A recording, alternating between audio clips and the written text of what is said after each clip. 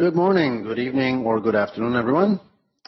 Thanks for joining the trading room today. My name is Tim Stout, and it is December 27. We are days away from the last day of the year. 3 days more to close off. Friday is, of course, the last trading day of 2023. We're trading very close to all-time highs on the S&P. So will we get another all-time high or will we not before the end of the year? I'll be taking you through the price action today for the first, 3 hours. And then do we have a double stacking? Yes, we have a double stacking. So Rose is going to come after me at 6 p.m. my time. So that is 12 Eastern. So last 3 days, always the question, is this a busy type of the year or is it quiet price action? It can be both, right? So you can have small days with little price action and you can have big, huge trend days. I remember several years ago a big down day on the 26th and a big up day on the 27th. So we can have huge days, but if you look, for example, at last year, we had very small days. I think this time of the year is interesting. Usually at the beginning of the year sets the tone for the year. I want to go over a couple of charts not related to the futures, but actually related to the cash index. So I have the S&P 500 here on the chart. For some reason or another, my closing prices are about half a point off. So yesterday we didn't close 47.74.94. We actually closed, I think, half a point higher or lower. So my points are slightly off. I don't know what's causing that, but I'll get to that. But this is the S&P 500. So it's not the futures, it's not the E-mini, it is the cash index. Okay. As you can see how close we are to an all-time high at the cash index. That is on this chart 48.1862, and that's not true. It is actually a little bit different. And so you can see how we're trying to reach that. The interesting fact about this year is that this year, if you look at it, it's still an inside bar compared to last year. So 2022, if you can envision 2022 on this chart, it's a big bear bar. 2023 is a big bull bar, but it's an inside bar, right? It started at this month, the January month, and it is still under the high of 2022. And so it is a bull inside bar within a big bear bar. The bear bar is 2022, right? So 2023 is a bull inside bar in a 2022 bear bar. Now, interesting fact here is that as soon as the year closed, on 2022, bears started selling. The first day of 2022 was the all-time high close of the S&P 500. After that, bears began selling and selling and selling. And if you look at where they stalled on this cash index, taking the low from the pandemic low, taking the all-time high, they stopped exactly at the 50% pullback mark. So bulls on the monthly chart or on the yearly chart bought exactly the 50% point, and they're now at almost an all-time high. Okay, so what will all of these bulls that bought here, stop below here, what will they do? Will they take profits, or will we go higher and will we have a measured move all the way into 5,000, 6,000 area? Are they hoping that we can even get to 50, 78? I think a lot of bulls will actually take profits here. In 2 years, if you think about it, in 2 years, they haven't made any money. So if you bought and held the all-time high, in 2 years, you're back almost where you bought. No, provided that you took all of this drawdown, of course. So that means in 2 years, have you absolutely made any money? No, you actually lost money, because in this year, so in this section here, the inflation was 8%, and this year the inflation was 4%. So you lost about, if you do 8%, 4%, if you measure that up, so you lost about 10 to 12% of your money if you bought here and you're now break even. You lost 12% of the value of your money, right? You still have the same amount of money, but it's just worth a lot less than 2 years ago. So even though we are at break even for the 2022 all-time high, we are still down tremendously because of the inflation correction. Okay, so that's on the monthly chart. We're at the break-even point for 2022. You can see that we have surpassed the close of December and then on our way to all-time high. Will we get the all-time high in the next 3 days? Well, that is to be decided. We could sell off and we could correct. We could get an all-time high. We're probably gonna get an all-time high on the first day of 2024 instead of 2023, but we'll have to see. So the same thing can happen as in 2022, and we need to be careful. If I go to the daily chart, so daily chart of the S&P, and I go back, do I have enough days on the chart? No. Let me ramp it up to 5,000 days. So if I go back to that all-time high that was set around here, you can see how we closed the year. The last 4 days of the year were very quiet. We closed the year there. Then on New Year's, the first trading day of the year in 2022, we got an all-time high close, right? This was the highest close ever.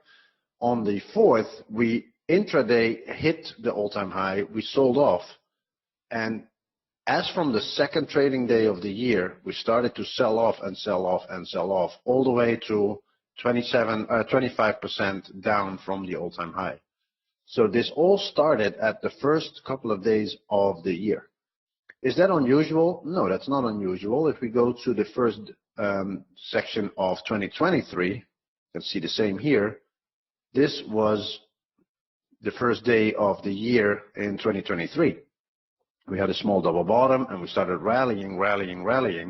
And within a month, we already had more than 10% made back from the loss of 2022. So again, here there's a catalyst at the early start of the year, propelling the market either down or up. So how about a year before? Well, that was 2022. If we go to 2021, you can see exactly the same. The year ends here. The year ends on a high, as you can see, massive rally in 2021.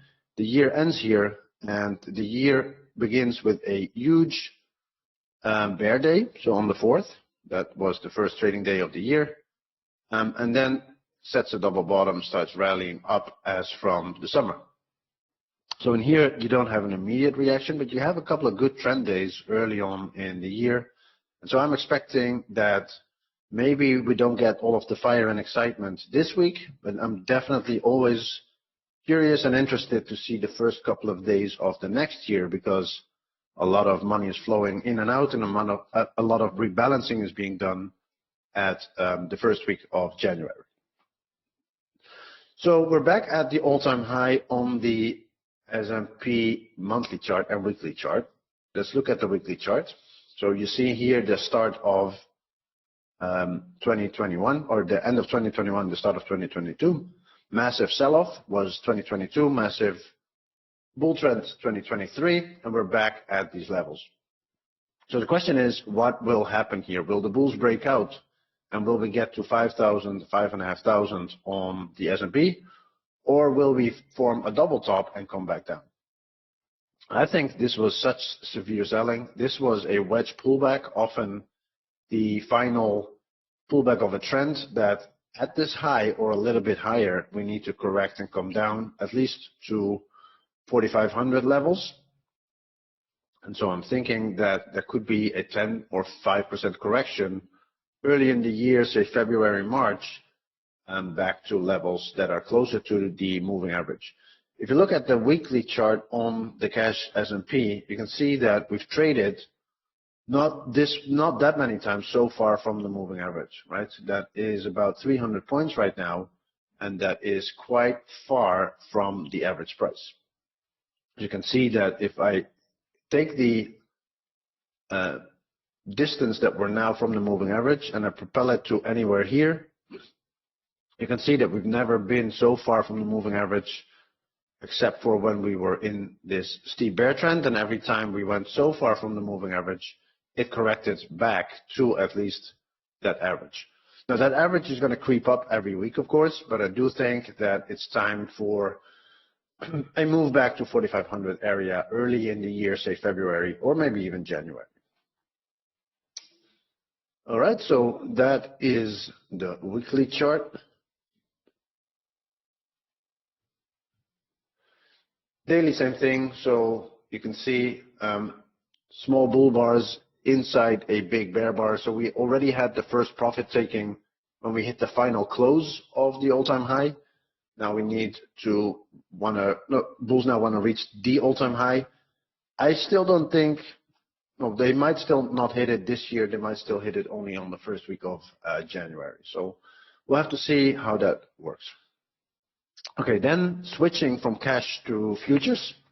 So this is the chart on the futures. You can see that we're not at an all-time high on the futures chart. And that is logical because it is called a future chart for a reason.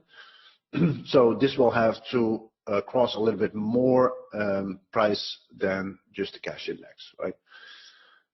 If I do a, what was I going to do? So if I do a midpoint between this bar and this bar, right? So if I buy the close of December 2021, I buy the low of December 2021, my midpoint is the midpoint of that bar.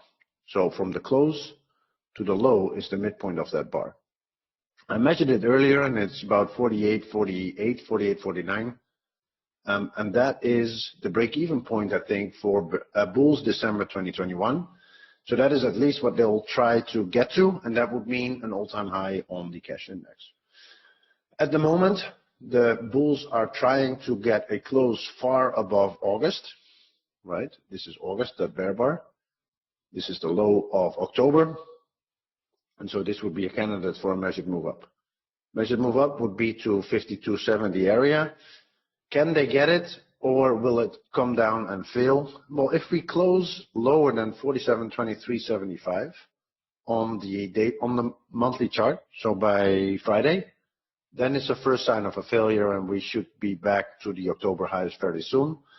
If they don't, and they close far above, and January closes far above, the odds increase of a measured move to 5,200 and higher. So we'll just have to see. It's a good entry bar for anybody who bought the November bar, and 1 hour of November is to about 50.22. I do think we're going to go there.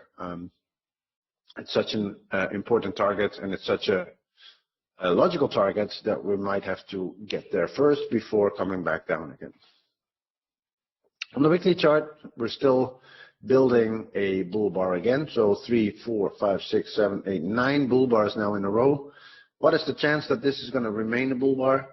I think it's not that great. I think we're going to come down, and I think we might be very close actually here to the 47.2375, maybe by Friday. So let's see, but this is currently a bull bar. I don't think it will remain a bull bar.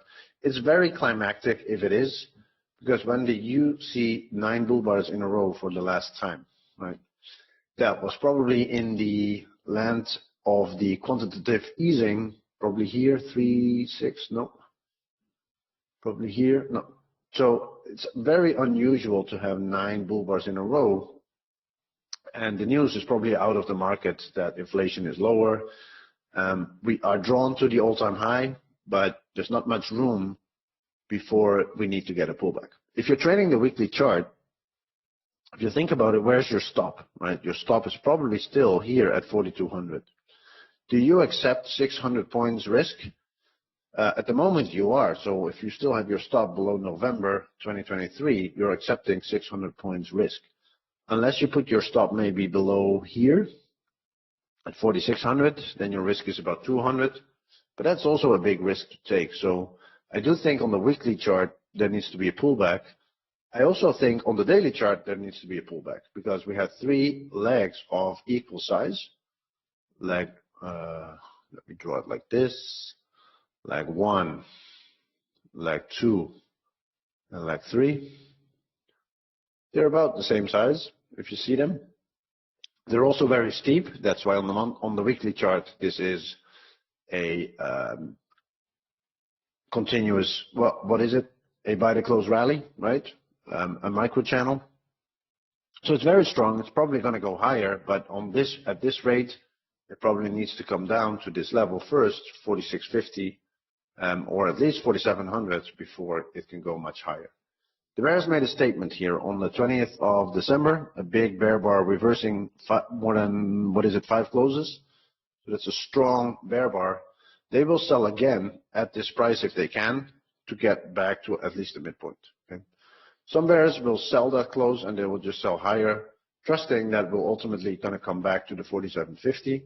And they should be, no, that's not unreasonable. So 4750 I think is a good target for the next few days.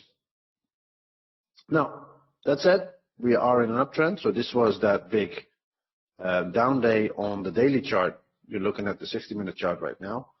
So we went up from there. We're almost back at that high. And that's important. Will we overcome that high here? So we already did, and they sold. So will we now come back down to the midpoint of this whole bear trend? So that will be 4790. Or will we get above it and just start moving up? I think we're going to go down. I think we're going to come to 4800, 4790, maybe today or tomorrow. All right, so that was the statistics and the news. I do think the cash index at the moment is probably the most important one that people will be watching at, precisely for that all-time high. So we'll take a look at that. So yesterday, we broke above a small little range on Friday, and we started to trend up. I thought that this was a little range, so this and this was a little range, and this was a breakout of that range. So the first measured move that I was looking at was 1950. Well, where's your stop? Your stop is below 1. So what does that mean? That you can just buy the close or a couple of ticks below the close, stop here, and then target there, and then ride it up. Some bulls thought that was a better price to buy because they actually got a 2-to-1. So if you buy the low of 5 and 6 and you have your 48.1950 target, stop below 1, you actually get 2-to-1. So they got 2-to-1, 48.1950, and then we had a pullback from there, testing the midpoint of this pullback, and then testing and forming a double bottom before the small pullback bull trend started, right? So small pullback bull trend, you had, if you look at the first 12 bars, this was 1 hour on the 60-minute chart. And then this was 1 hour on the 60-minute chart as well, but then on the second hour, so that was here, and then you got actually 2 hour in the end. This is a small pullback bull trend, right? So you get higher highs and lows, and the lows are typically in the lower third of the last leg. So if you think about it, they come back down all the way to 33% pullback. So it's a 66% pullback. They come back in the lower 33%, and that's where bulls buy. So bulls get continuous 2-to-1s, right? They buy with a third risk and with 2/3 reward, and so they get a lot of 2-to-1 type of scalps, right? It's more scalps, 2 points, 3 points, 4 points. But if you get all of them and you have 2-to-1, risking 1%, making 2%, you can make 6-7% by just buying every bear close or every double bear close in the lower 3% of the last leg. And I think that is what a lot of traders were doing yesterday, because that was the most successful type of trading yesterday. What about bar 71, 72? Well, that is the last couple of bears giving up on the idea of reversing back to bar 4. So everybody's buying back shorts. There's a magnet here with prices.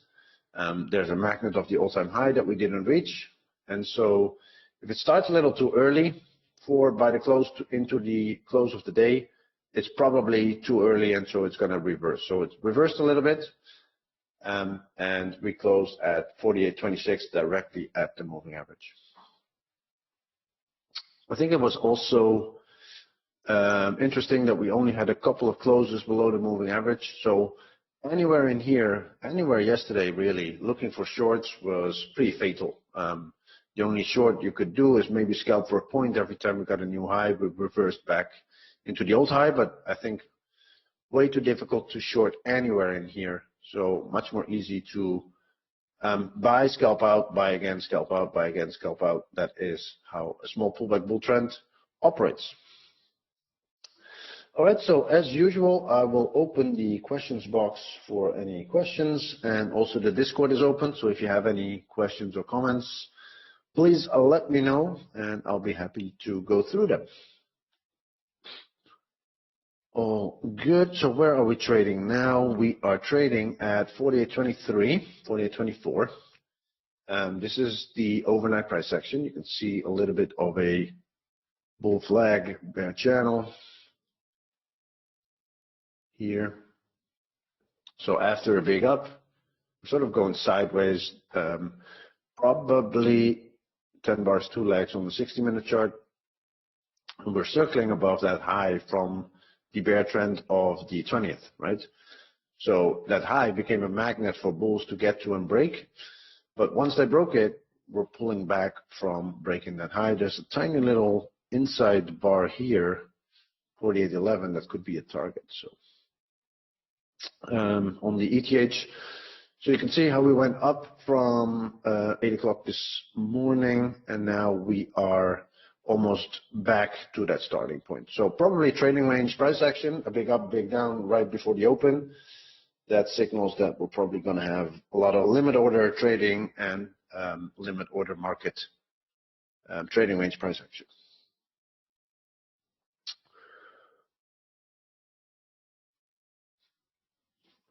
All right, so I think that is what I wanted to go through. Best trades of the day, probably bar 6.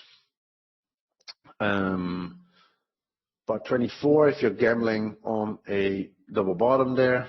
39 I think was really good after this pullback ends. Big reversal, or 43. 45 and 71.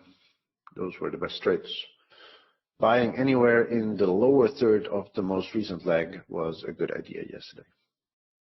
All right, let me get ready for the session, and then we can get underway. 48.22 was the low of Globex. No, I'm doing it wrong. 48.21 was the low of Globex. And 48.30 was the high of Globex. That is a short, small range. Now, granted, the daily ranges aren't that big either. So the daily range yesterday was, what was it, 230, no, 26 points. So that's not big. And then this range is 9 points. Just about a quarter of the range. If the range is small, there's an increased chance of going above and below the Globex low, but I think this range is not small compared to the daily range, so we're probably going to go either side. We might still do both sides, but we're probably going to do either side. The bears are hoping that there was a range yesterday here, that this was a successful breakout and a failed pullback, and that the first target is going to be that measured move down to 48.1650. It's not unreasonable. We'll have to see what they can get. We'll probably have to go a little bit down. The thing with a small pullback bull trend is ultimately that it's a micro channel on a higher time frame. You can see that here on the 60-minute chart, but it's also a lag in the trading range where bears will scale in. So we'll probably have to come down after a small pullback bull trend for the bulls to break even. And if we get that 48.1650, that would be an excellent price, because it would be more than the middle of the bull channel from yesterday that ended here or ended here, wherever you want. Or did they already? Oh, they did already. So yeah, so the midpoint of the start of the channel to the end of the channel was already met by bar 78 yesterday. But regardless, we still want to get measured move down and some extra profit for the bears, of course. So let's see what we can get on the open. But I do think that there's a chance that we're going to go down to this level here. Bulls tried to form a double bottom with yesterday 78, but the day opened on its lowest tick, and that's not common on the E-mini. So there's a high chance that we get a lower price than the open. So 48.2175. We just got that, right? That was Globac's low, so we can take that line away. So if we look at the price section, including the Globex, do I still have it? Or did I throw it out of my setup? I think I threw it out. Oh no, here. So this marked area is the Globex area, and then this is the first bar outside of the Globex, so you can see how we just crossed that Globex low. And the bears are hoping that we can actually get the 1650. There were 3 legs here, so 1, 2, and 3. This was the low of the third leg, this was the low of the second leg, and this was the low of the third leg. If we can get a measured move all the way from the second leg, that will be 1675. A low of just the third leg, we reached that already.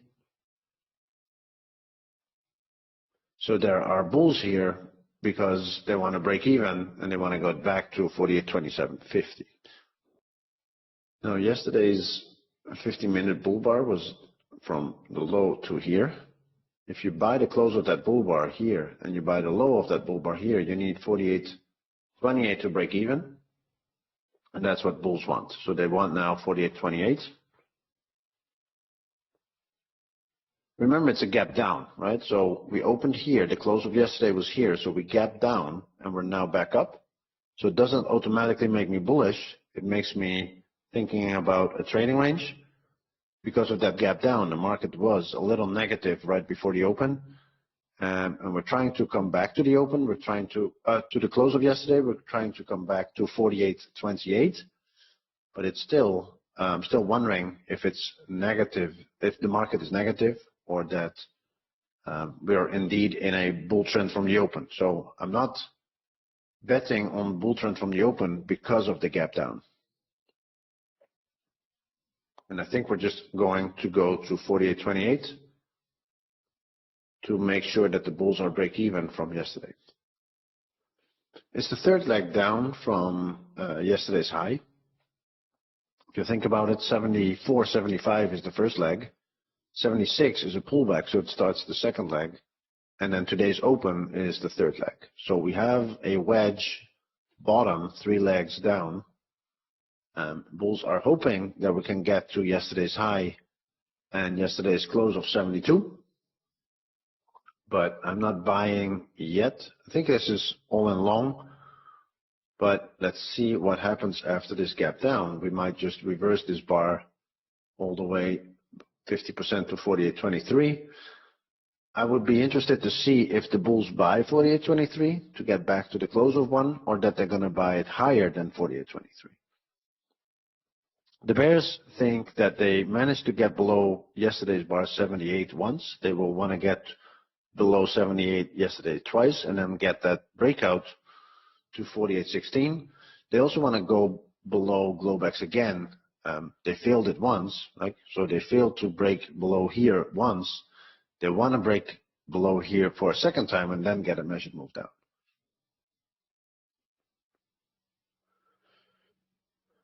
What would the bulls need to do to make this a trend from the open? Well, they would need to move to 48.3150 quickly. They're buying right now for 48.29. And they would need a good bull bar on the 50-minute chart to help the 5-minute bulls as well. So I'm curious to see where we are 3 bars into the day, because then my 50-minute chart has also provided me with some information. On a gap open, a reversal back to the close is often resistance. So you're at a loss when the market opens. You come back to where the market closed the day before. You're happy that we're there, so you can exit. So yesterday's close a lot of times proves to be resistance on a gap down day. Other resistance is, of course, yesterday's high and the bear bar 74.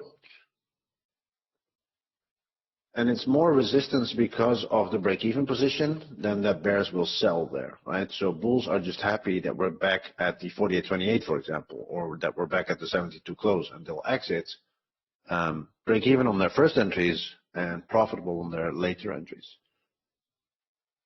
And so if bulls are selling, bears will start to scale into shorts, and that creates the resistance. Now, 3 minutes into the bar, and we still haven't gotten a tick above 1. So how strong are the bulls? I don't think they're strong. They're not strong because we gapped down. They're not strong because they didn't even close above yesterday's close. And they're not strong because we spent now 3.5 minutes, and we didn't even get a tick above 1. So nobody bought fearlessly with everything they have the close of bar 1. So it's not a trend from the open for me unless the bulls can actually show some strength and get to 48.30. Now, how strong are the bears? Well, they're not strong either because they didn't even manage to sell. Well, they sold 1 for 1 point, but they had their gap down. They didn't even manage to get a point or so below Globex, and so not much bear strength either. The result is that we're probably in a trading range. Bar 2, bull bar follow through, higher close than bar 1, good for the bulls, but it is the start of the second leg, because if it's an inside bar, it's a second leg start. We have 3 identical highs now on that chart. I think we're still in it to get to 48.28. But bears are selling here because of the gap down. They're confident that we're going to go a little lower. Bulls are not confident that we're going to go much higher. So the market is hesitating, waiting for a better price for bears and bulls. And the result is trading range behavior. We're stuck in this range around yesterday's close. I do think we're going to go a little higher, 48.28. But I'm not convinced of much more. Nobody fearlessly bought bar 1. They're just happy that we are back at the close. So they're break even. And new bulls need to step in with the close below 2 so that they can get 28.25.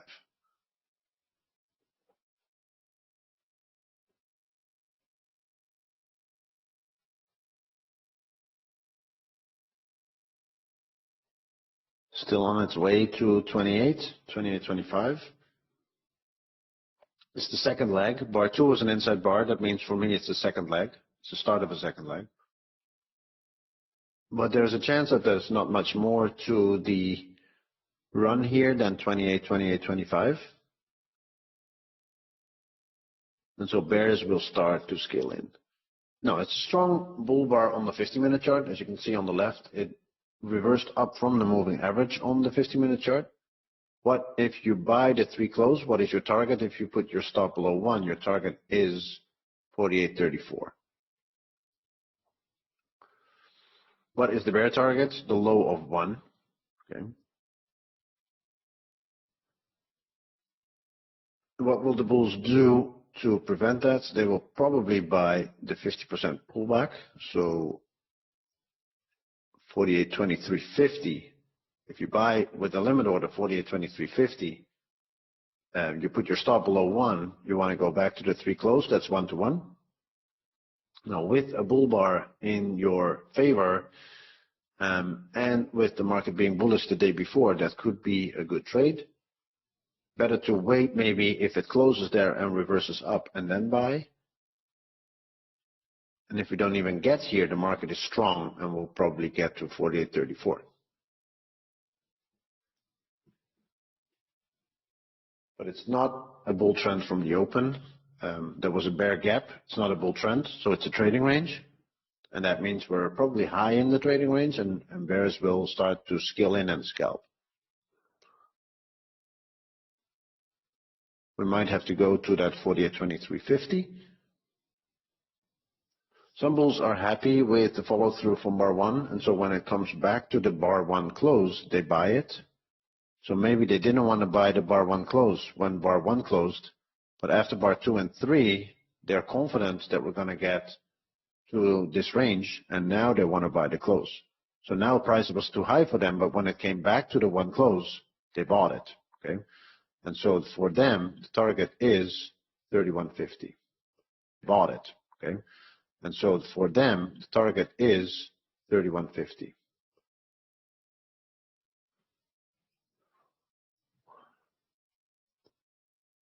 I'll put that here. This is a bull break even, and this is a 50-minute 1 hour.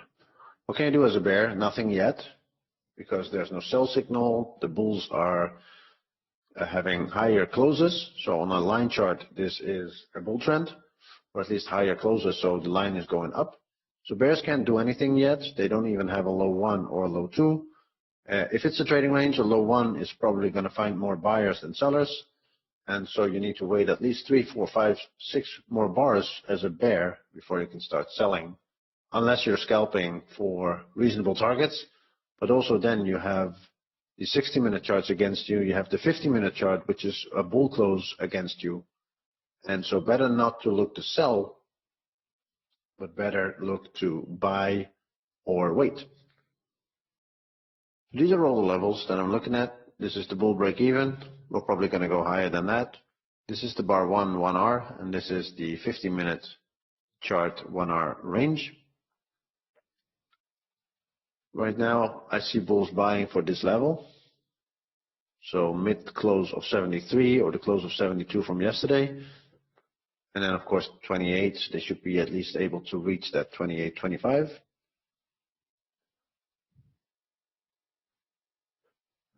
You can see how it's stalling, right? We had a big move on bar 1, going up, stalling at yesterday's close. And now we're stalling around yesterday's close. We went above bar 2, the double top. Bar 3 closed at that price. Bar 4 closed at the same price as bar 3. So on the line chart, we're starting to get up, but now we're starting to go horizontal. So we need to get a little bit more action from the bulls, otherwise the bears can take over, pull us below bar 2, and then hopefully for them also pull us below bar 1.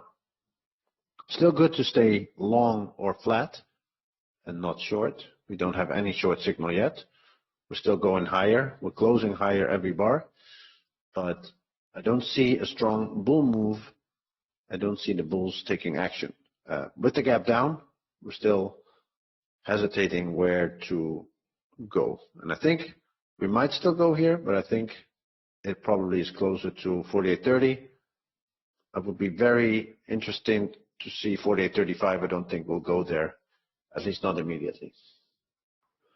Now, many traders get height fever at the high of the day when they're long, but the high of the day is actually the best price to be long, because you know one thing for sure, that everybody who's shorted when you're at the high of the day is losing money, right? So if you're long and it's at the high of the day, you should be very happy, because you know that you're forcing out bears, and so chances are that you're actually going to get higher prices at the high of the day than lower prices. So at the high of the day, you should be happy when you're long and not fearful, and you should actually be hoping for more than thinking of getting out. This 28.25 was a good price for the bulls to break even. We're trying to break out above bar 4 pullback. So bar 4 was a pullback. If we break out above the pullback, we get a measured move to 48.30.50.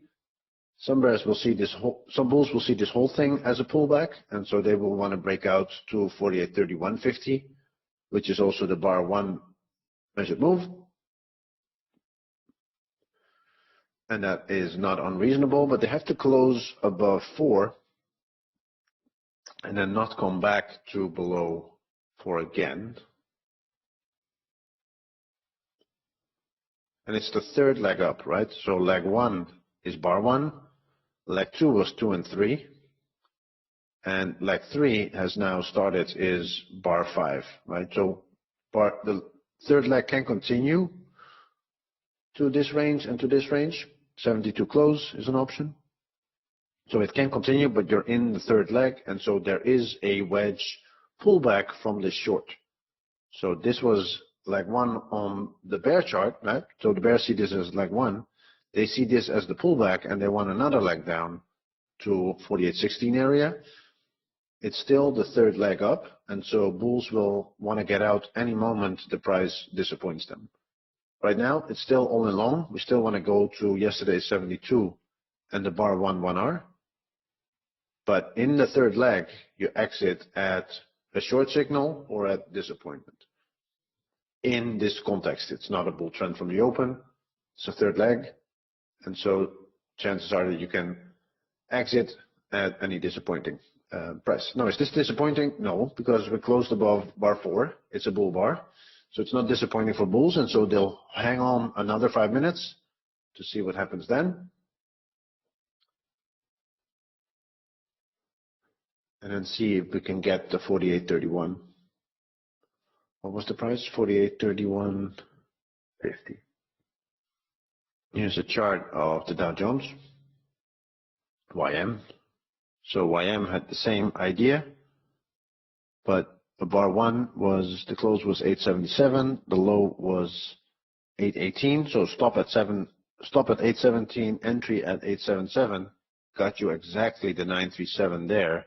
That is a 1R. So on the Dow Jones, we actually had a 1R, and you have 2 legs now up, so much stronger than ES. I often get asked, oh, can you trade correlation? So the fact that this is going up, can I now buy ES? Because then if this is going up, this must go up. And the answer is always a strong no. Every chart has their own measured moves, dynamics, breakouts, and micro breakouts, and they don't synchronize. Okay, so just the fact that NASDAQ is going up or Dow Jones is going up is never a reason to short the one or to buy the other. You can't do that. No, if you want to trade the ES, look at the chart from the ES, and if you want to trade the Dow, then look at that chart. And you can't ever buy or sell the one because the other one is doing something. NASDAQ, probably same thing. Might move completely different, might move the same. I really don't care. You can see that's way more bullish. It's already above yesterday's high. So because NASDAQ is above yesterday's high, can I hold ES? No, because ES is almost giving me a sell signal. If it drops to below these levels, I want to get out. And if this just continues up, I want to be long here and I want to be short here. I really never ever care about correlations. These correlations don't exist. Bar 1 here, looks like we're never going to reach it. Like bar 1 was strong, but it sold off, and it sold off to a 2-to-1 trade location, right? Stop below 1, you buy here, you exit here, you have 2-to-1 on the NASDAQ. So on the NASDAQ, you had 2-to-1 with a very deep pullback. On the Dow Jones, you have a bull trend from the open, which is now in its second leg. So this is the second leg. And on the ES, we're in our third leg. Okay, so how can you trade the one in the other if one is in a wedge, one is in a trading range, and one is in a bull trend from the open? You can't. And not to mention the DAX. Like the DAX is in a bear trend at the moment. So why is this weird? There we go. No, I can't. I need to get the European timetable. This is the DAX at the moment, so it's in a bear trend. And I've said in my channel, we'll probably have to go to 16,881, and we're going down, right? So last 3 bars were bear bars. So can I buy the DAX because the ES is moving up? Can I sell the ES because the DAX is moving down? Of course not. This is a European index, and this is a US index. This is trading in euro, and this is trading in dollar. There's 400 American companies in this one, and there's 40 German companies in this one. There is no relationship.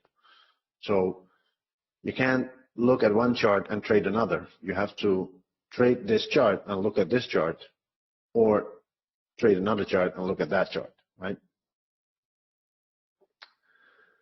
Now, if you have a scientific approach and then you back that for 30 years, sure, be my guest. But we're trading price action, and so you need to tell me that this price is going up because this price is going up and not some other price.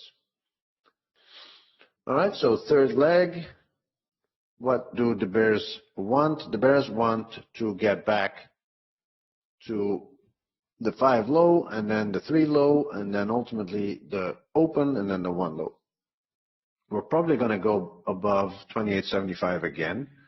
Reason is we try to break above here the 50-minute Globex range, right? We try to break it. There were sellers there. We're going to try to break it again. So chances are that we're going to see 28.75 again. That's here. And you can see we just crossed that, or we hit it. Yeah, we hit it. Yeah, and we hit it with the bid now as well. So everybody who scalped it got their reward. And bulls who are long are holding on to see how much they can get, right? They know that they're going to have to exit quickly because this is a trading range and it can reverse quickly, but they're holding on to see, can we get 31.50? Can we even get 34? Because if you would miss such a reward, then you would hit your head against the wall for missing it. So they are with the hands at the button of exiting their longs. And if this bar 7 would be a bear bar follow through, they probably exit. But you want to try to see, can you scalp or can you hold for more? Will they exit below 5? I would probably exit below 5. So now, because there's a chance that this can go all the way down. Double top, micro double top, 3 legs up from the open. So it's a good place to exit if you're long. I don't think it's yet good enough to go short. I think we're all in short below 2 and not below 5. And what often happens on a third leg, right? So on a third leg, there's 3 possibilities. Let's say the third leg is a little bigger than this leg. So 3 possibilities if we're crossing the low of a third leg, so leg 2, leg 3. So you have your initial stop here, then you get a new high, so your second stop is here. You get a new high, so your third stop is here. And then price comes down to, price comes down and it breaks that low. Right? And so basically, if you're a trend trader, you're stopped out right there. Now, 3 things can happen. It can actually continue down. That is the least likely event because the market is still bullish on higher time frames. But there is a chance that you're going to get a measured move down. So that's why it's always good to take some profits, because if the market goes a measured move down, it comes right back to the start of the channel, you lost all of your profits. The second option is, and this is the most common option, is that you're going to get some type of a bull bar, right? And that is often enough to put the market in a trading range and to give you at least 1 R, sometimes even 2 R on a scalp back into the range. The third option is that you're going to get either a high 1 or a high 2 that is so big. So, I don't know, a bull bar that's like this big that actually is going to surpass the old high and set a measured move all the way up to here, okay? And so you're buying that because you're going to get 2 times risk reward directly on that bar. So that's the 3 versions that you have when we break the low of a third leg. What's the most common one? The most common one is that we're going back into the range, but then in a trading range fashion, and then we might surpass the old high, or we might make a lower high and then come back down again. But a signal bar that puts us back into that third leg range is the most common possibility. And so there's different things that you can do. You can not let your stop get run, and then if you get follow through, you exit then, or you can get back in on a double position, trying to make some back of you're letting your stop get hit, or just be ready to enter again with whatever you decide is the best trading size. So we're now at the low of our third leg, right? So leg 1 was bar 1, leg 2 is bars 2 and 3, and leg 3 is bar 5. We hit the low of bar 5, reversed back up. Is that tradable on this chart? Probably not, but it was probably on the 1 minute chart a real good 3 legs. Let's look at the 1 minute chart. So on the 1 minute chart, you have a spike and channel, right? So spike and channel wants to go to 3150 measured move. You have leg 1, leg 2, and leg 3, and we just bounced below that third leg. We had a bull bar there. We're getting a second bull bar. So it's a high 2 after a failed breakout on the 1 minute chart. And if this closes like this 35 seconds from now as a bull bar, bulls will buy it for 3150. So it doesn't close as a bull bar on the 1 minute chart, so no action required from the bulls yet. Let's go back to the 5 minute chart. 5 minute bulls are probably happy that they exited because it still is a lower high. We're still below the last lower high from the bears. So sell off 74.75, second leg 76, 77, 78. And so the stop for the bears is still here above 76. And so bears will be selling, starting to sell bar 6, bar 7, bar 8. Bulls are out on the low of 5.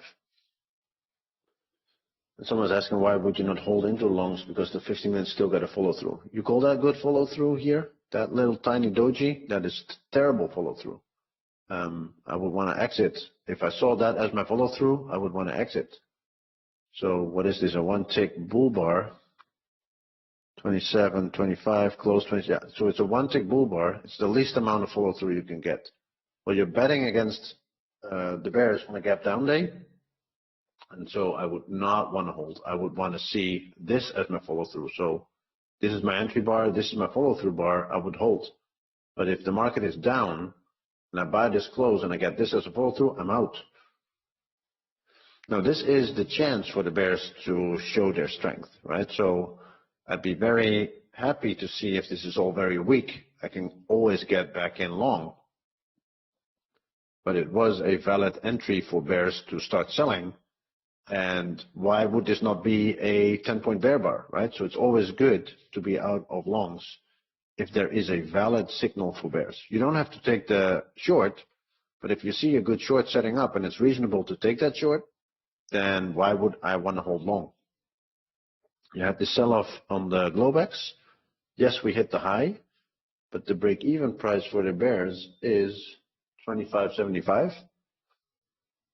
25.75 is there. Oh, they just hit that. So they broke even on their sell before the market opened. That was probably their intention.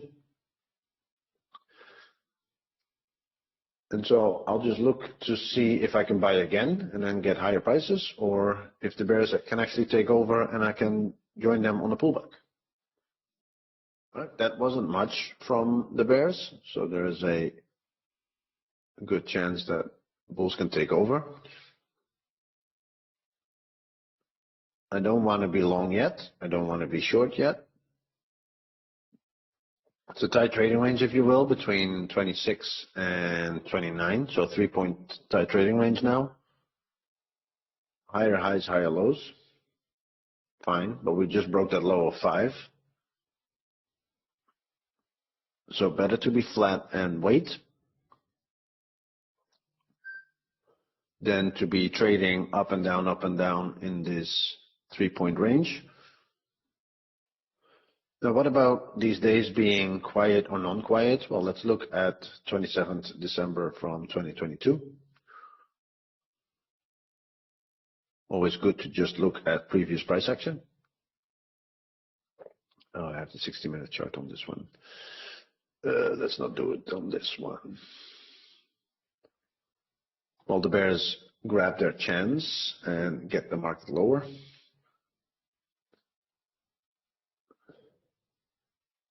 Let me put that 50% mark on the 15-minute chart back. So that was 2350. Let's take it to the last day of the year. So you can see that we fairly had normal price action the last couple of days of the year last year.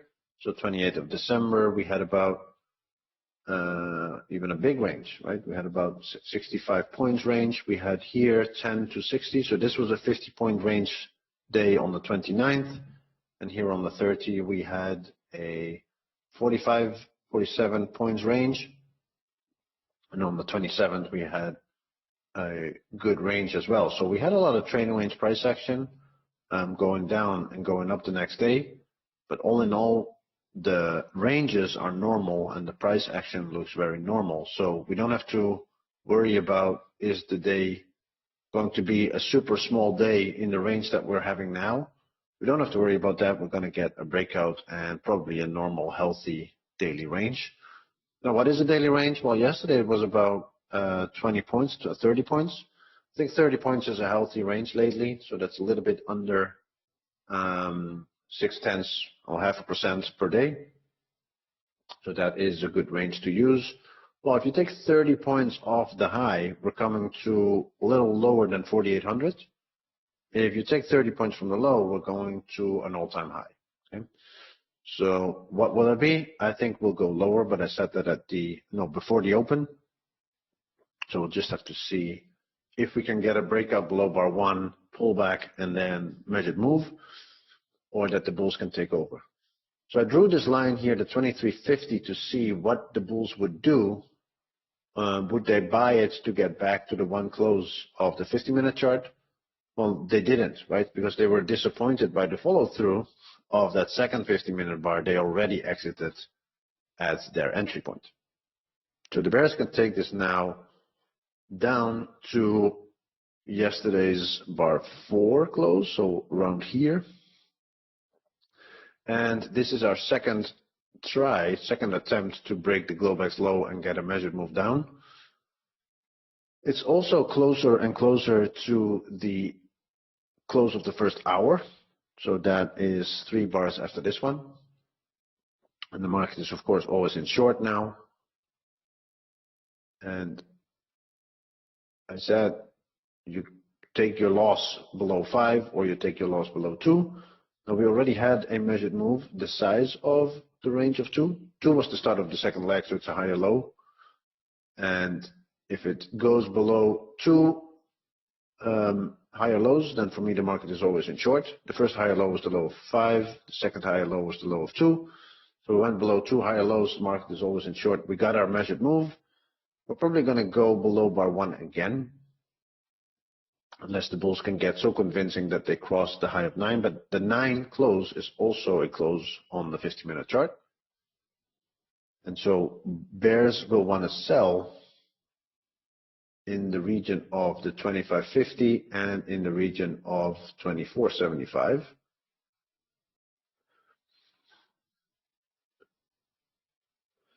And I'm looking to see where the market is selling. So if the market is selling this price, they're thinking that we're going to go at least to 1925, maybe even 1425.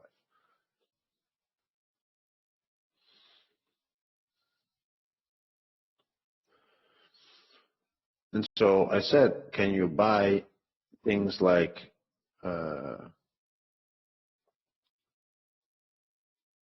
sorry, I'm changing orders here. Let me get this. So I said, can you trade different indexes based on what other indexes are doing? Well, this was the Dow Jones that I was just showing.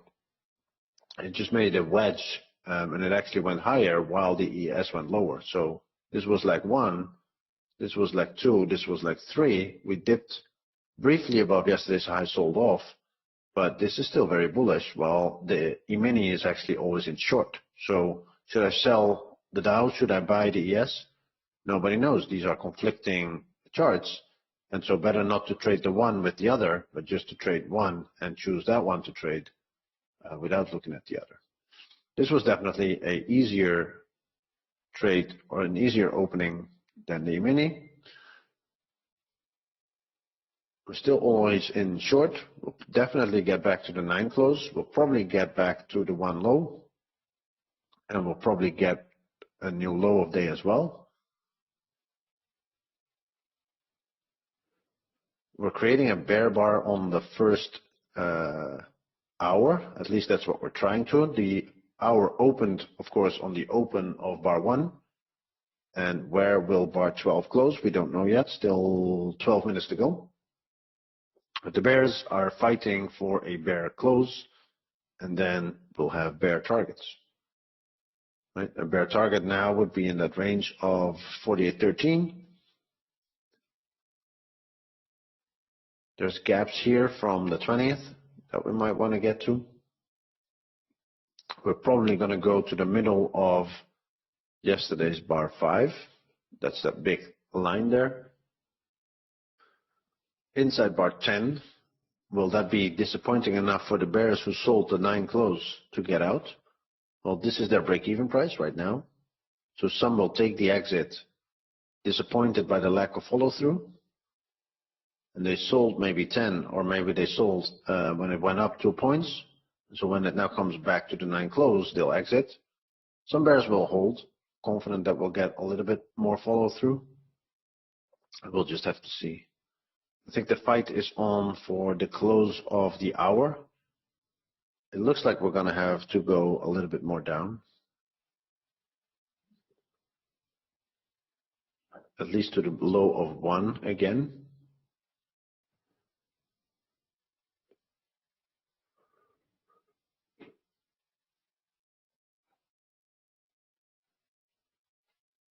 And this is the 60-minute chart with 8 minutes left. Bears are hoping for that little bear bar that they sold, 48.1575, to be reached again.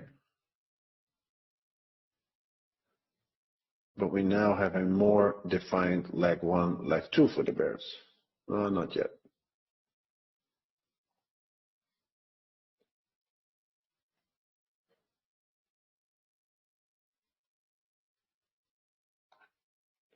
As I said, trading range price action. Sideways to down from yesterday's small pullback bull trend.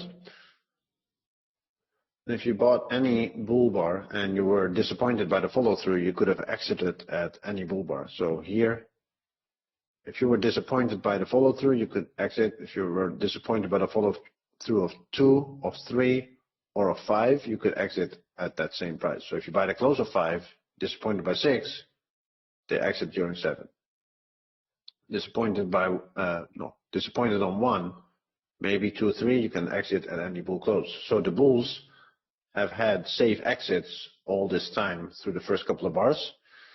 The bears had a safe exit. If you were disappointed by 10, you could exit by 9. If you sold below 1, you were disappointed by all of this pullback, you could have just exited again as well. And if you were a bull, you would have to buy probably more. If you bought the 10 close, you were probably already willing to scale in.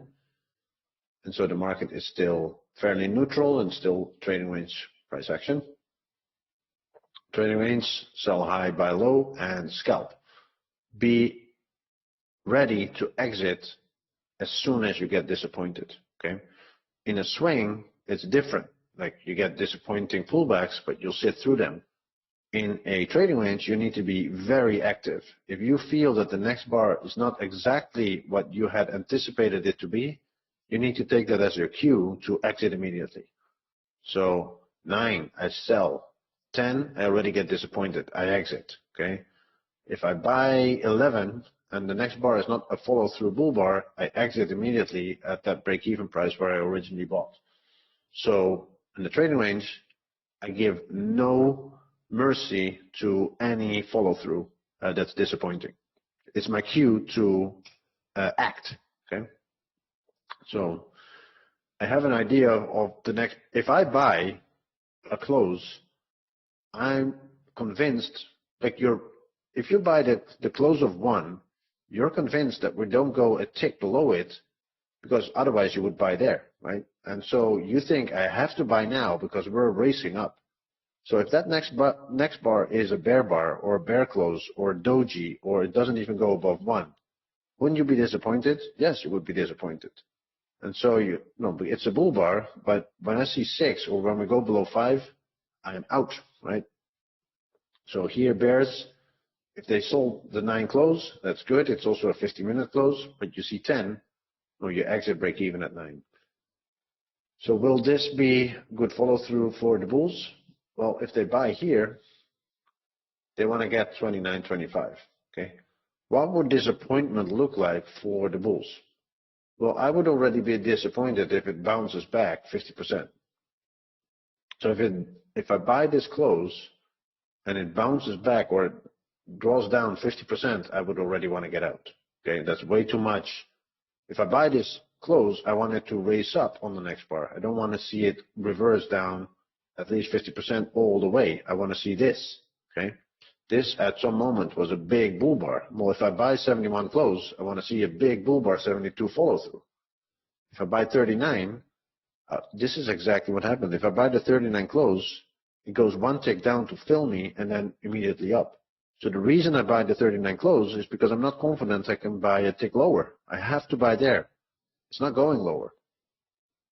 So I want to see that. If I see a bear bar starts to develop, I already know I took a wrong trade, right? That's not what I want. And the trading range is not the environment to go and sit and hope that things will get better.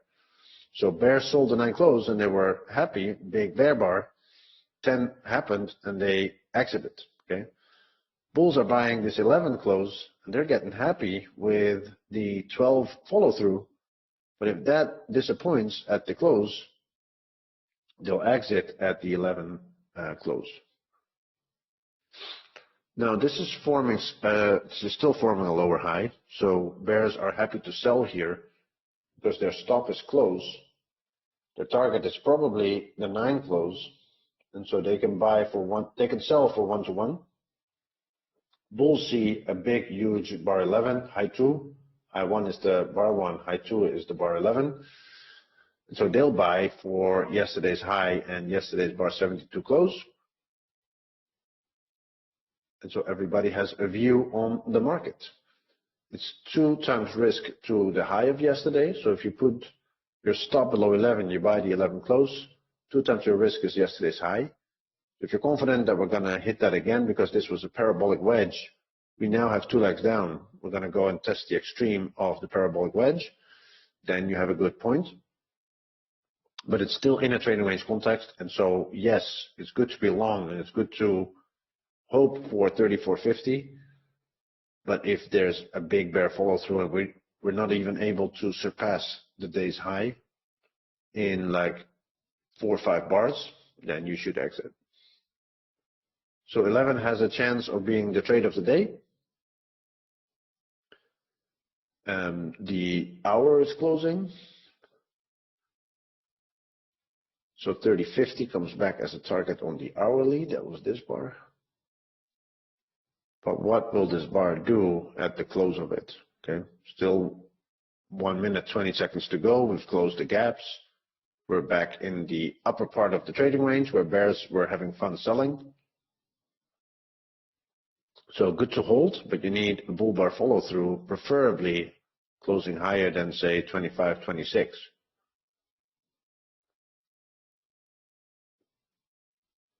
Don't let yourself get too trapped, right? Better to take a 1-point loss than a 6-point loss.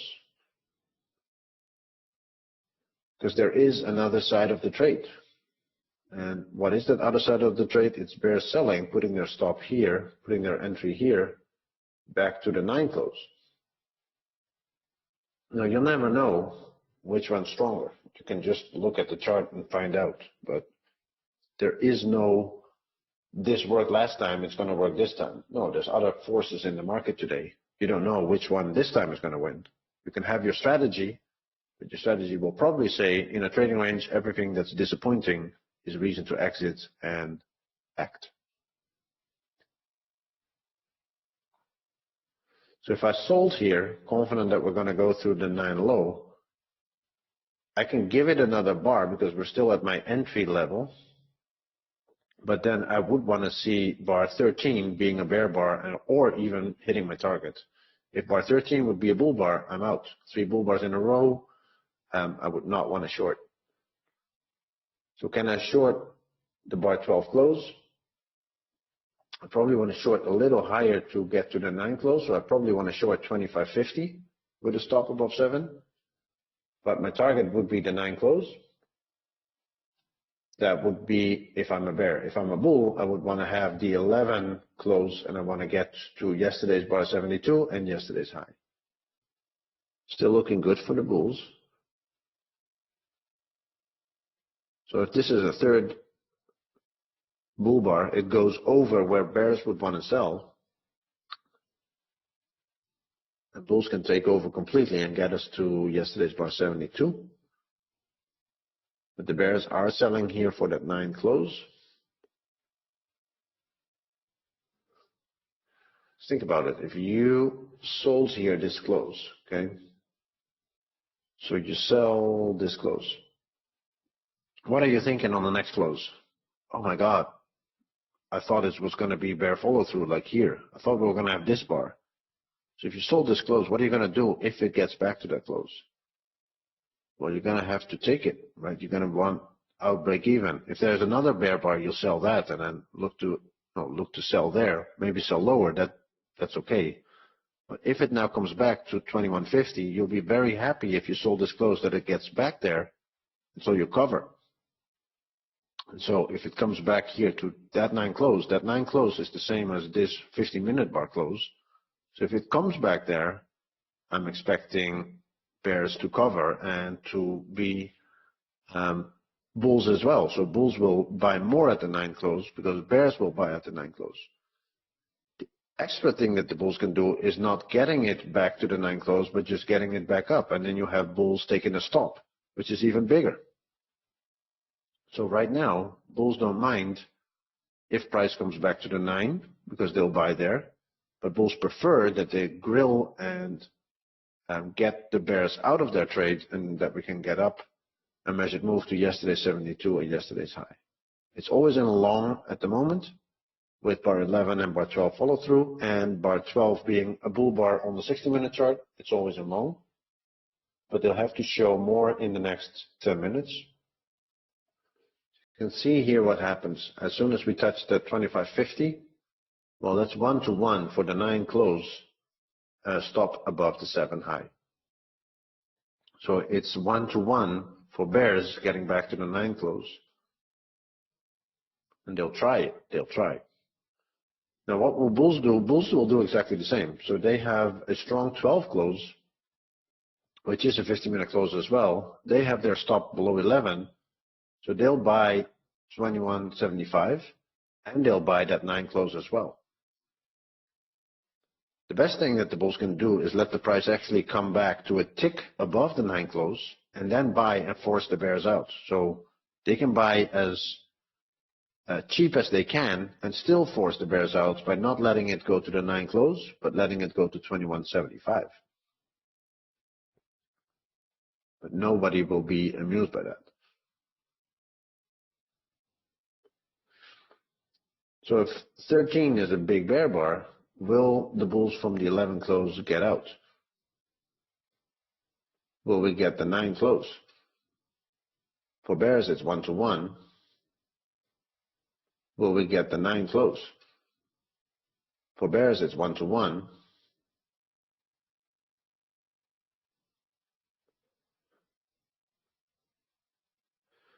Or is it typical trading range and is nobody getting what they want? It's a good 13. 21.50 is reached.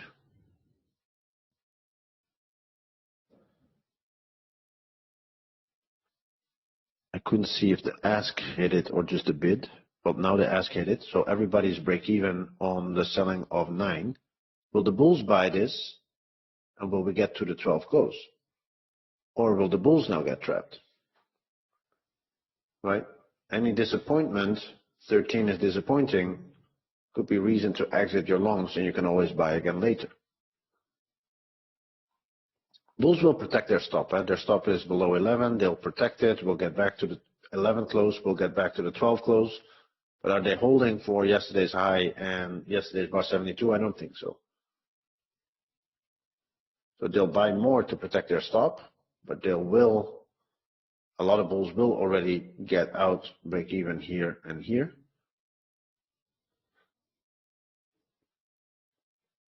Like the bears did. So the bears still own the market as they got their short. They got their 13. They got their close of 9.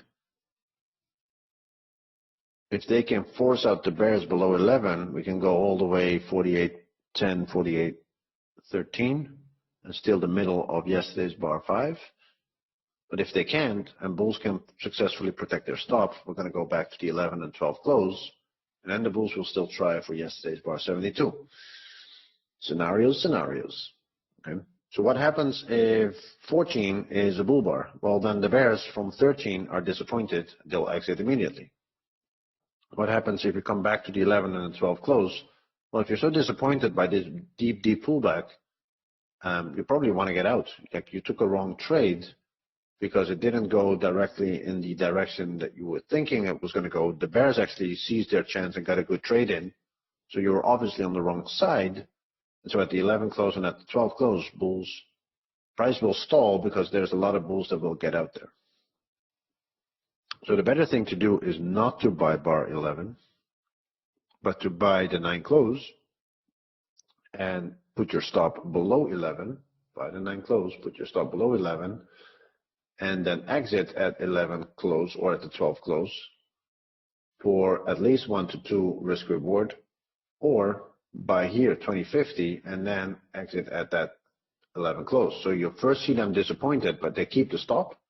So when price comes back, instead of them breaking even, you're making money.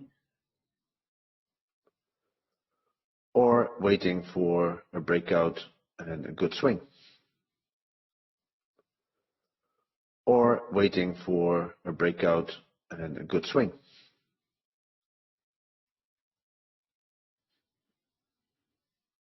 So 5 ticks left for the 11 close to hit. To make me happy. High 2, but what do you think about the high 2? Right? If this is high 1, 11, and 14 is a high 2, what is suspicious about this high 2? It comes at a better price than a high 1, okay? And that is suspicious. Why would you be rewarded for taking less risk?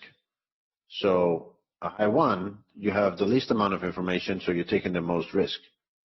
And so a high 2, you're taking a trade with more information, and so you should be worse off than the ones who are taking aggressive risk.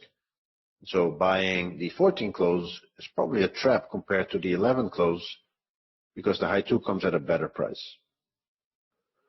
Now, what about the bears? Well, if you sold 13 and you see 14, you probably want to get out. Maybe again at the 9 close if you get a chance. Because now you know, oh, all of my fellow bears exited at the 9 close. I should have done that. And then sometimes you get a second chance. Sometimes you need to be penalized by a tick. But bears are running for the hills instead of scaling in and shorting. What needs to happen for the bears to stay happy? A new low, right? So they need to go below 11, because what do you know below 11?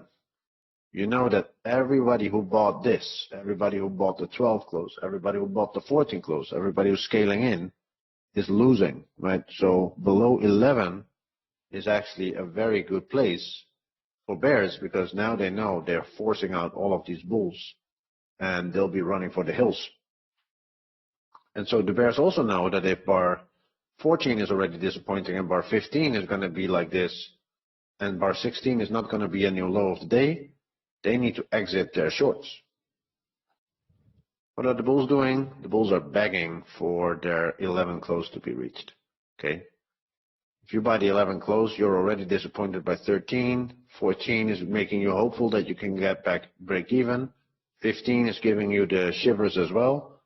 So right now, you're not going to hope for 48.30 and 48.35. You're just praying that we'll get at least the 11 and the 12 close. And as long as we stay above the 11 low, that is likely to happen, but we'll have to see what the bears can do. Inside bar 15.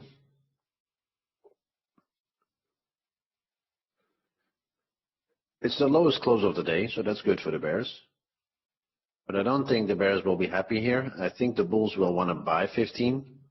But again, the battle for the bulls is just for 11 and the 12 close. And the bears now know that if there's no new low of the day coming on 16, they'll have to cover their shorts, right? Bulls will already buy above 15. They will buy the 15 close. They will be hoping that they can get to 26.50. They need a new low to also lower their stop. The bear stop is still above 7. And that's just too far away in a trading range like this. 7. And that's just too far away in a trading range like this.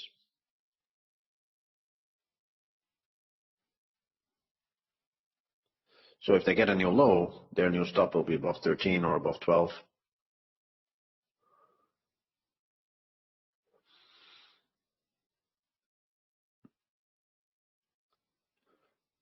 Excellent place for the bulls to buy, trusting their 11 low and hoping for 11 and 12 close.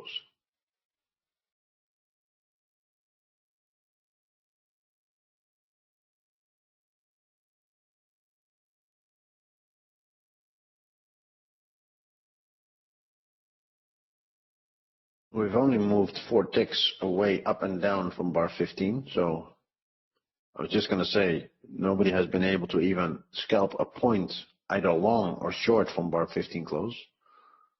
But we just had a short from the 15 close for a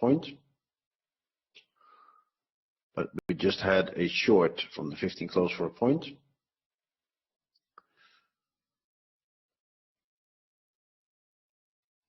But why are the bears not making a new low? They need to do it on bar 16. I would be very impatient as a bear if we don't get a new low. Now the bulls have their stop below 11. There's an extra reason for the bears to get there.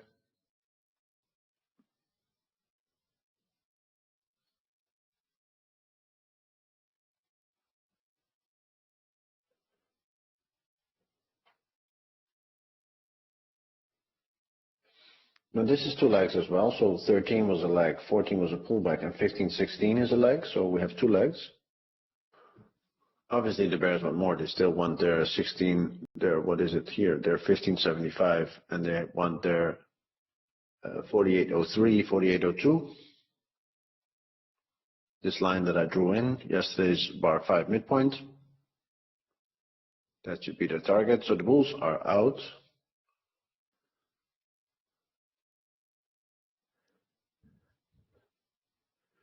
Break-even point, some bulls will buy more for the break-even point. Break-even point is at 48.22. So chances are we're coming back to here. So yesterday's bar 5 midpoint, maybe even lower to these levels. I still think that our battle is ultimately about 47.23. So will we close above the August? Will we close December above August? Or will we sell off 100 points in the last couple of days this week? That would be a lot to sell off. So as I said, bulls buying more at the low for 48.22 break even. Bears know that 48.22 is a break even price for the bulls, and so they'll happily sell there.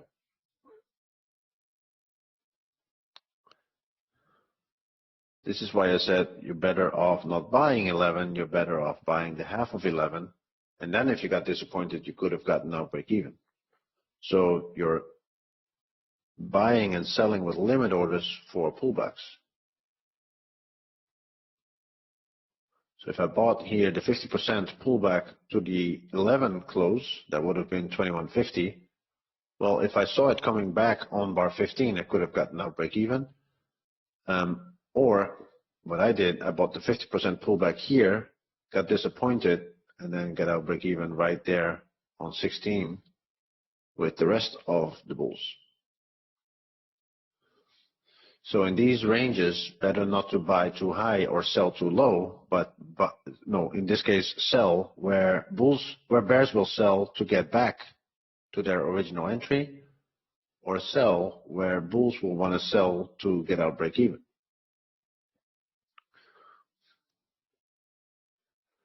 And then in a lot of cases, the 50-minute chart can actually guide you into, are we short or long? So right now, we are short. The last one was a bear bar and we just had a new low. So we're all in short. We're probably going to come back to the 15 close, this close on the 50-minute chart.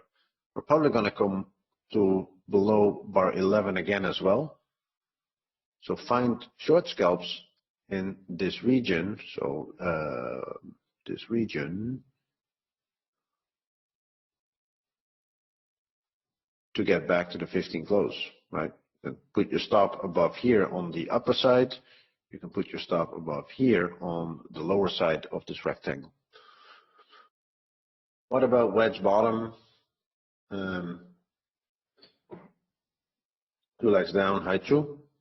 It's possible. If you would take it, you would take it for a swing, and you would want to get bar 72 from yesterday. So that would give you 1, 2, 3, more than 3 times risk reward. So on that basis, it's a good trade to take. I would want to see a bull close on the 50-minute chart, bears getting out at the 15 close, and then a long.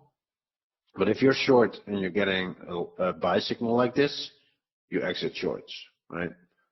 The 22 was the break-even price, so I'm not surprised that we hit it and reverse a little. I would not want to buy this yet, but I would be interested to see, can the 50-minute chart be bullish? Can we get the bears out at the 15 close? And can we then start to reverse up and hit yesterday's bar 72 close? If you're more daring than me, you probably want to buy here. But I'd rather see some evidence. And that's sometimes life, so you get stopped out, you get an immediate new buying opportunity. Well, you have to buy maybe twice the size. And then scalp out at 1 hour and keep the rest for 3 hour, 4 hour. Yesterday's bar 72 was a close on the hourly chart, so bulls will scale in to get back and out on the close of that hourly bar right here. Closed at 30.50, and with a 15.50 higher low, so 15.50 higher low and 30.50 target, they are in the 1 to 2 area for doing that. So not unreasonable to buy the 17 close. I just want to wait a little bit more and get a little bit more confirmation, and I'll give up some profits in return. And I would love to see us break, for example, this level, and then say we can get a measured move to 48.33, right? So plenty enough time to still buy. If you're aggressive, you buy above 17. Betting that the low of the day is in and that we can get back up. So leg 1, pull back leg 2. Let's say leg 1, pull back leg 2 could bring you to 48.41. That's about the area of the all-time high, so not unreasonable. Your risk reward would be huge, and so on that basis, you're doing a good trade. I just want to see a little bit more, because I only see bulls breaking even and not making money yet.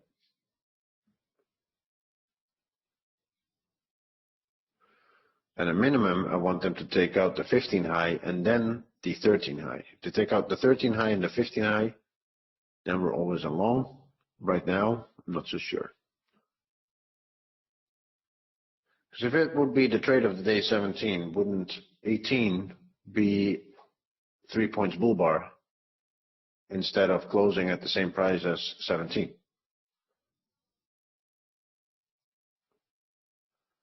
And wouldn't it be reverting wouldn't it not be reverting exactly from the break-even price? So if you bought the 12 close and you bought more at the 11 low, your break-even price is there. Okay, so it got there and started reversing back down. So a lot of bulls took the break-even, and now other bulls are buying. But I want to see close above break-even so that new bulls are in the market. Starting to look much better, but then 18 closes sad or disappointing at the very last second. And that has an impact on the 50-minute chart, because this is now a very sad looking bull bar. What I do want to see now, exactly what I'm seeing now, is that bears are covering their shorts from 15. So they sold 15. I want them to get out and reverse back up again. Without it, I'm not long. And with it, I want to probably start getting long. Now, if the bears take this over, measured move 1718 is 1375.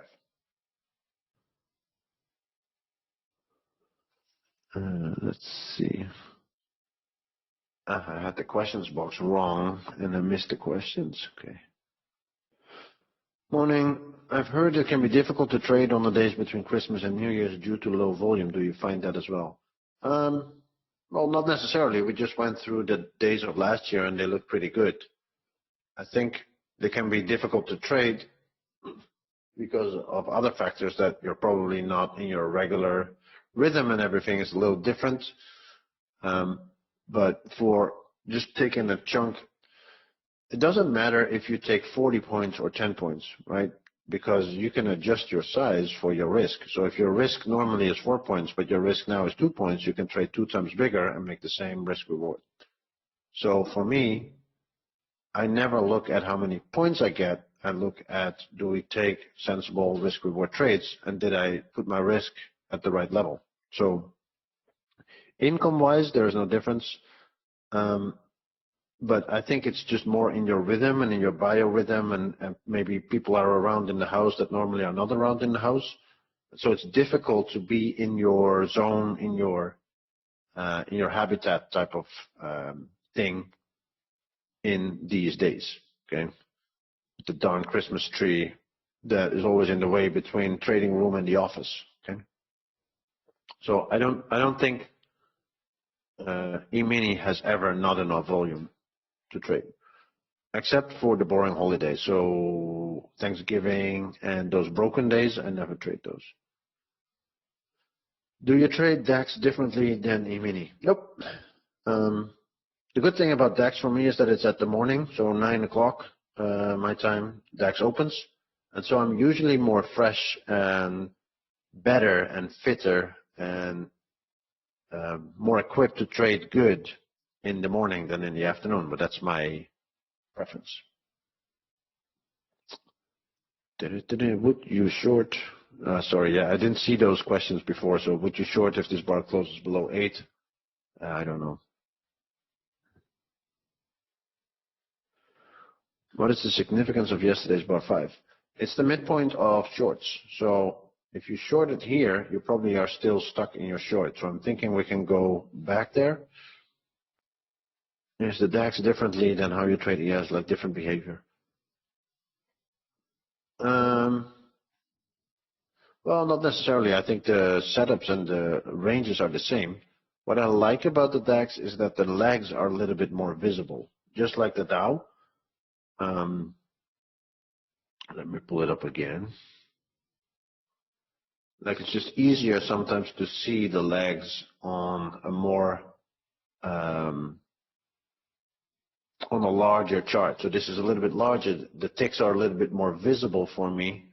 So visually, I see that this is 3 legs, much better than this is 3 legs. So if you, like, the E-mini forces you to really zoom in, that bar 1 is like 1, and bar 2, 3 is like 2, and bar 5 is like 3. So you really have to zoom in quite a lot because of the large tick size versus the bar size. So here it's much easier to see, I think, that this is like 1, this is like 2, and this is like 3, right? But that's just preference. So bar 19, will 17 stay the high, or will we get a new low, and will we go and drift lower to the moving average of the 60-minute chart? Well, we're still drifting down in the bear channel, so it could be spike bear channel. You can draw the channel like this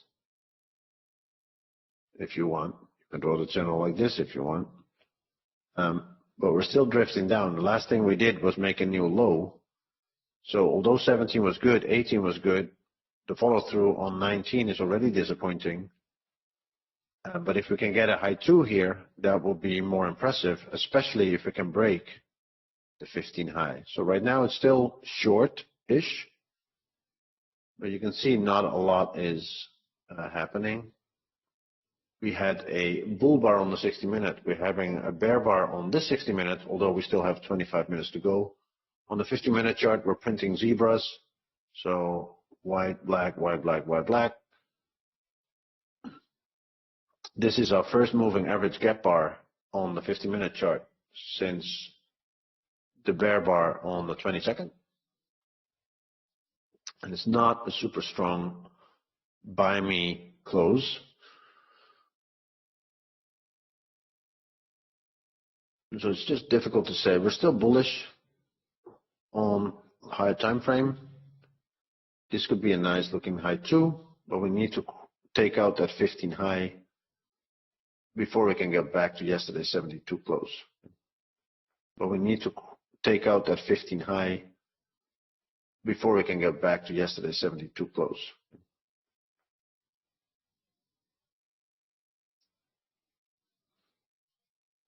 Bears cannot get any closes below lows. That is their problem.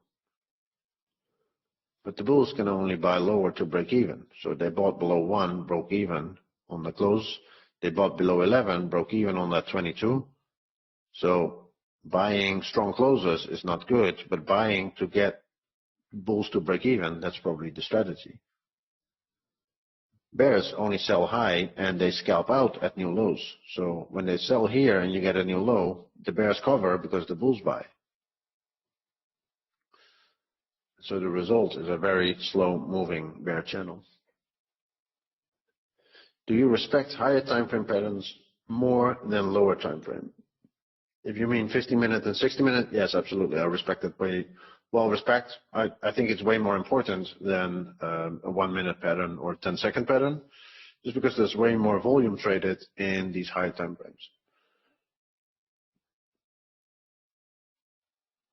So if there is a month high, or if there is a week close, or if there is a 60-minute close there, then I do think it carries more weight than a small little 1-minute close here or a 3-minute close there. I do think this is a price where we want to get back to for those 60-minute bulls,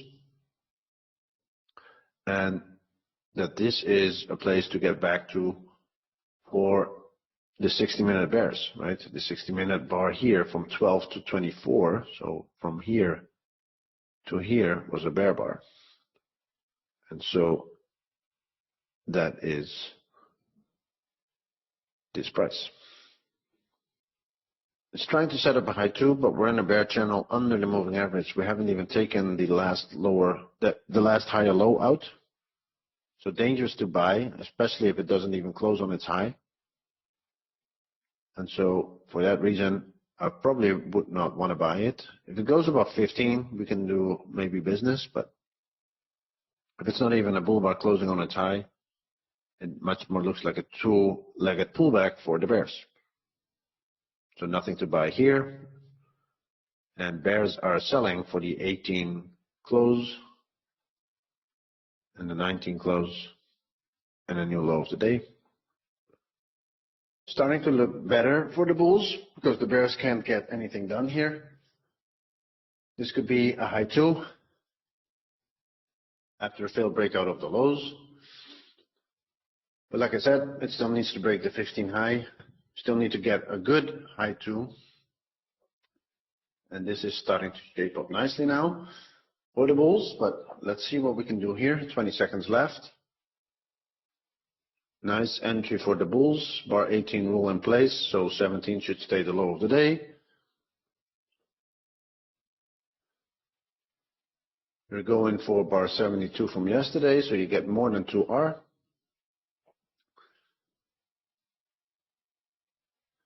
And so what we want is that our entry bar 22 is going to be really good, right? Our entry bar or the bar after that needs to take out the 15 high. What do the bears think, right? The bears were bidding for a new low of the day. They were happy that they got the 11 bulls stuck, right, by going below it. But the bulls on the next bar already got break even. The bears never made a new low again, so they were hopeful on 19, sad on 20, buying back on 21. Now, which bears are now left in the market, right? If you look at the 50-minute chart, same story. They were hopeful on this big bear bar. They got this massive bull reaction, and then they exited at the next bear bar. Instead of entering, they exited. Some bears entered. This bull bar made an end to their illusions, and so they exited again. So on the 50-minute chart, bears are not happy. On the 60-minute chart, the bears are really not happy because they don't have a bear bar yet. And so more and more bears are starting to give up. And then with the parabolic wedge from yesterday and now having 2 legs down, more and more bulls will start scaling in, hopeful and expecting that we're going to go back to yesterday's bar 72. Now, I just moved into, some people know that I just moved into a new place here in the Costa Brava, which is a little castle on top of a hill. And one of the effects that it has is that my coffee machine is now further away than any time before. So not only am I out of breath, it also takes a long time to get me a new cup of coffee.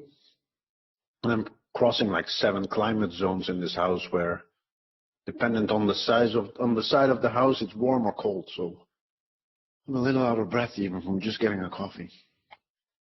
But the good thing is it also has enough space from the trading desk to the cookie jar, and it has at least 3 stairs. So I'll be back in a godly body in no time. At least that's my expectation. So 2 times bar 21, so 2R21 is going to go back to the 12 close. Can we get there? At a minimum, this needs to be a bull bar, right? A high 2, close to what we think is the low of the day. If that is not a bull bar, then it's not the right trade, should it? I like how it's not even got a tick below the 21 close. So every bull in the planet is buying that 21 close, confident that we're not going to go a tick lower. But we need this thing to break out above the last higher low, lower high.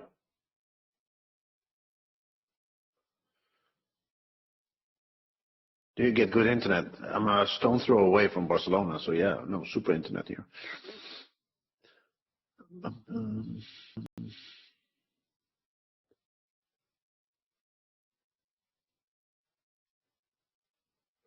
First world problem, definitely. No, I'm not complaining. It's a new sensation.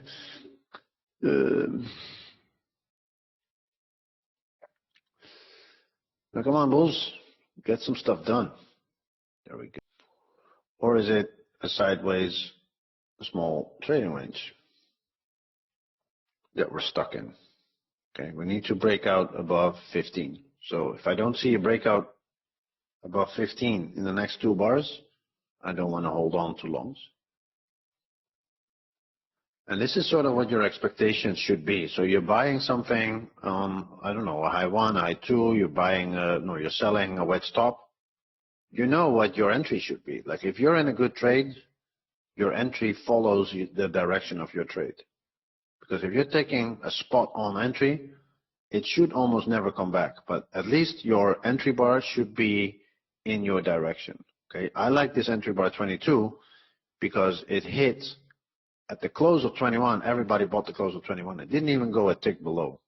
So for me, I like it already as an entry. Now, it can still be sad. 23 can be disappointing. But I think for now, I'm in a good one.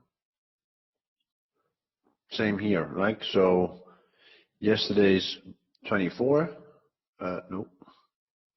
yesterday's 24 goes 1 tick below the 24 close, right? So everybody can get a fill if they have by the close 24. Everybody got a fill, and it shoots up from there. So that is a good entry bar on a good trade. Same here, 55 goes one tick below and it goes up. Same here as now. So yesterday 64, 65 immediately shoots up from there. So everybody's buying that close, either to exit shorts or to get long. And so I'm hoping that 21 close and 22 is that type of trade, that we're now gonna rock up to yesterday's 72. There wasn't really any good low to. Maybe if you take a below 7, so low 2, low 1 below 6, low 2 below 7, that was maybe a low 2. It worked very well, but it was tricky to take. I don't think it's an obvious one. This was a low 1, difficult to take in the trading range. This was a high 1, difficult to take in the trading range, or it's a high 2 on a larger scale. So if this is the high 1, then this is the high 2. But on a smaller scale, this is the high 2. So it's the best looking high 2, high 1, high 2. It's the best looking high 2 of the day, and bulls bought it. Okay. Now that doesn't say anything about the success of this trade. We're just looking to take a well-structured and well organized trade, and the market will take care of the rest. So sometimes you take a good trade and it goes bad. That's okay. That's the randomness of the individual trade. Over 100 of these setups were expected to make money doing something like this. And that is what we're interested about. So I don't care if I lose on this one, because I know on the bigger scheme, I should be able to make more money than what I'm losing.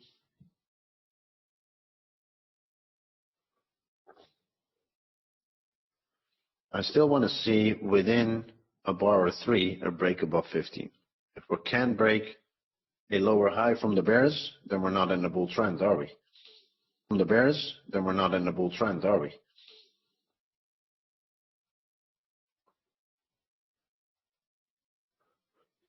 And we're right under that moving average, so you should be ready to exit on any disappointment, but not too quick yet either, right? That is the puzzle here. First measured move, 25.25. But you're holding this for a swing, so you want to hold this for yesterday's high, yesterday's bar 72, somewhere in that range. You're holding 13 for a swing, you want to get back to 4,800, so this area. That is what the bears want. They have a double top, and they're forming a bear bar.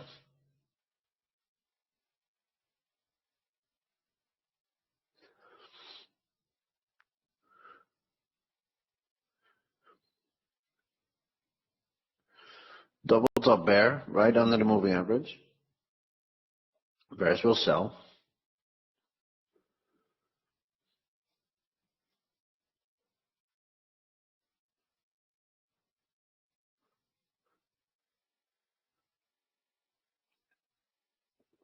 I think we're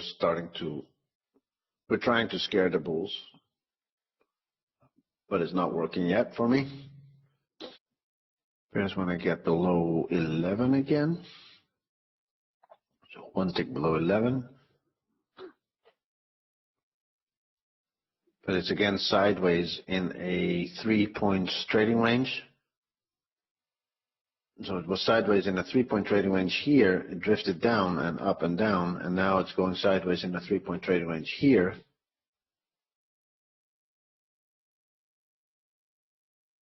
So if you take the 21 close, it's a close on the 50-minute chart.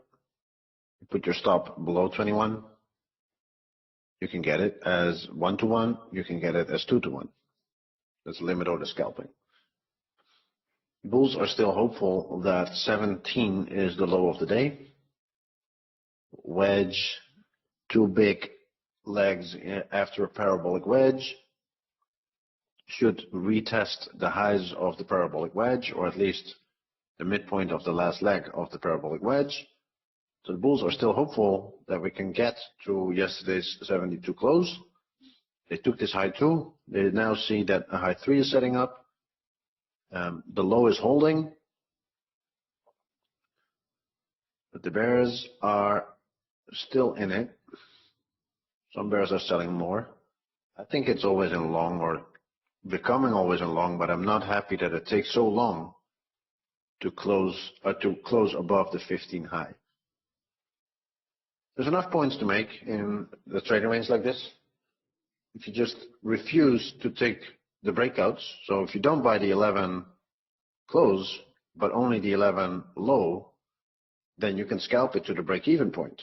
Okay, so you can get 3 points buying the 11 low because the break-even point was 22. You can buy the 11 2 and make 3 points. If you buy the 1 low and you know that bulls bought the 3 close, the break-even point is 23.75, so you can do 3.5 points buying the 1 low. Now, granted, it is more aggressive, and you need to be really good at the experience of that and know what you're doing. But there is more points to make than the daily range. So here, what are we? 11 points. There's at least 20 points to be made here already by doing just a very normal, standard reversion to break-evens.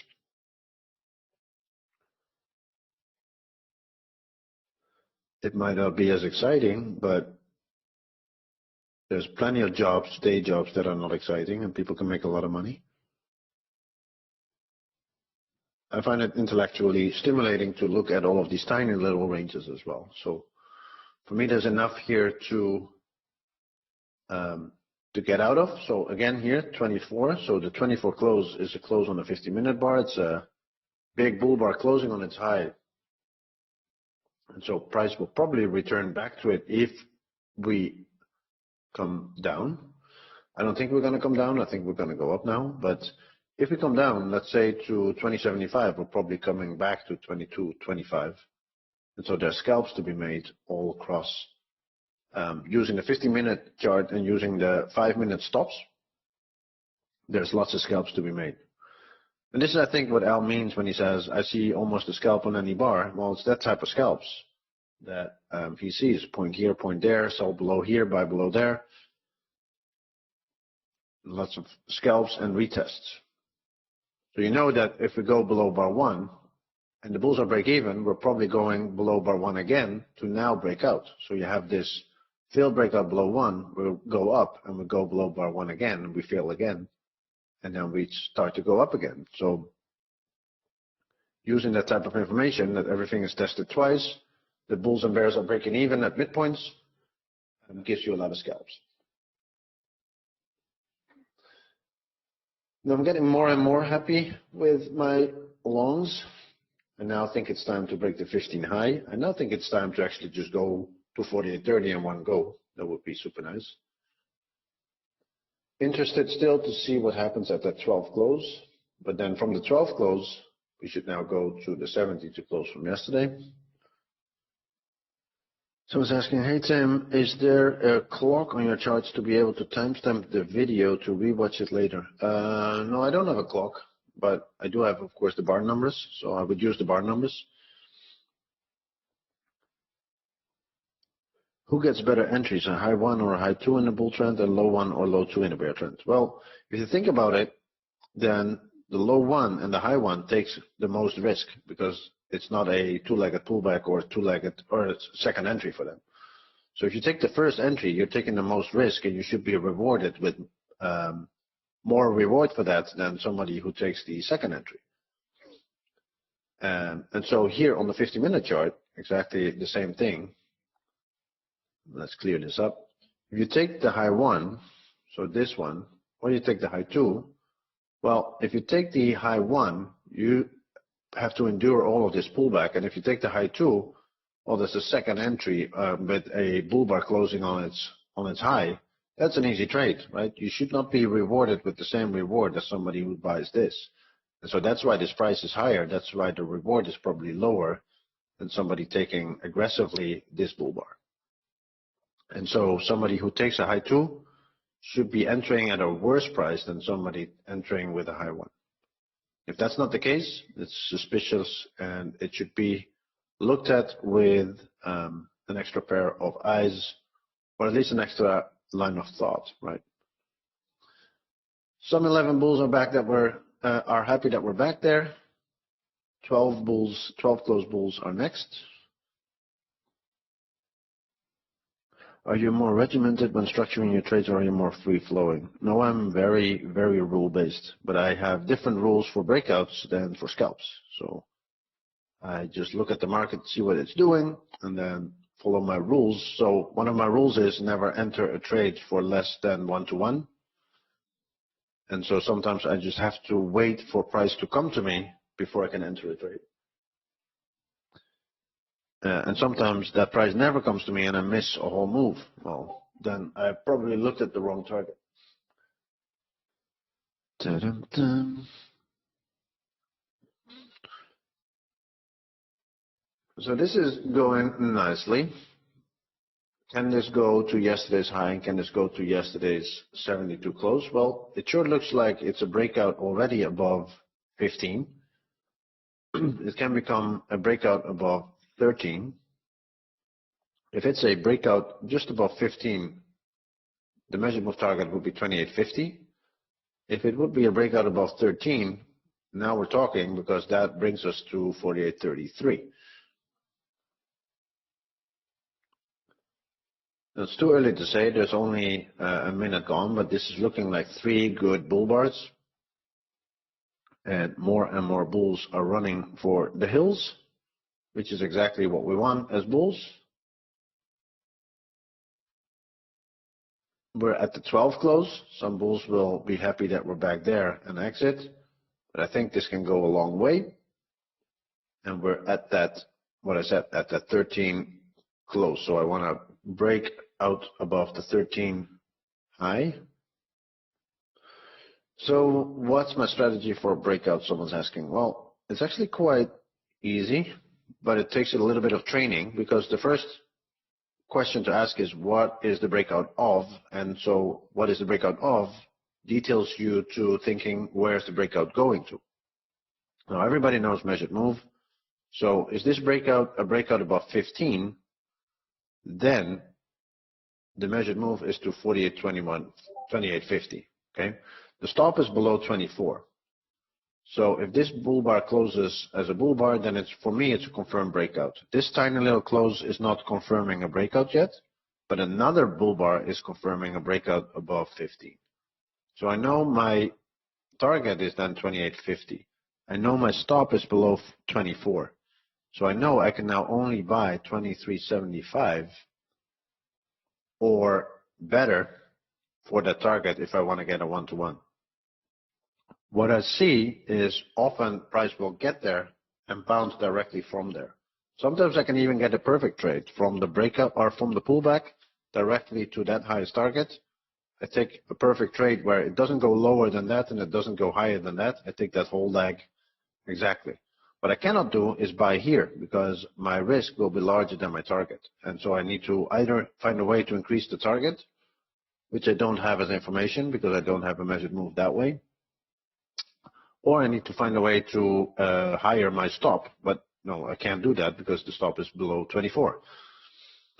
So what I want to see is this bull bar close bullish, and then I want to see price retrace to here. And then if it's a bull setup from there, you can take it and ride it to 28, what was it, 28.50. You can also just wait. If price touches there and then sets up a bull bar, you buy that bull bar, you put your stop below there, and then you write it as 2 times risk reward, also possible. So we're back at that 12 close. The 12 close was, of course, a close on the hourly chart as well. So you can see here, bulls buy the close, you get a pullback, they buy more, it comes back to their entry price. Some of them will exit. On the 50-minute chart, we're doing the same thing. So that this is the 12 close, this is the 3 close.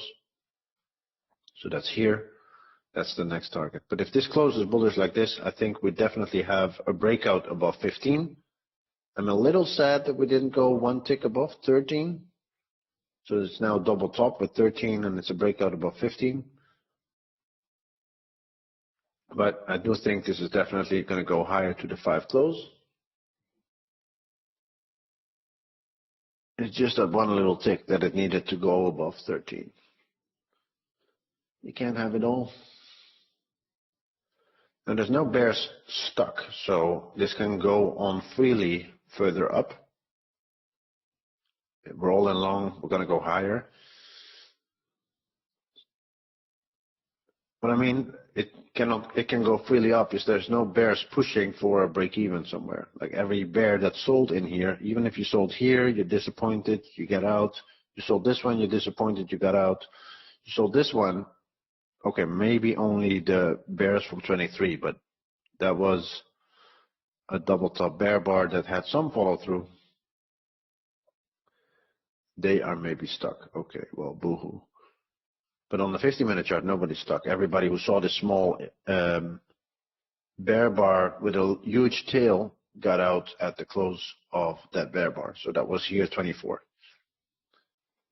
So probably going higher, probably going 28.50, probably going 30.50, and maybe even to the ranges of yesterday's high. Maybe even an all-time high. Who knows?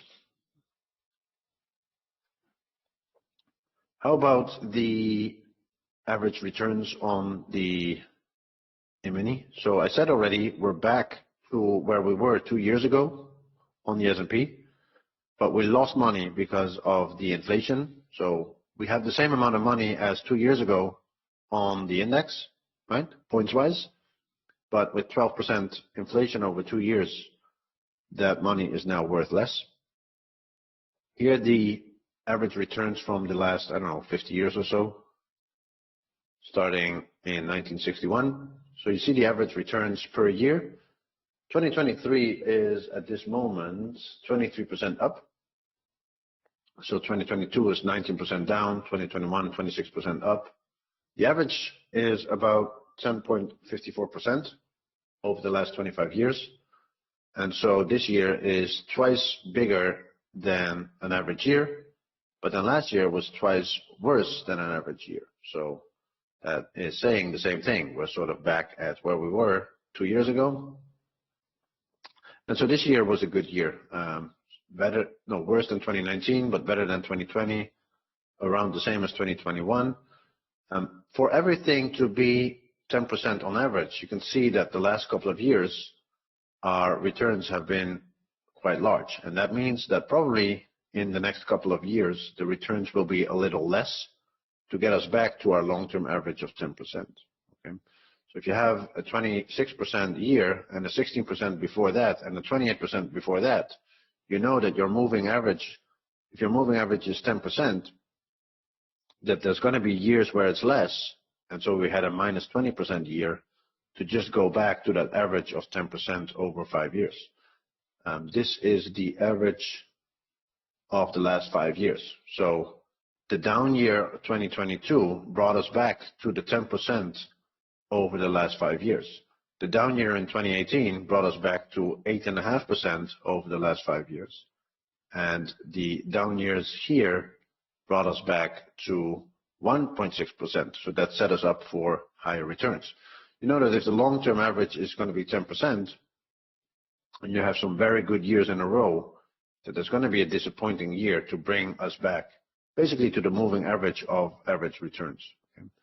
So 23% this year was a very good year, but at the same time, we're just back at where we were 2 years ago. And so next year will probably be around a 6% year maybe, getting us up to 5,000, 5,200.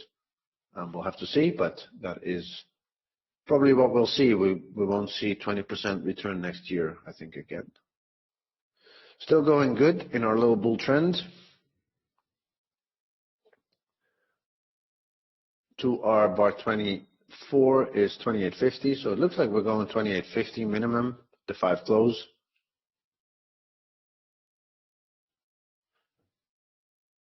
We're now breaking above 13. That is good news because we need to break above 2 lower highs to be always in long. And so a breakout to this measured move, 33, stop below 24, you can buy exactly the low of 28. So 26 even to 33, stop below 24 is 1-to-1. So if it goes up from here and it never goes back lower, then I'm thinking 48.33 is our bull target for the day. If it comes back lower, then I'm not so sure. Then I think it's probably going to be the 5 close. But I'm hopeful now, and I would want to hold for 48.33.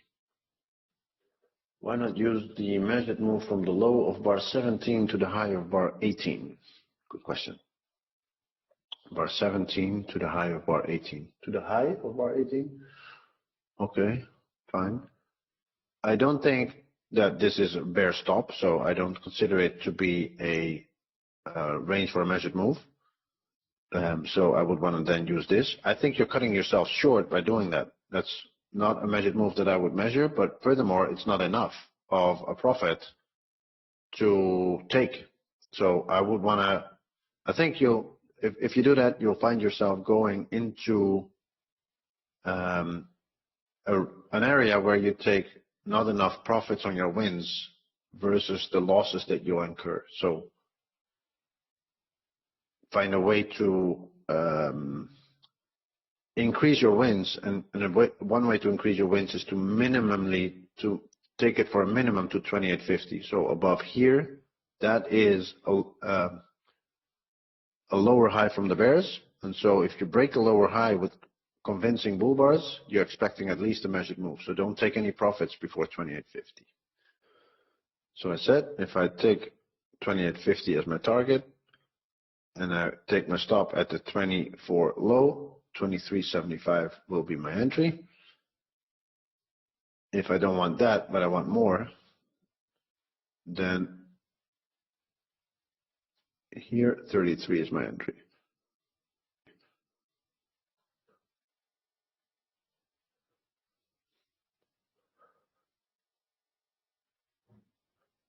So then 25.50 is my entry to 33, or 26.25 is my entry for stop below 24. Stop below 24 in all cases. You can also see it differently as we're broke above this range. We're testing the high of this range. So if we move back up from here, that is the measured move to use to 48.33. If we come back and test this high, it was a measured move. It was a breakout above this range, test of the breakout point, and then 28.50 would be target. But I would not want to take profits here. I only want to take it here, maybe here, but I love to take profits here.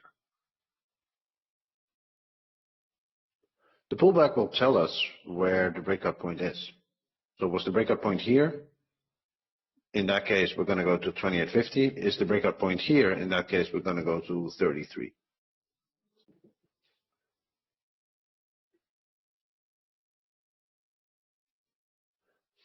How come you always get sucky trading Wednesdays and when you leave, the breakout occurs?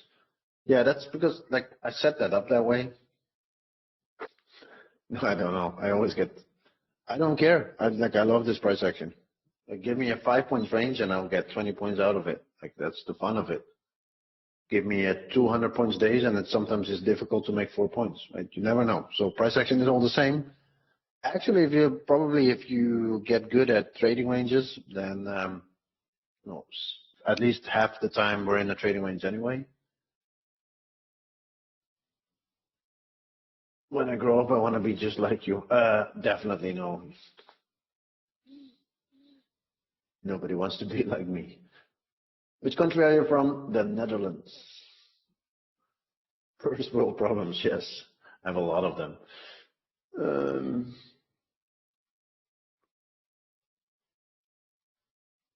Is bar 17 to 21 forming a triangle and a final flag? Possibly. I think this was 2 legs down after one big leg, but I thought maybe more importantly, this was one big leg down and this was a second leg down. So you had a parabolic wedge. The shape here is parabolic. You have to be able to see that this is not parabolic. Like that this is parabolic. There was a channel here. And if you jump out of the channel, you know that there's something parabolic. It can go parabolic for a long time, right? Well, it can go parabolic. It's basically just straight up, like Bitcoin or something, right? So that is a parabolic wedge.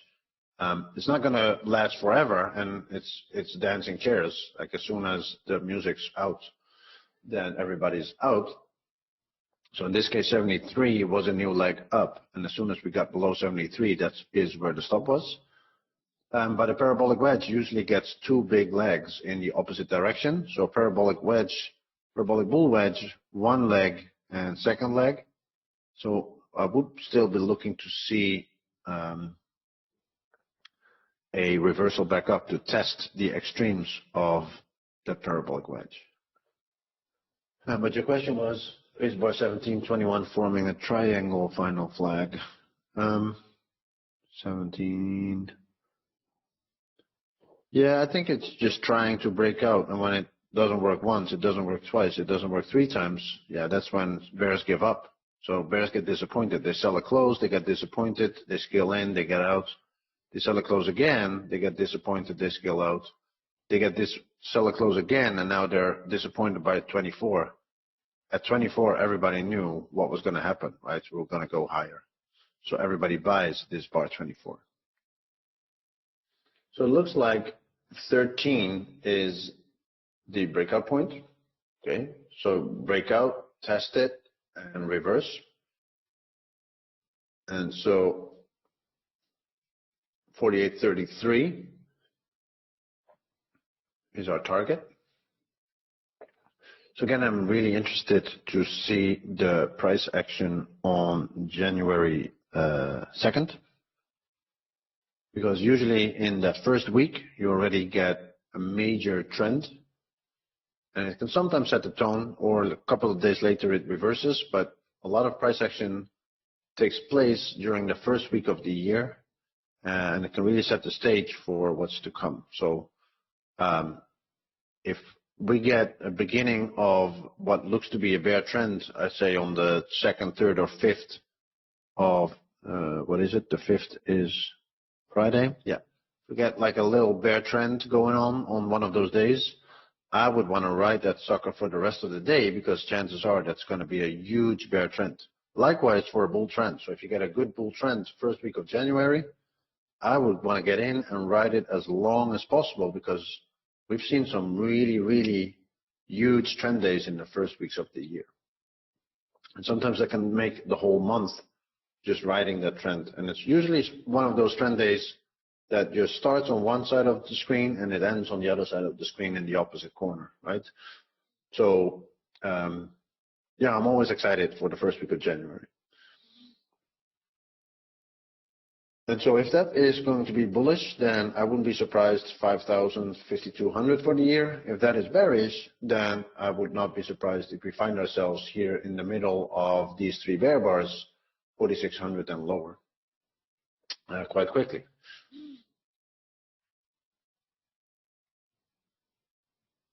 I don't know which one it's going to be.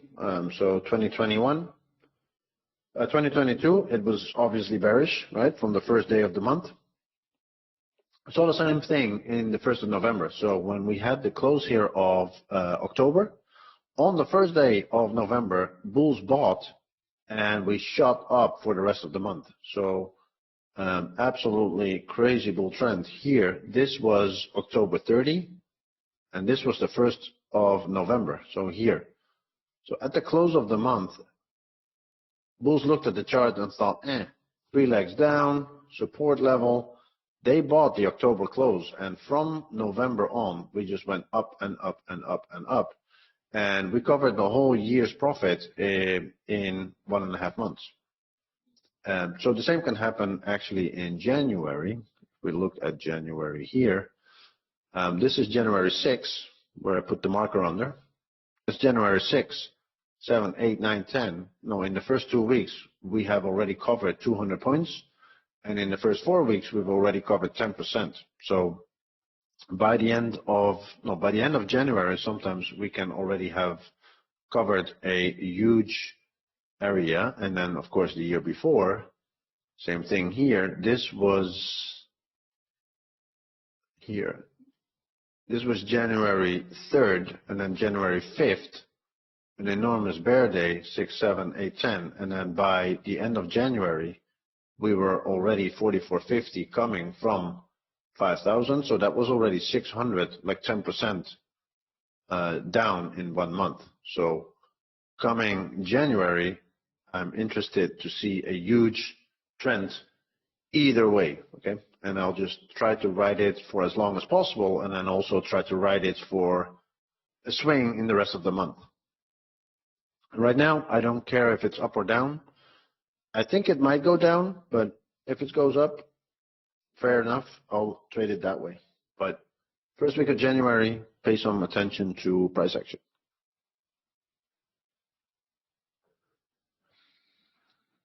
All right, last look at the question. Who has the last question of the year?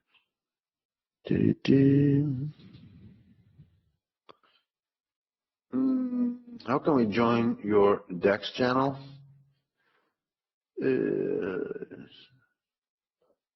Yeah, just join me there. Look at my profile. What makes you confident this breakout won't fail? Nothing. I don't know. Every breakout could fail. But look at the price action. Look at what's different from all of this here between bars 24 to 27. Okay, what is different from 24 and 27 as from everything that we've seen here? When's the last time we've seen 4 bull bars that look like this?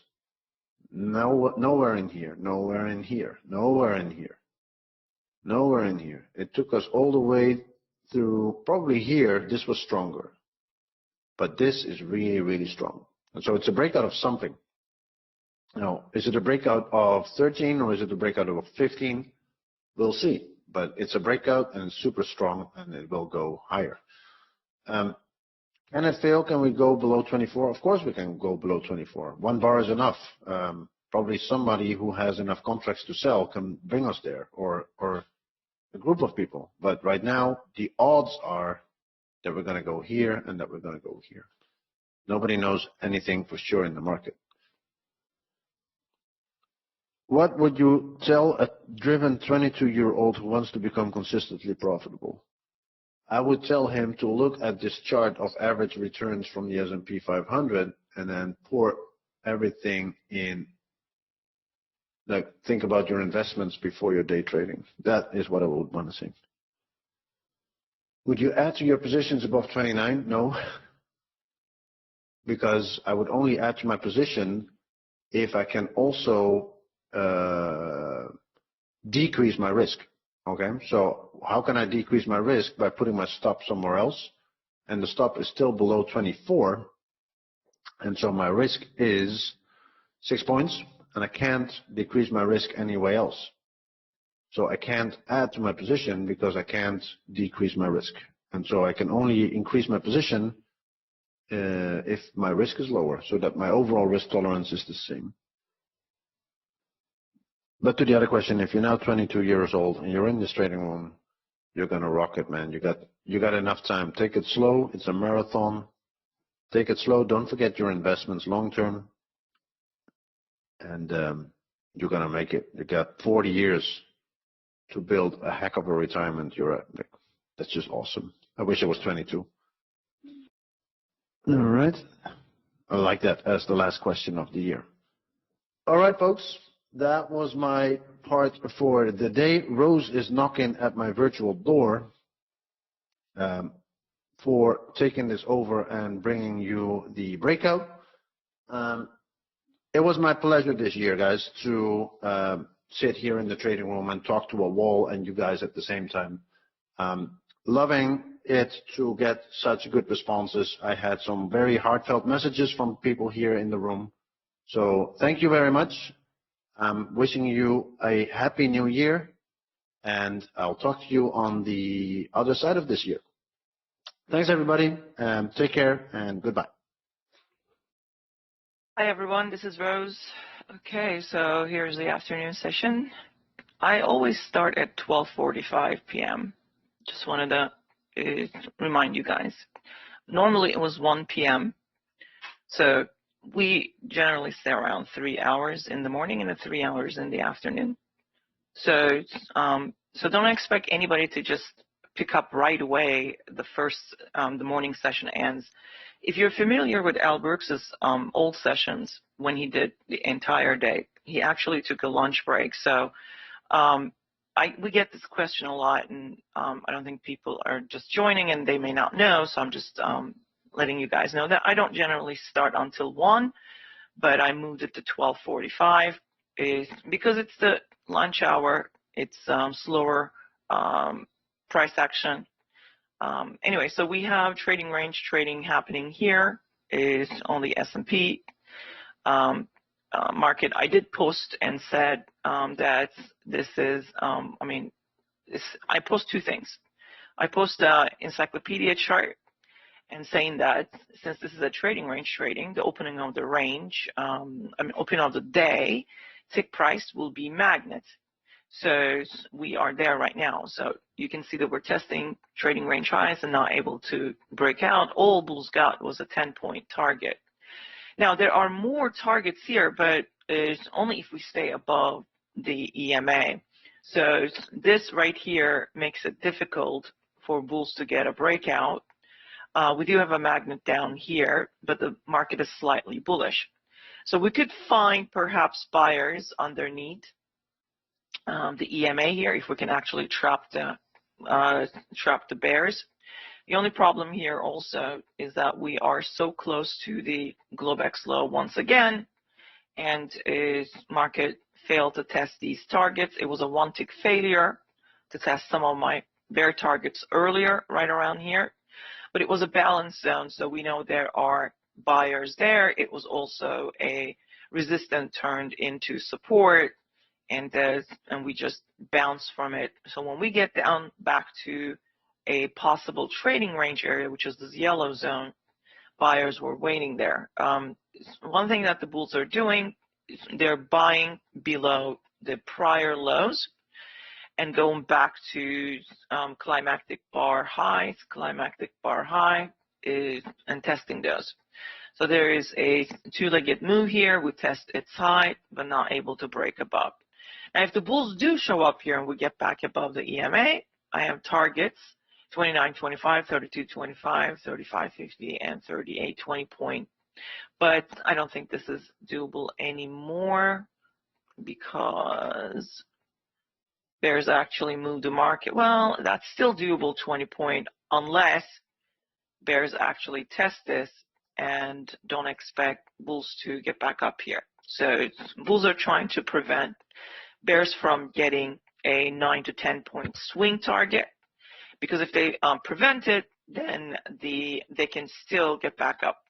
The only problem here is that strong bear bar 39 took out the neckline, so therefore we're sideways probably going to form, or at least we will try to form a bear flag and then sell back inside again here. So if the bears move the market below open of the day tick price, they will turn the market more bearish than bullish. We could then end up coming into the support perhaps and look for buyers. But right now is this right here, consecutive 1, 2, 3, 4 consecutive bull bars after leg 1, leg 2, leg 3. We're testing the starting point of that because there was a wedge here, 1, 2, 3, and there are buyers always waiting there. So these bears will take profit, possible leg 1, pullback leg 2, or leg 1, complex leg 2 with a new high. But because it's a doji, it's just a leg 2. So we'll see how this bar closes. If it closes like that, okay, so it's got an upper wick, but it really is a decent bull close, so there might be some buyers above 39. But because the leg is strong, bears will try to sell also above 39. So for bulls, they need another bull bar to bring it back up to the 39 high. Audio is not gone. I can't speak every second or every minute, so I said a lot of things. You just have to watch this inside bar. It's at the support. It's probably buyers above, but there are also sellers above. But because the inside bar closed very strong bullish, bulls are probably trying to bring it back to the 37, bar 37. We are oscillating around open of the day, so that is a sign of trading range day today. And we could get back in here, and if we become bearish, this is where I think the market may come in. Bears might be trying to swing it down to the open of the range, first 6 bars range breakout, measured move target, but it's not. We also have a huge wedge here and pullback. So if bulls see this as a good pullback and the actual higher low, notice something here, that this higher low is higher than that one and that one. There is a ledge here, 2021 low, so ledge bottom. Bears failed there. They might be wanting to get back here, but we also have a ledge here which we completed and went back down. So 80% of the time, if there's a ledge and we go, say there's a ledge top, we go above it, 1 tick minimum is 80% of the time we will get back and test the opposite side. So the market is probably trying to test this ledge bottom, but bears need to sell. So if there are buy stop orders above 30, bar 40, bulls are looking for a second bull bar here, but they haven't really entered yet. Bears want to test the 39 low and get a breakout from there and sell into this area. So you have a possible. The only problem with this is that I wouldn't take this as the range that we're trading. We're stuck in this range right here. We have no breakout. We have no breakout. So therefore, we're stuck in this range. So it's a range inside a bigger range. Okay, we're kind of at the lower third of this range. So there are buyers showed up, and they're trying to get to the 50% of the range and test the upper third. So possibly there are buyers above bar 40, but you'll be buying against 2 strong bear bars. There are most likely some sellers here. Also, sellers were right here. They're trying to swing. You can see it's the first test. It fails. I did say probably buyers at the EMA wanting to buy, but they failed to break out. So they sell again, and they take out the midpoint. That means a strong bear bars closing on their lows. We go sideways, but you should be looking for maybe a wedge bear flag to sell one more time, perhaps, and make another wedge bottom. And in that process, we might actually test here. So other bears will start to trail a sell stop from underneath bar 41. But micro double bottom is not enough to say that this is a bear flag. So this might need to go higher a little bit more. That's a low 1, so bears will look for bulls to make another leg and make a low 2 at the EMA, maybe with the low of 38 or the high of 39. So I did say that this probably needs to go higher, and that's what it's doing. So it needs to test here. If we break this zone, bulls could bring us back here because they might be trying to squeeze the bears out of the market since we're making higher lows. And anybody who bought here too early, getting punished, and they might need to wait for a squeeze to actually happen before buying again. So you have to see some kind of a trap underneath the EMA. Bears already see a double top bear flag here, but strong bull bar. It's a confusion today. So we have a gap down, big up. Not a big up, but it is a big up. Look at the size of that bar 1, so that creates a big up. And then we come back down and make a new low. Market is confused. Anybody stuck here buying lower, wanting to get back to that climactic bars open where they might have entered or higher. So they get a break even. Market comes back down. Bears are disgusted. So they're selling the pullback. They know bulls will break even. They sell into it. They want to test of the close or the low of the climactic bars low, where they might have sold and got trapped, and they accomplish it. So the bulls and the bears, they're both break even trading. There's no direction in the market, confusion all around. We make a new low and they buy the new low. That's the one thing that consistently happening, that the bulls are buying the new lows or prior lows. Okay, so what does that really mean? Well, confusion. You get another leg here. They close these gaps. We test the climax bars high again. But there's evidence there that the bears were strong selling leg 1, pullback leg 2.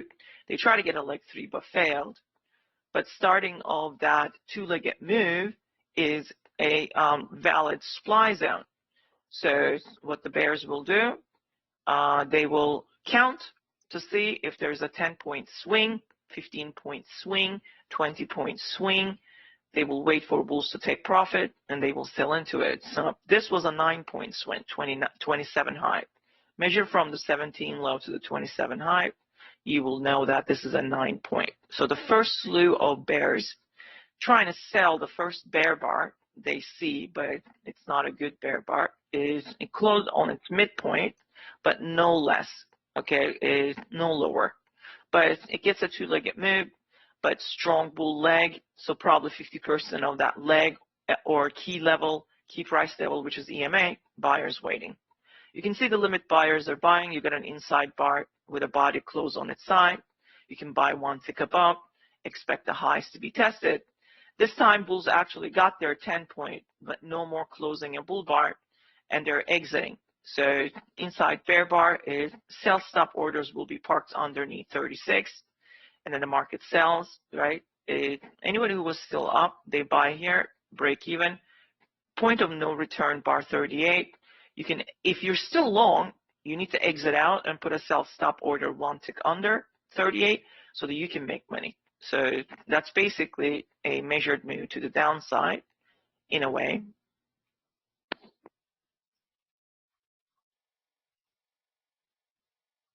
That's a measured move. And I excluded the wick because look at the selling. Selling began with the close of that bar. Now, if you do enter, you're never going to get your one-to-one. So both sides of the market is making money. Therefore, you're in a trading range trading. And average 10 points are accomplished for both bulls and the bears. So that is the second leg up, which I said that there are probably buyers above 40. They bought it. They're trying to make money. They're trying to get back above the EMA, and they're trying to test the bar 39 high or open. But they know this is possibly resistance. But if we break the resistance, then this becomes support, and we could go into the bar 37. So we could get there. Can the bulls actually take over? Well, we're slightly more bullish than bearish due to 5-minute EMA. 20-bar EMA is above 1 hour 20-bar EMA. We're also above the open of the tick price, bullish. But on the higher time frame, we are below a key level. So bulls really need to close above 48.25, which is midnight open and also mid-range Asia. So it's all in the same price. If the bulls can actually close above it, we're going to go higher. So we could start the swing once again. So that means this is still the target. Bulls need to close above 29. Okay, closing above 29 is going to get you up to here. But that's already been tested, so my targets are still 29, 25, this and this. These are all swing targets for bulls.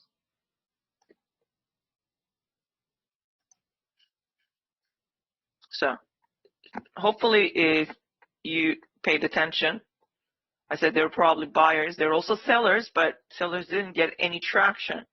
So if the bar 42 closes bullish, not bearish, what are you going to do? You're going to exit, right? And you're going to go long. Bulls were going up to that target, and they were disappointed here. Now, what happens to a bear flag fails? When a bear flag fails, right, it becomes measured move target to the upside. So measure from where stops were. So you can either measure from here to there. That's a measured move target 1-to-1. Or if you're looking for a little more, so anybody who's selling, see this breakout 31 low, they're going to lower their stops and the bulls are running.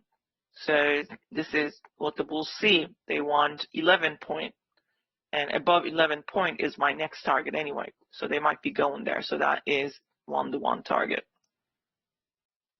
So many ways to find a measured move. One of my favorite way to find them is punishment, is measured move. One thing that everybody's holding on to getting, but they are not getting.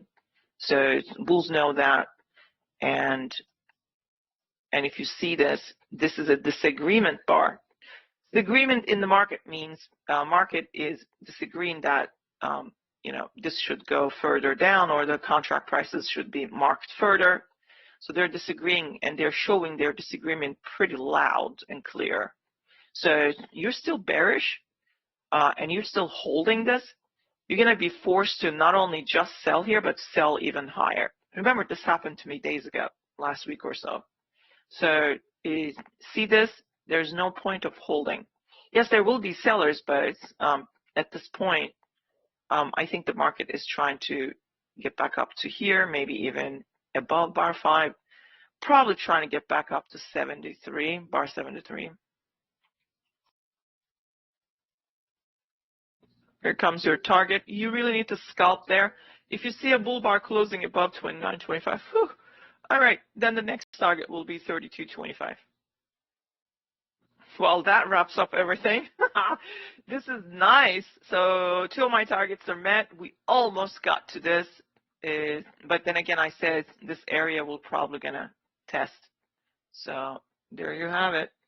Did anybody actually exit out of their shorts and went long above 40 when I said they're buyers above 40? You could have also bought this bar. So there you have it. You made a ton of money there. So then this would be 1-to-1. And then if you're quick enough, come on, really? Right, just give me a second. Just do the 2-to-1 and you'll see that they already reached that 2-to-1 target. I'm trying to figure out what's going on.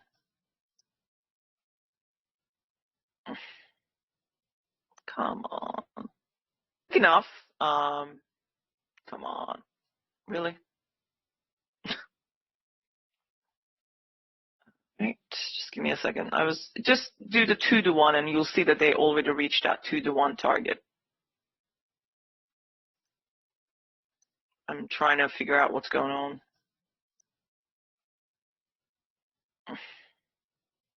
Come on.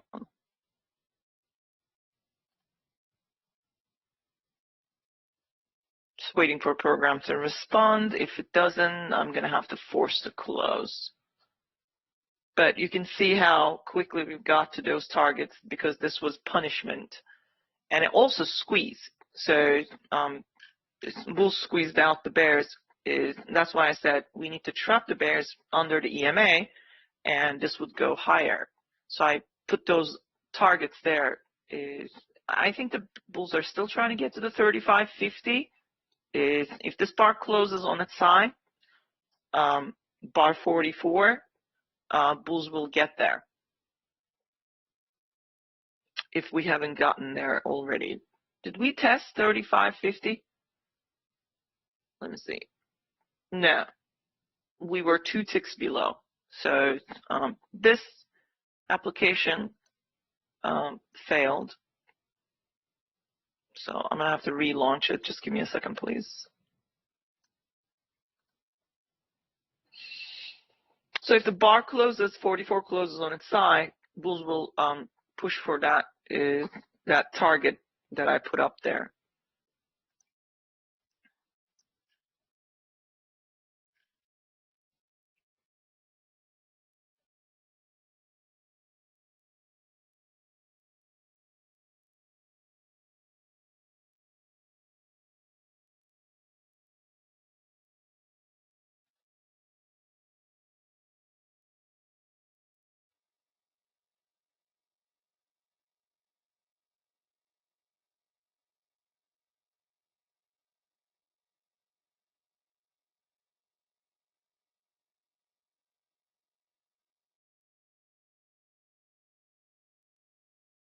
I launch the application. Now I get the connection. Okay. Bar did close on its high, so that is good news for the bulls, but the upper wick is pretty sizable. But if the bulls can actually fill that upper wick with a bull body, that's good momentum. My target met on the Globex charts, Globex 15. Remember I said that market is probably going to test this bar's high Wednesday, bear bar's high. We tested. Now we're trying to go higher, 48, 40, 50, 40, 25 area. I'm going to round it to 48. 40 is our target. So market is probably trying to reach the 48, 40. So I got a swing target, 20 point, but bulls really need to fill this wick with upper wick with a bull body, not give us this nonsense.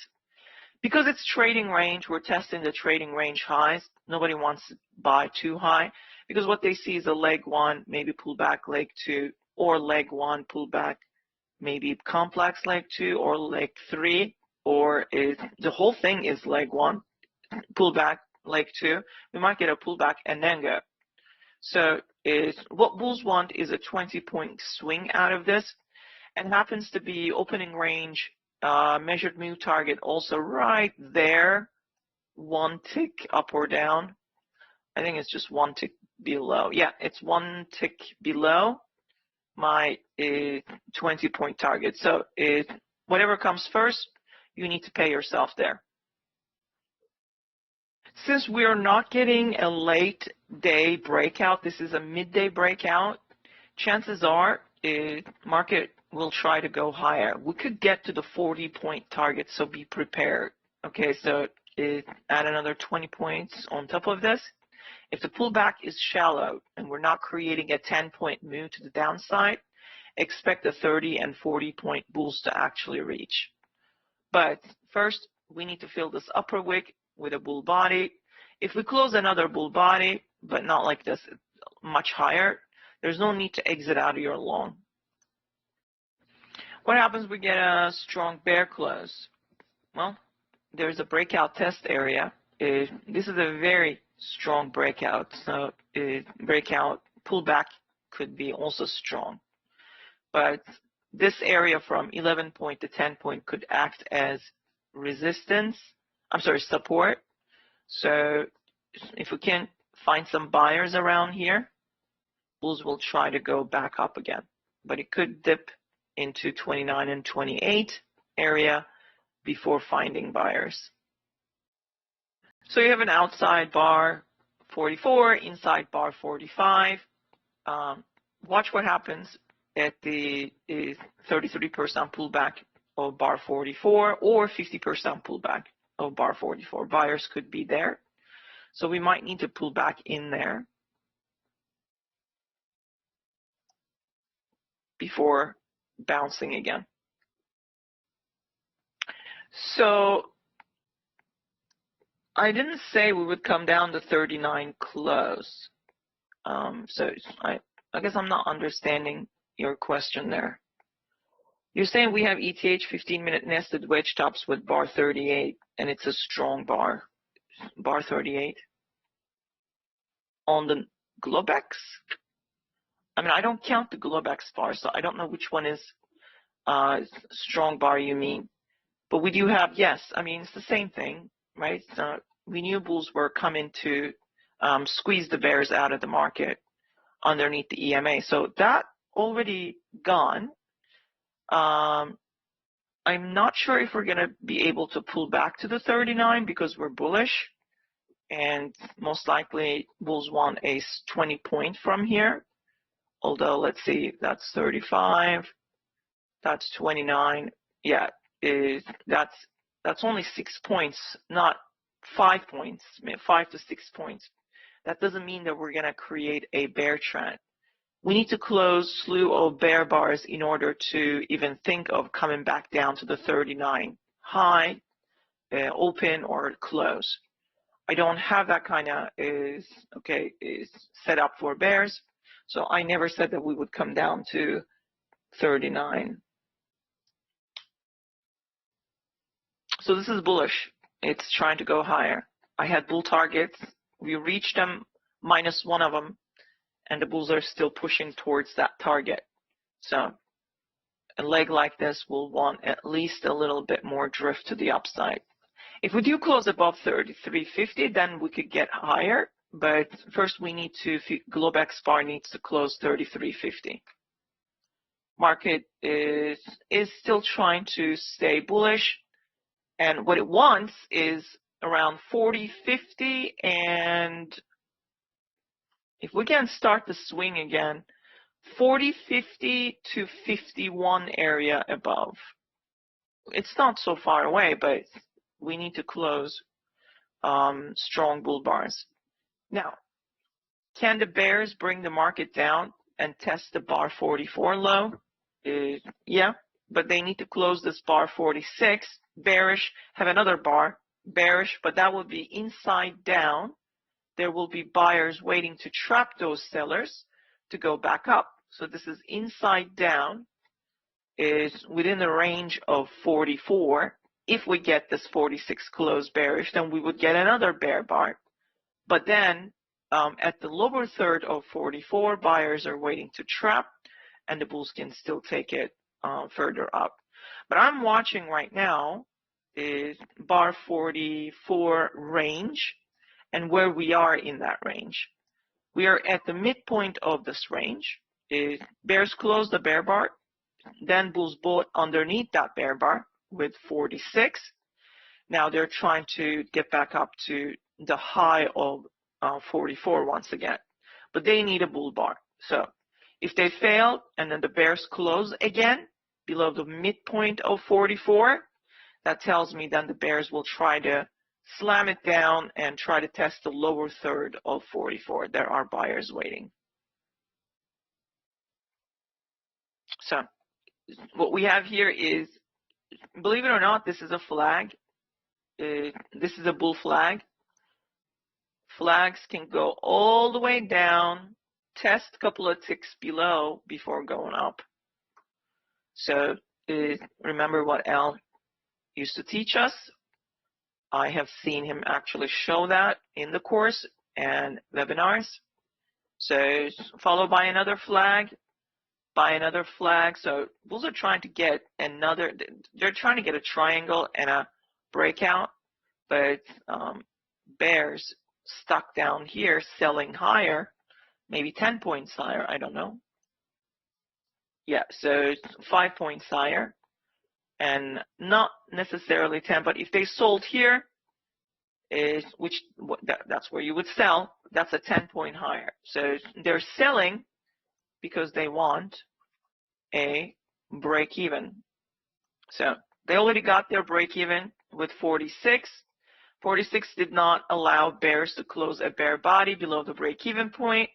It could still come down a little bit, but I think the bulls will try to prevent that and then buy again and try to bring price back up to 20 point.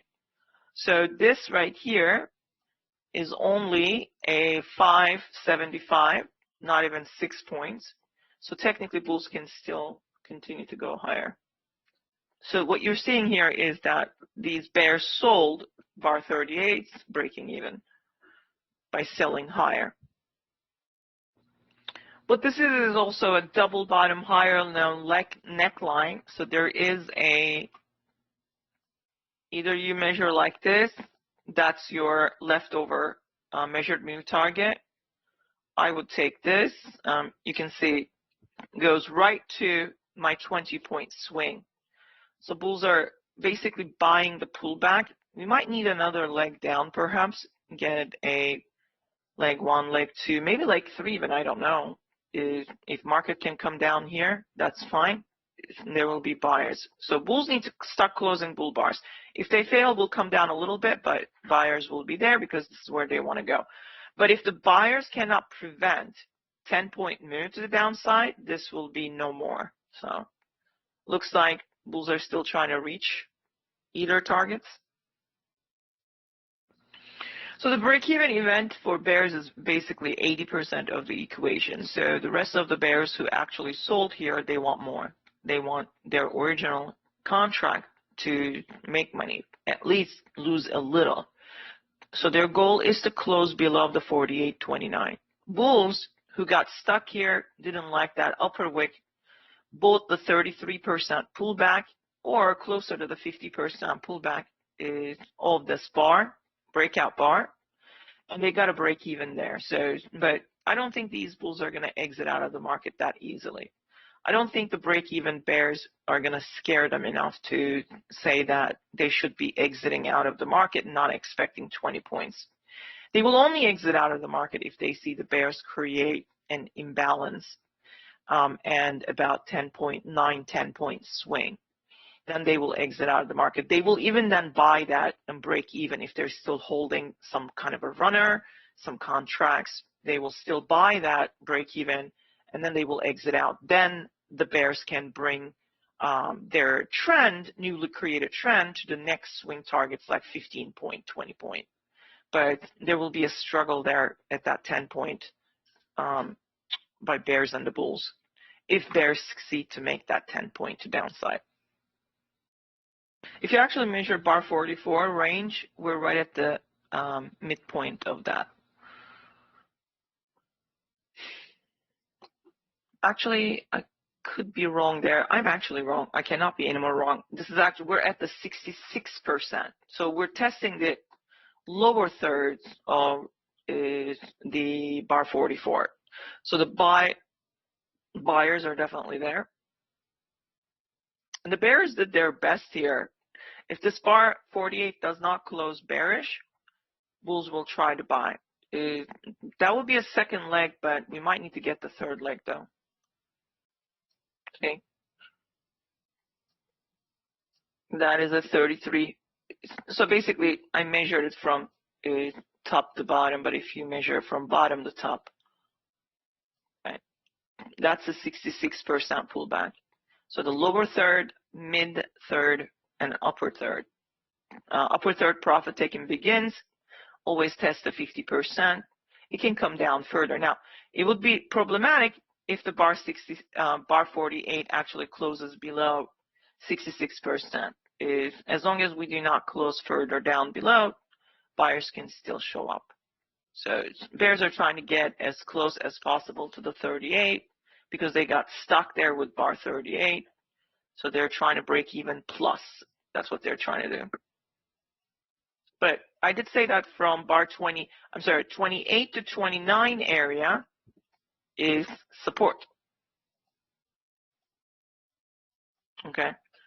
So market is trying to use this area as support. If a support breaks, then we could come down and test underneath the EMA again.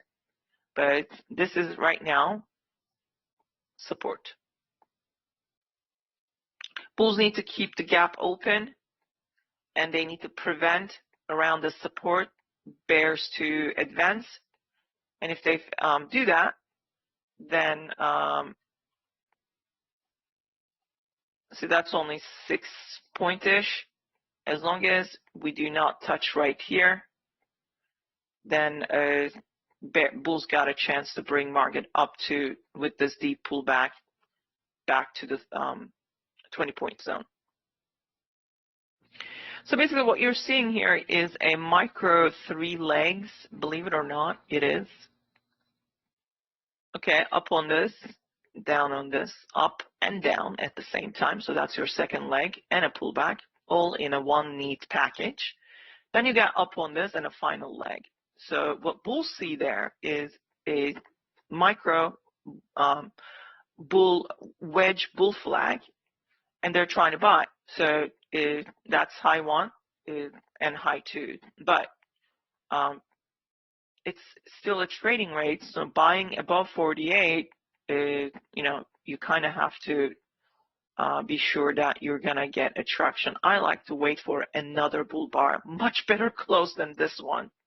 Obviously, limit order buyers started to buy around the lower third of bar 44, but sure, they didn't do a good job closing a decent bar there. 3 small bars stacking means you will get to that target, either 37 and 38. But I don't like to buy above bars like 48. The only reason why I would buy, because market is bullish, because we don't have consecutive bear bars like 46 is not a bear bar. So that's why I would be inclined to buy one tick above it. And I would grab half the ATR, so that's around 1 point, to see if I'm getting a 1 point. If market is giving me 2 point within a 3 point range, that's even better. But you see, they're struggling. They are struggling. So if you bought at 1 tick above, you would have gotten filled at 31.50. Market needed to go to 32.75 to give you a 1 tick. You didn't, I'm sorry, 1 point. You didn't get that 1 point. So 31.50, 32.50 is 1 point, but you need to go to 32.75. So if the bulls are not making a 1 point there, I can't really buy, can I? Not a good bar.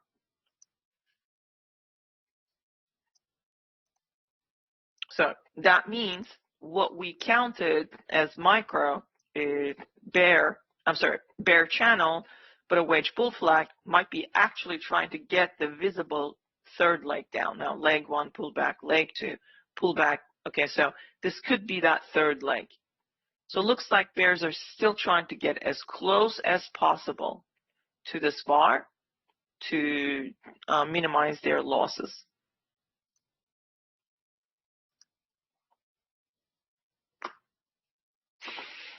Trading range day, breakouts are always, they fail 80% of the time. It pulls back to the 50% of the trading range. So if you actually take this as your trading range, right where we are is upper third, and 50% of the trading range is down here. So it's potentially we could still pull there, but the buyer is waiting there.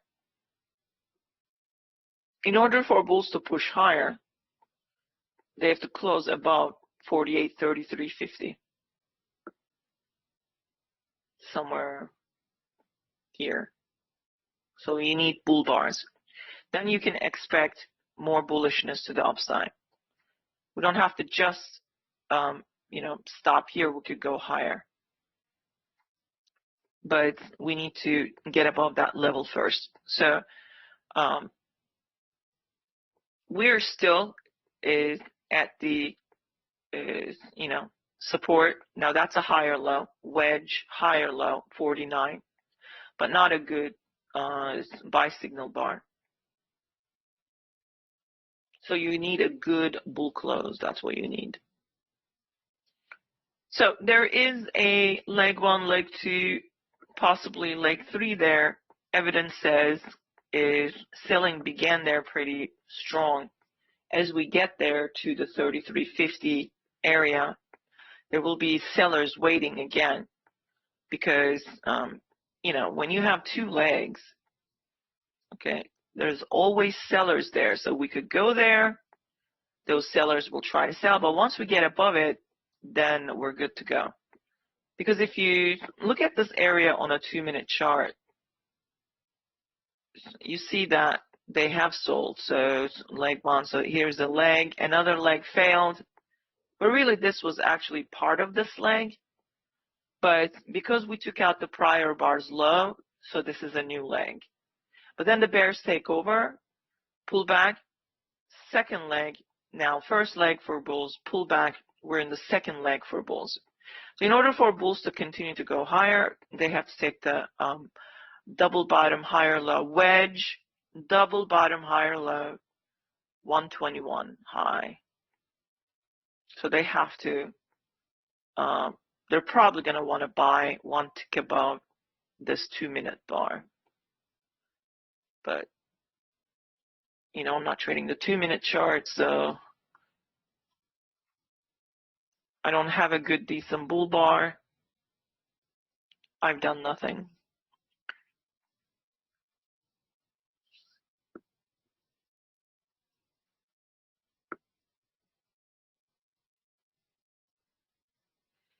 A double bottom would be nice for bulls, maybe with bar 48 low.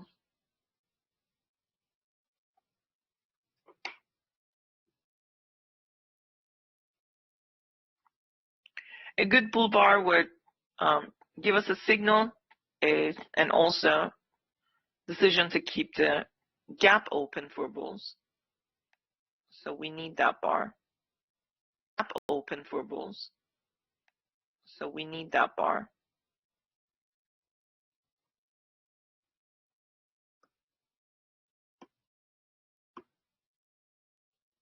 And without that, it's difficult to scale in and buy. If anyone's already holding, they want to see a good bar to scale back in. So here's a chart for you. Down is up again, down again. We squeezed out the bears, and now we're pulling back. The gap was gap kept short here. I mean open here. So if we can do the same thing, then we can keep the gap to the EMA open all the way into the close. So it is important. Look at these. Remember I said if we get 3 small bull bars, expect a breakout. We didn't get that, not yet anyhow, but we could. The next bar could be, look at the way that this bar opened. That's good news. So you got an inside bar now. Bulls are trying to keep the price above midpoint of bar 44 and then go and test back up the 44 high and get a breakout from there. And they could easily do that because they see 37 to 38 above, 48.37 to 48.38 above target. So this could be us.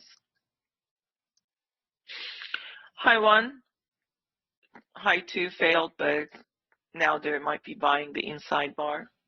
Much better close than the 48. Bar 50 is a much better close.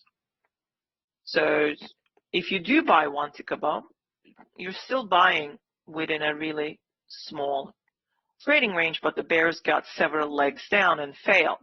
So that would be the place I would put a buy stop order and go and test out to see if I'm going to get a 2-point scalp there or 1 point plus 2 and then get a 5-point perhaps and test the top of 44 high.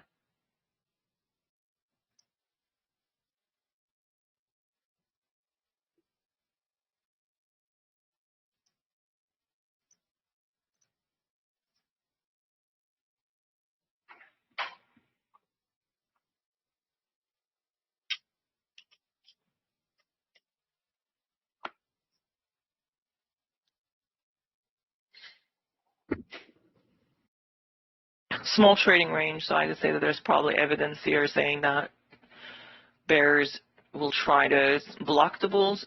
That's why. It's struggling, but it's trying to go higher. So bulls really need to close above 33.25, 33.50 to get the market back up to the 44 high.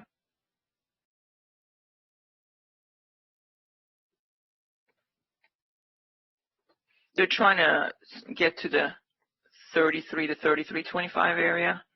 If they close a bull bar, they will go higher. Bears want double top and prevent because they see this as a leg in a trading range.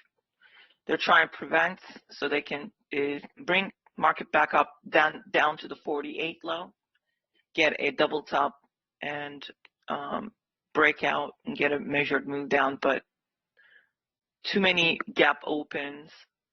So I don't know if this is a good place to sell.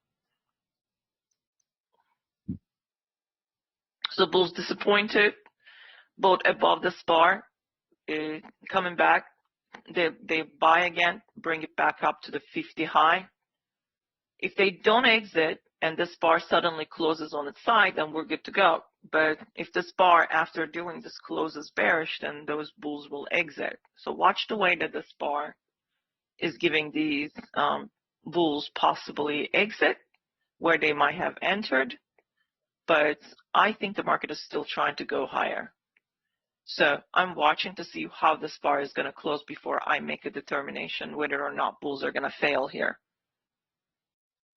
So anybody who bought above 50, their stop probably somewhere down here. They're looking for follow through, test of 44 high. But first, we need to close above 33.25. I'm sorry, 33. So if we close above 33, a bull bar, we will have a higher chance of testing these 44 high and breaking out into 19 to 20 point area above. But trading range trading, breakouts don't come in easy. So, but we break above 33.50, market will try to get follow through. It's just taking too long. All right, so is looking for 33 test, and is failure for bears to close this bar on its low. If it does close on its low, then bears can actually bring market down to the midpoint right around here. Is it because 1, 2, 3 wedge top? Is bears are looking for a lower high. So remember that it's also possible. There's also 1, 2, 3, 1, 2, 3 nested wedges. Is market? I think that's what you were trying to say, Mr. Moneymaker. I think that's what you were trying to say, right? What if the market comes down to the 39? I think that's what you meant for bears. But only if we actually start closing bear bars, take out this midpoint. Then yes, they might be actually seeing that wedge top or nested wedge top. I thought you were talking about the bottom. So we're still bullish, but within a range. And we're at the upper third of this range. So let's see if the bulls can get us up here and we could get some kind of a trap there. Otherwise, I'm going to expect the 50% range of this trading range tested eventually. So, but it will be better to trap the bulls first. So that bar didn't close the way I wanted, but it also didn't close all that bearish. But still, that's not good. But it's not bearish. So we might actually get another, let's see. So it's like up, down, and then bulls show up. So that's what I'm looking for. It'd be better to trap the bulls up here than come back down and maybe to the 50% area. So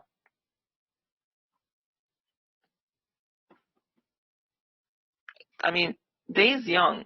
Today, right now is only 10 minutes to 2 o'clock, right? And we are in a swing here once again for bulls. Started around 1:30 p.m. with bar 48. We could get at least minimum. You should be looking for a 6 bar. 1, 2, 3, 4, 5. We're on the 6th bar. If this bar closes bullish, market can continue to go higher. Okay, a lot higher. Well, okay, so you see what's going on there? I think the sum is bears still holding, might be exiting, or some kind of news came out. I don't know. Hold on.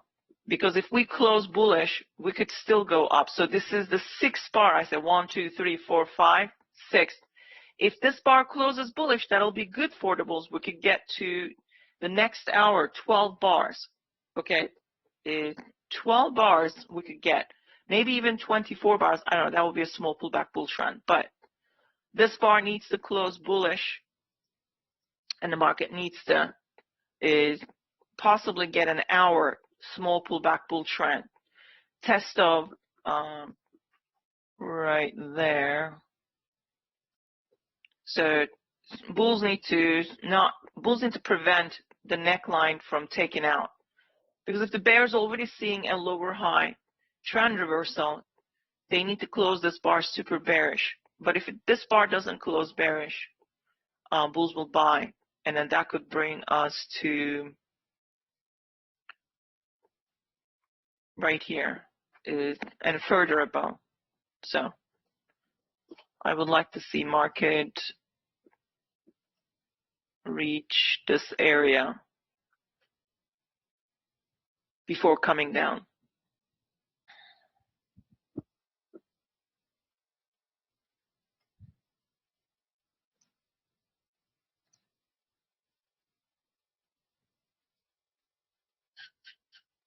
Trying to see what was scheduled that might have caused that. So it's nothing. Oh wait, today's Wednesday. Nothing. But I did say that this area is resistance, and they will try to sell regardless. So they saw a bear bar, and they try to sell it. But if this bar closes bullish, we might need to go and test the upper edge of bar 44, and then maybe break out a little bit and get a wedge top, and then trap the bulls, then come down. Limit bulls bought here might be exiting where they were. Probably they bought the bar 44 close. We just tested there. Bar 53 closed bearish. I don't like the way it closed. It's nice, but I think it's still a pullback, and then bulls are coming in. So it's like this, like I said, come back down. I like to see this happening. But 3 bear bars will give momentum to the bears. So, oh, you see, that's it. So they're getting their momentum, and that's not good. Because if we take out the midpoint and we close below the support, we could easily come back down once again. Can market bring us back to the open of the tick price day, open of the day? Yeah, because we're in a trading range. 50% of the trading range will be also magnets. And if we get the 3rd bear bar, that could be sideways and down again, and I don't like that. But as long as we don't take out the 48 low, bulls can still show up. So this area, I said, it's resistance, and it's acting as resistance, so it's doing its job. It's just that I like to see bulls prevent, for the 2nd time, from bears getting a 10 point. Now, in order for bears to reach their 10 point, let me see, and then create a more bearishness in the market, they actually have to close a bear bar strong enough, okay, below bar 48 low, and then come down to 48.2575 or 24.75. Then the first pullback, those bears will sell again. Okay, so bulls are still trying to prevent that from happening. And they can very much do so. It's just that they have to do it now. Because someone already pointed out earlier that I think that's what he was pointing out, that a larger scheme of things, we have nested wedge tops, and the bear's looking for a reversal swing down.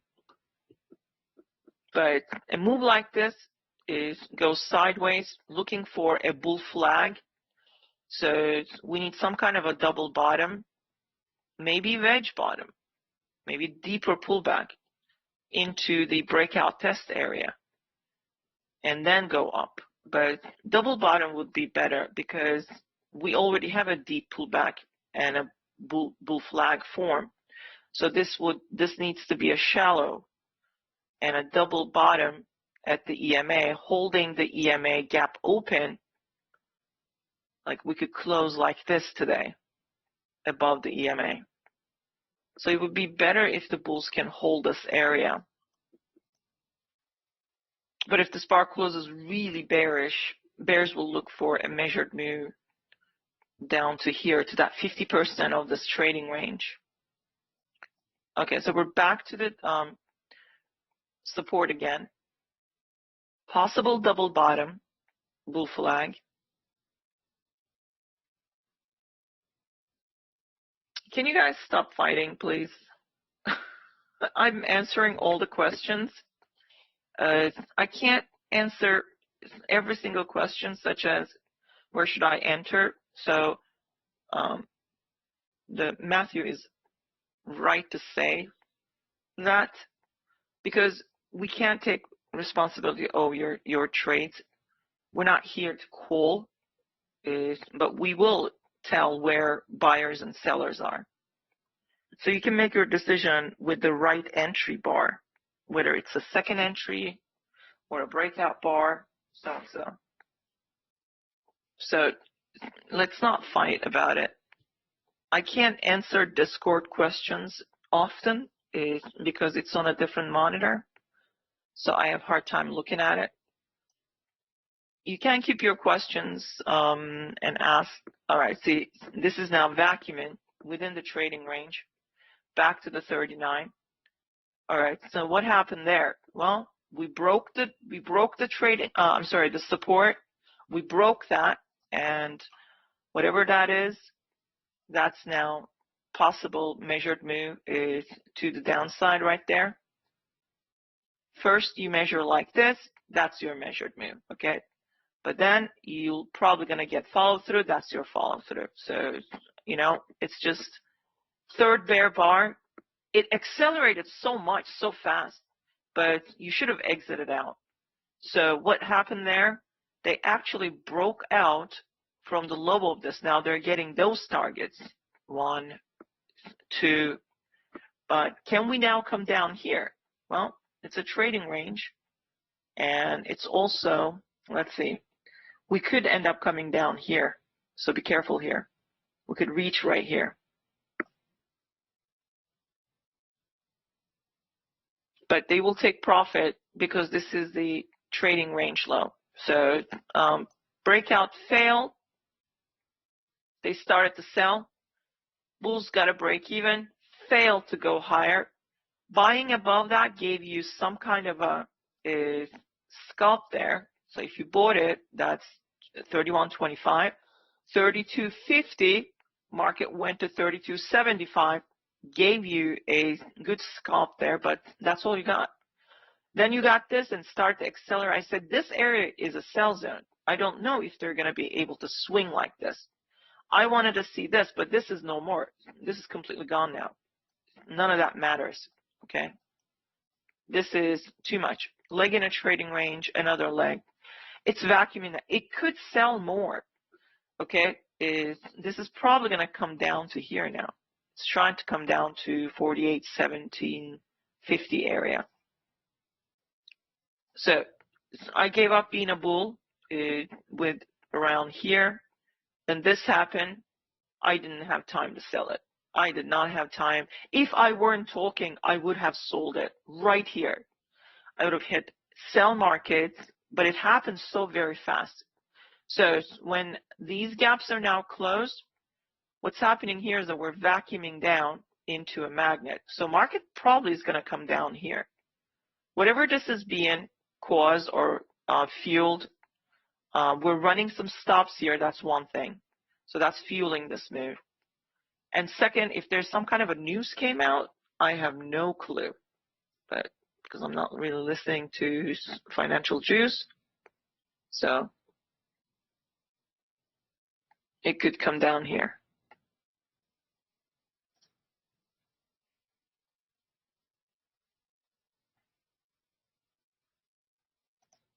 So 1775, I like to see a 1775 test.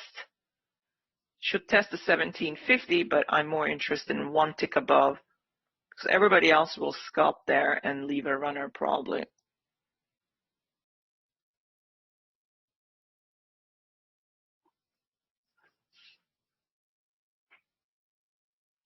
Could continue into 1575 to 1548.15 area.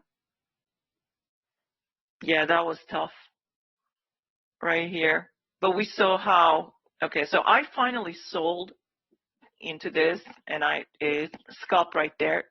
Now I'm holding a little bit more, hoping the market can vacuum a little bit more. But be careful here because as this bar might get followed through, eventually we will reverse back up. So I scalp very heavy is right one tick above this level. So it's everybody else doing so. But I think market wants to come down a little bit further. If there are any buyers, they might be right around 15, 48, 15, 75, not 75, 48, 15. So we could still come down to the 48, 15 area.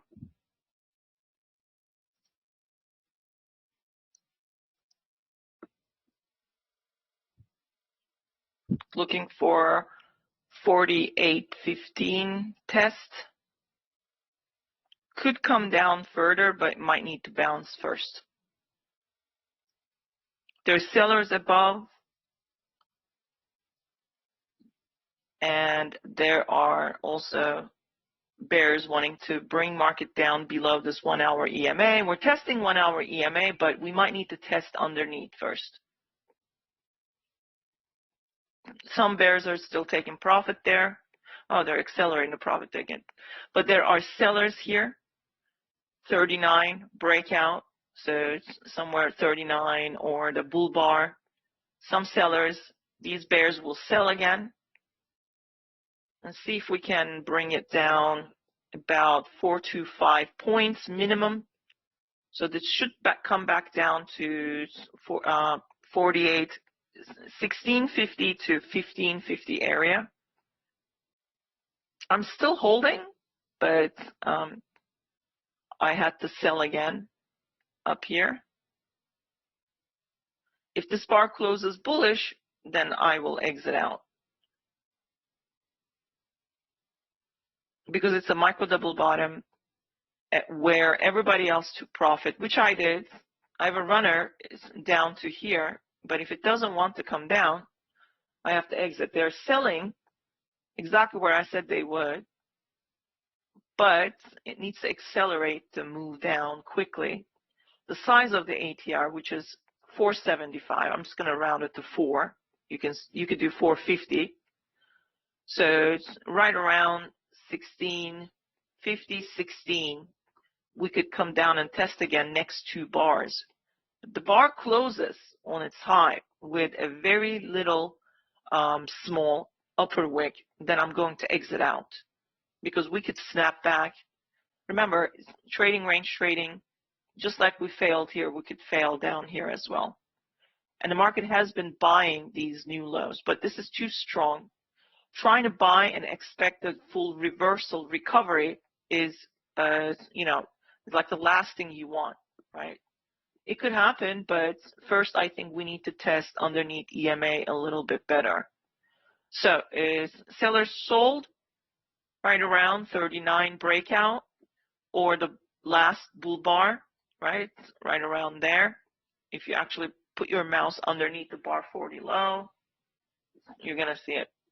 But they need to close a bar with an upper wick. If the bar closes furthermore up, I won't be lingering in this, even if it comes down next 2 bars. Because anytime you have a strong bull close at the low of a trading range, and look where we are, we're testing again. But I think market wants to come down to here in this area. So I do think that the bears can still bring this down with another leg or so.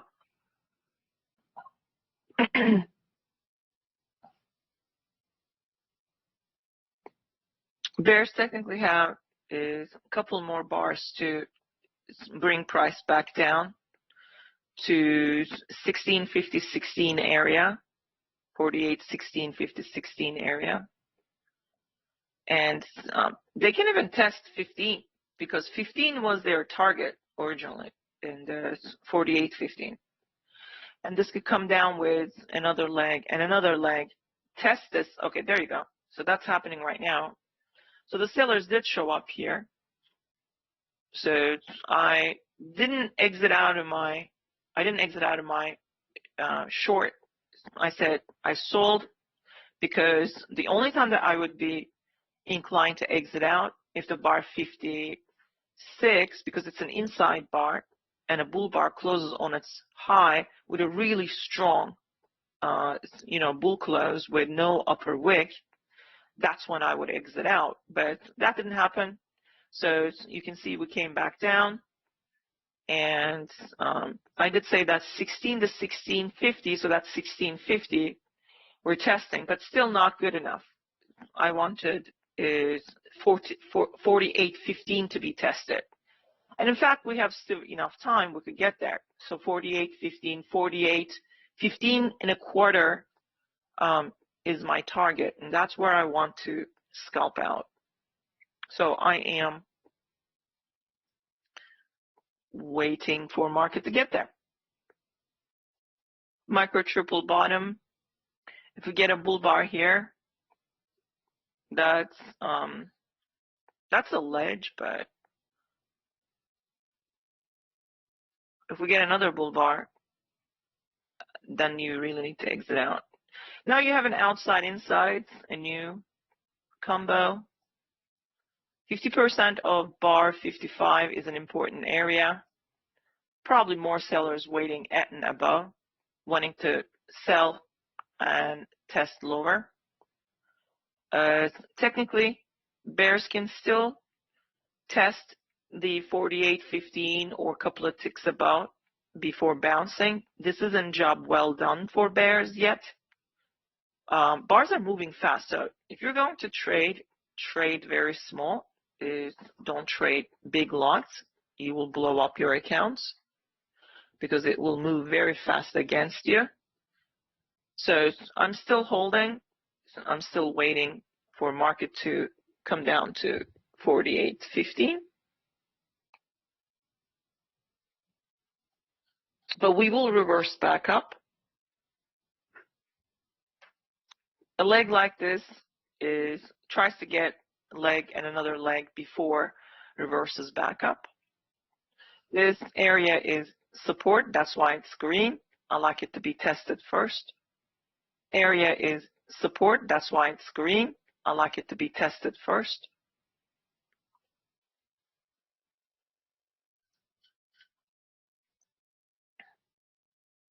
And when we start to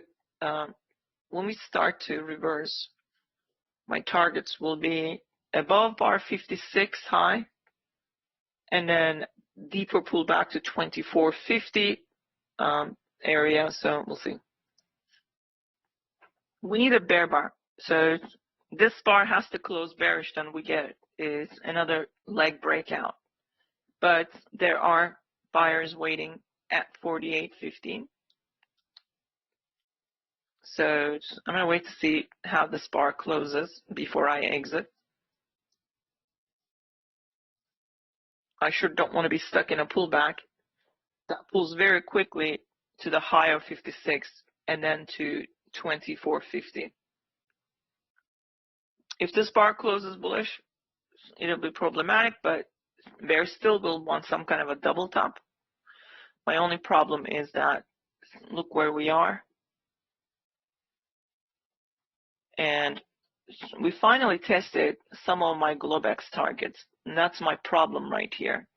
We're kind of failing, but if the 15-minute bar closes bearish, then that's good news for bears. We could still come down further.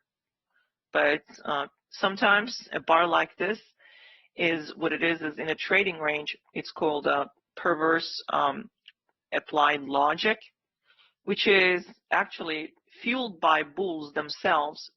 They're making it look like bearish only to buy. So this bar could be owned by bulls actually. So I would be careful here is if you are looking for is market to go lower.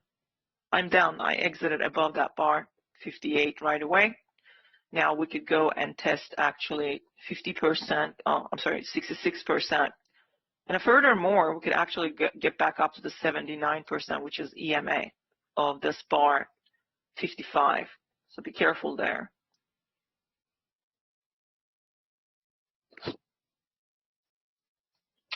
And that kind of is that what I described there earlier is part of the Brooks trading course. Trading range days or trading range trading is video modules. If you watch them, L talks about such a thing, especially in a trading range day like this. You get this vacuum effect, okay, and you start selling, but trouble, because that's generally, that kind of bar is owned by the bulls. They want to bring market back up to the 50%. So anybody stuck up here, point of no return with 54, bar 54, buying lower, trying to get back to the 50%. So they're trying to trap the sellers, okay? So you sell again, the pullback, and try to exit. I did say we would test the 1650 to 16 area. We've tested the 6050, we tested it. So job accomplished, but I wanted to hold it until 15 test because that's a 20 point for bears. But then again, bulls failed that 20 points. So who do you think taking revenge there? Bulls are now taking revenge, trying to prevent bears from getting their 20 point swing. So that's why, I said this is a perverse. Let me post the if you actually watch my presentation about the encyclopedia slides, how to trade them, I went over what that is. You can get it from there. Well, let me see if I can actually post the notes. Failed breakout. That's the 50%. Bulls are still trying to get back up there. So second entry long with 58.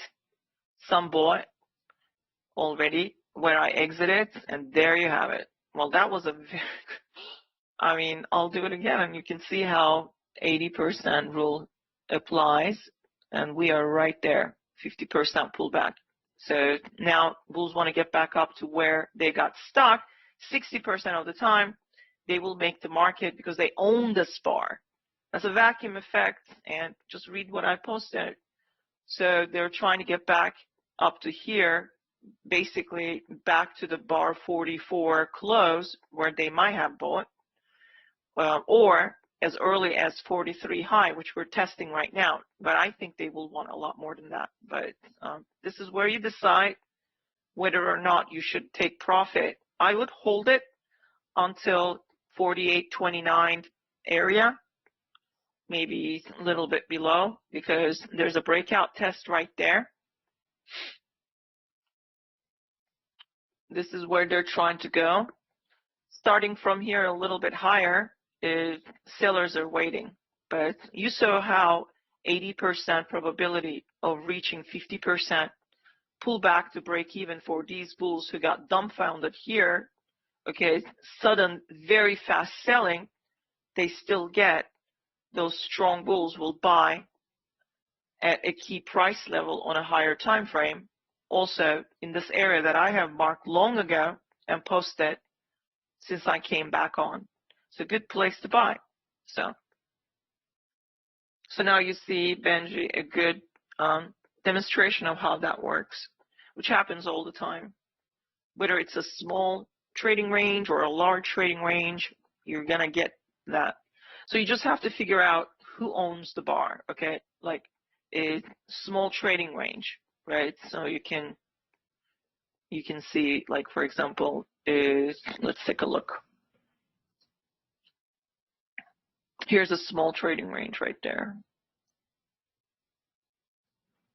Right, so bulls are buying, but who is really buying? Who owns this bar 35? Bears own that bar. And then it comes down, and bears actually get a 1-to-1 measured move. Right, so here is a trading range, much bigger trading range. Who own this bar as it comes to vacuums down? Bulls who are stuck here own that bar and close this inside bar. There will be buyers above that. And look, they get a 50%, and then now they get their 60% and a measured move to the upside. All day, you can do this if you know what you're looking at. and Brad explained it so many times. If you actually listen to him, I don't think he ever used the word perverse logic, but he explained to the T exactly why the vacuum happens. Okay, so you just have to figure out who's behind that bar driving this down.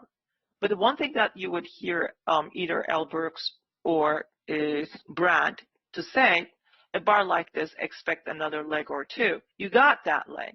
That is a leg. If you actually go to smaller time frame, no, that's actually two legs. Down, up, another down. Bar 143 went below 142, so that's basically your third leg down. So it doesn't matter, a strong trend bar with a gap will get several legs down until no more. But you also have to figure out what are you selling into, right? So what you're getting here is actually a form of another bull flag, which is actually a expanding triangle. We're about to test the apex. If we start to get above this apex, we're going to go up here, and tomorrow we could even break out from there. If we don't do that today, tomorrow could be a breakout with a measured move to the upside. We might even get 2 to 1 because, let's face it, there's only 2 more days left in the year to trade. So market could start a rally, could be setting up this either double bottom, bull flat. What is a bull flat? Not flag. It's a bull flag, but it's like this. The channel is sideways, or it's like this. It's straight trading range. So you look for a double bottom, either a high or low, whatever. So here's the 50%. Get above the 50%. Get above, don't buy. Just pull back somewhere there and then buy. So we might be doing that right now, but I don't know. We'll see. So bulls got a really nice leg up. This is a low 1. They're trying to get a low 2, bears. If a low 2 fails, we go right back up. Okay? Flags always fail. A bear flag just failed at the low of a trading range. A bull flag just failed at the high of a trading range. So I did buy above 50, but didn't get much. But I also said, I'm buying this, but I know there are sellers here, and they're looking to swing down. If they take out this, we're going to get a measured move. These guys got 2 to 1 target. 1, 2, actually maybe even 3. So I think they got a 2 to 1 target. Last time I was doing this, I froze the application. Let's hope that it won't happen this time. Oh yeah, 2 to 1. Look at that, 1625. Whew. So now bulls bought above this, got a 1 to 1. It pulled back, could get a 2 to 1 to the upside. And if we get here, that is your 60% probability bulls, strong bulls buying, trapping is after breaking even, making money with their original contract. And here is something else. I'm going to delete everything. Here's a clean chart. It's nothing but the high of days, the important area is we seem to be oscillating around last week's high. Market is trying to get above it, so tomorrow could be the day. But there's plenty of time left in the day for hour and a half left for market to close. We could actually swing if we can get up here. But here's what I'm going to show you. We have a trading range day. I'm going to take from here to here, right? So you don't see any of this. So let's do this. So you have a trading range identified. You can even say I think the trading range starts from here. So you're going to take this, fine. look where the buyers showed up. Depending on where you're taking your trading range, highs and lows, right? I'll take that, bar 17. Look, that's the lower third, right? And we go right back to the mid, and then we actually test the upper, did we test the upper boundary? Yep. So we test the upper boundary, but we cannot close above it, and we come back down to the lower boundary line, which is this right here. And then buyers showed up. This time we tested the upper zone, and then we're coming back again. So now extended trading range. Look where we ended up buying. At the midpoint of lower third. So this is where limit buyers waiting heavily. We go back to the upper boundary of the upper third and immediately take profit there. Look, take profits. So did I. I took profit there. Exited out, which is great. But now we come back. Bears want to bring. We close below the midpoint of the mid zone. So I don't like to trade in here. Either I sell here or I buy here. I try not to do anything here because it's so 50-50. Bears are trying to bring the market back down here. Bulls are trying to trap the sellers and go right back up again. So this is where it gets iffy. So, but if I need direction, then I'm going to use the midpoints, midlines. This is, let me remove that. That was close of yesterday. So here, I'm going to change the color of close of yesterday. But here, midline, if I need direction, we're below it. We close a strong bear bar. Market wants to come back here. So if I'm really inclined to do something, I'm going to expect market to test this lower boundary line. But this is, if I'm flat, I do not take trades here. I wait for market to come in here and I decide what to do, or market to go up here and I decide what to do. We're in the smack in the middle of nowhere and the market stops. See how it gets, they're playing with your emotions. Is it going to go up? Is it going to go down? What is it going to do? What would Rose do? This is where I do nothing. It's like literally in the middle of everything. Middle of this range, middle of this range. Bears want to test somewhere here because they were short with bar 57, right? So if they actually sold that close, which is kind of dangerous, they sell again, they want this break-even line to be tested. Happens to be the boundary line, just about. That's why I said if I'm going to do anything, really I'm inclined to take a trade, I'll probably sell and wait for this area to be tested. Anybody sold up at that boundary line already got a break even. That's why we were in a standstill. They were trying to decide what to do. Should we go and get more, or should we exit out? So they're looking for another bar.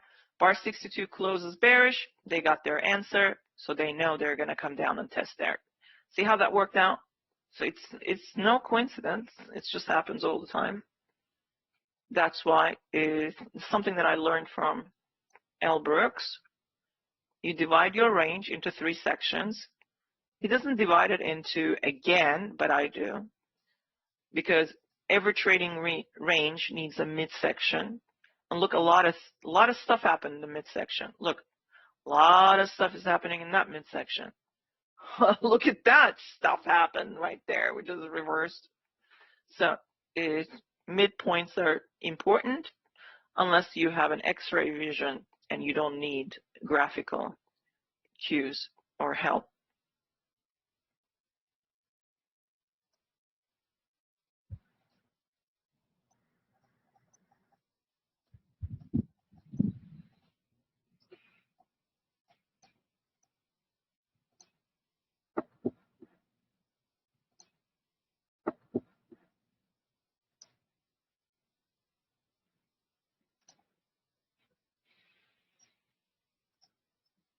Bears looking for a 9 or 10 point. 9 point scalp is 48.19.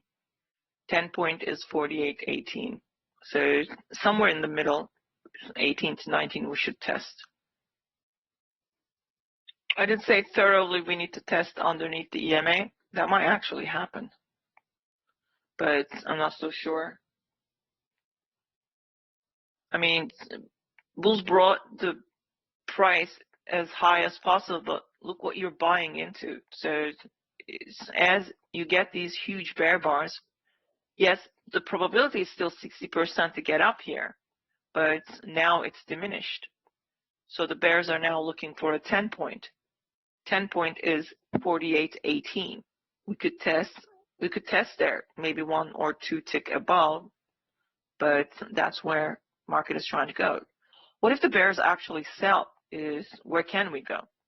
Well, we could end up actually coming down to 1375, or 1375 is also doable, but first we're probably going to bounce.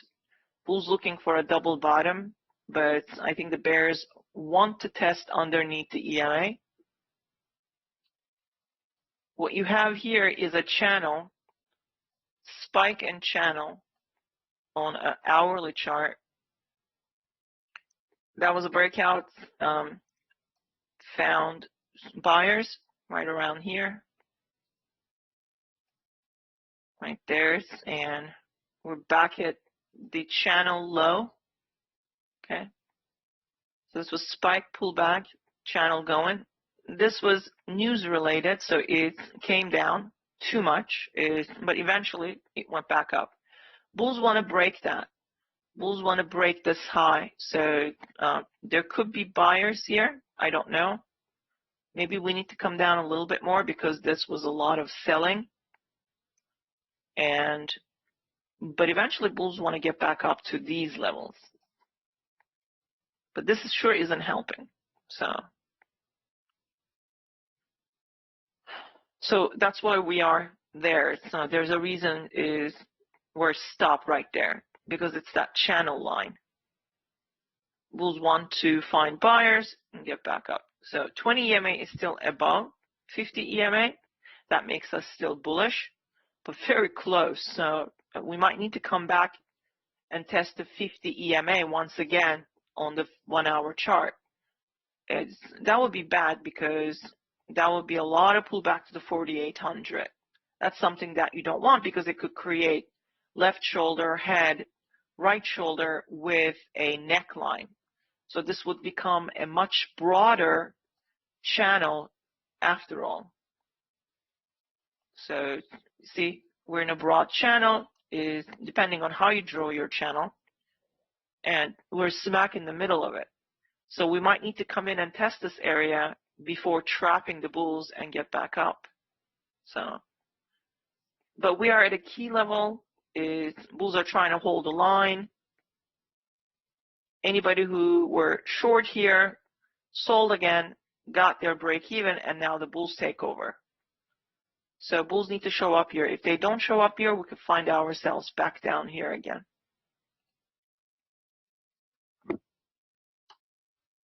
Bears have not yet gotten any scalp here. They have to test at least 19 at the minimum to make money. So they could be still selling. Bulls want to buy and go back up above EMA. Notice where we're oscillating these open of the day.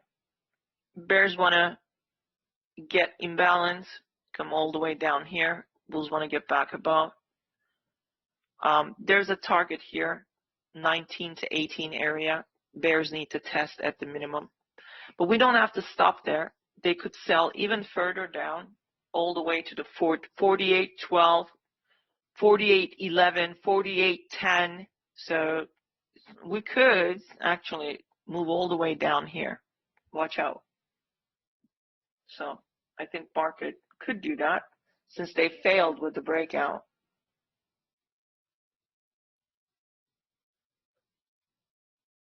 But if we do come down, eventually market will get back up to the EMA again because it's a trading range day and it tries to close near the EMA. So I'm short is because I did sell. I scalped here. I'm going to look for another scalp and see if bears can actually drive this down further. But if they fail, I'll exit out. So think of this move as this move, and it comes down, vacuums down, then buys, comes back down. So this is the kind of setup you want to see and get back again above the EMA. But I'm not so sure. We have to first maybe need to come down here and tag at least 48.19.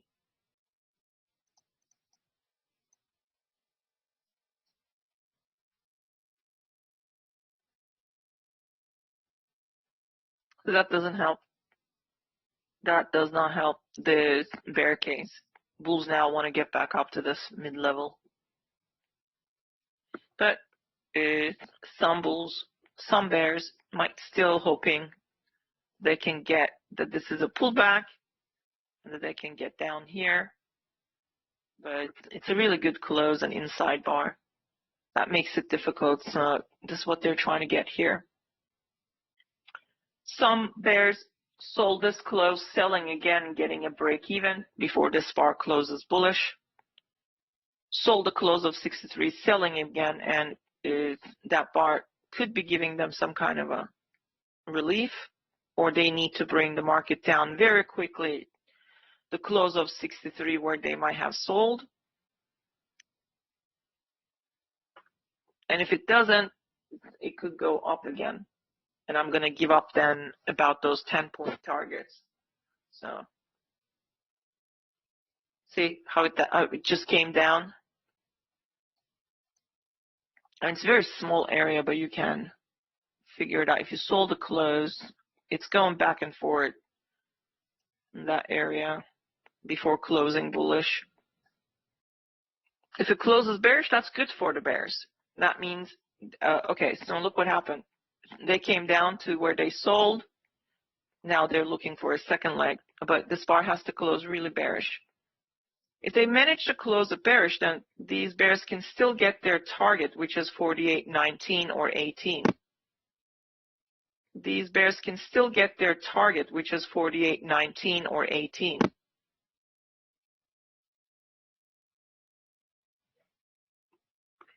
So I sold two. I had a break even. Now I'm holding for, see if I can get that 48.19.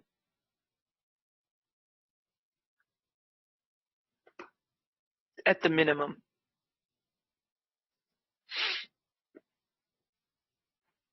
Bears want their scalp target. 48.19 is the minimum test, but they could get the 48.18. And if they fail, this is the second time they're trying. If suddenly they fail and they cannot touch the 48.19, bulls can show up again. So they're trying to keep the market below the open of the day so they can get into 48.10 area. They're trying to prevent this, or we are in this. But let's see. I just want to scalp here. I was hoping for this earlier around here. Remember I said it pulled back to EMA. We could get and go higher. That didn't happen. So bears now. Okay, so this is good close. I'm going to give bears one more chance to test the 48.19 and close below. If we close a bear bar below 48.19, market could easily come down and test 55. And if the bears actually get a breakout from there, their target will be 1375. And not only that, they could also test all 925 area 480925. So, but it all starts with is getting a 10-point here. So they're struggling. If it's this difficult to get a 10-point here for bears who sold 61, can the bulls show up very fast? Yes. So waiting for 4819 test.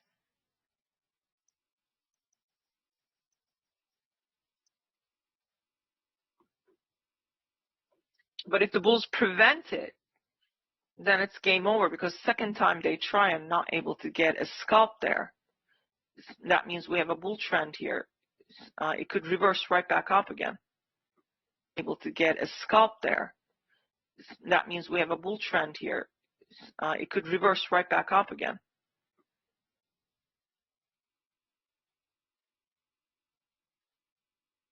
But it's so close.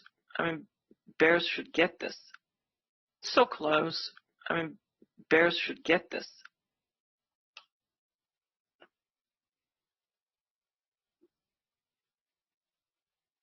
So I'm looking to scalp and leave a runner for more bears. But if they fail, I will exit out very fast. If I see a strong bull close, and I will reverse it. See, I exited, and I said I would reverse. I double my position. Whatever I was losing here into that 10-point, made it back. So this is what I was worried. I said too much time has passed. We're in a second leg, and look where the bulls are. There were buyers here. If this area is holding down, that's because bulls do not want bears to get that 10-point. Although you can measure from there. Here is 9. I said so close. Look, 19 failed. If it's that difficult to make a 9-point out of this, that's because bulls are preventing it. So I cannot be sitting there in a losing position when I can actually reverse it and make money to the upside. So sometimes it's easier said than done, but you practice and you learn. You just see what's working, what's not working, and you take you make a decision. So those who can't make a decision be sitting in this bar 66 and then is thinking, okay, let me sell this bar. It's an outside up bar. If you sell this bar, it has a potential of going higher above the EMA. There's still room, so that's what the bulls want. And if you sell this bar, hoping that you will get break even, you may not get it at all. So that's why those are the things that will come to you with trading. So the bulls again want to get back to 25.50, and then they want a follow through back to the high of bar 55, and they want to get a breakout from there and possibly test the 29.25 or 30.75 or 30.50 area. So I'm still long, and I'm looking for, there is a wedge here, 1, 2, 3, or 1, 2, 3, high or low. So market is trying to get to 25.50. If we close above 25.50, expect 28 to 29.25 area tested. 29. We could test there, or one tick above the boundary line, which is right there. So this is where here and there they're trying to test. So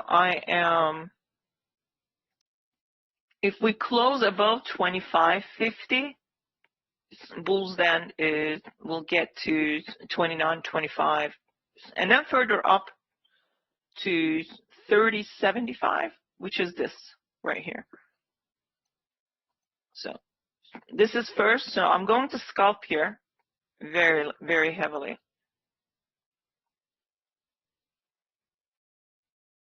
if I can get it. Come on, bulls, you could do it. Back at the middle of everything.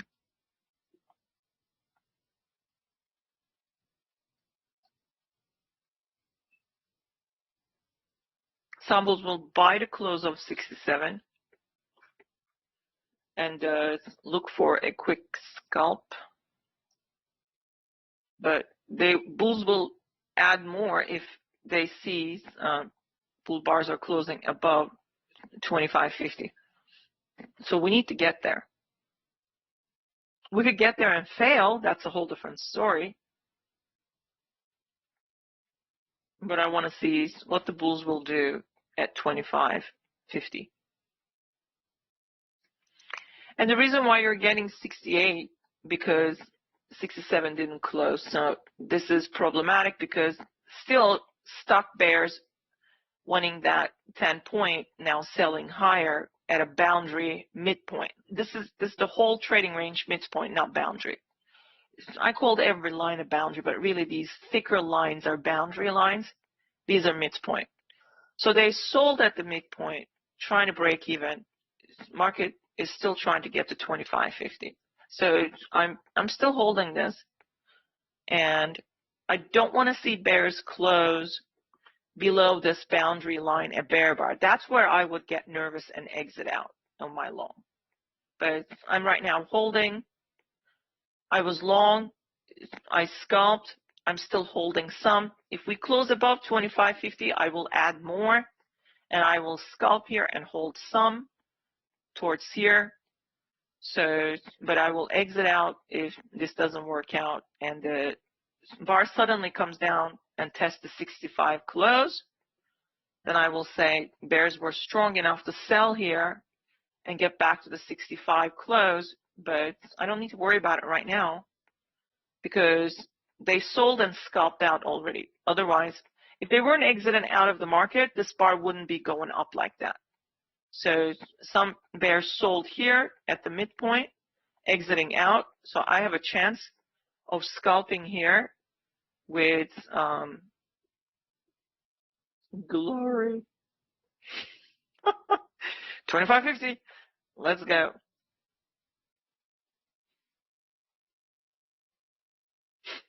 Jennifer is, I don't know, somewhere in Maldives, I think, just working on her deep 10. Can we just get to this 25.50? Come on. Going once, going twice. To the patient bull in the back. 25.50. Who the heck is Ross? Get it. Get it right, people. It's Rose. R-O-S-E. Like this one. This.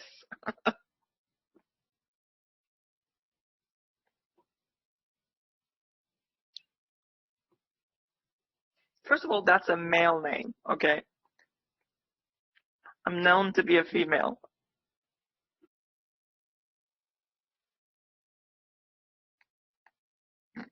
What is that, Herman, you post?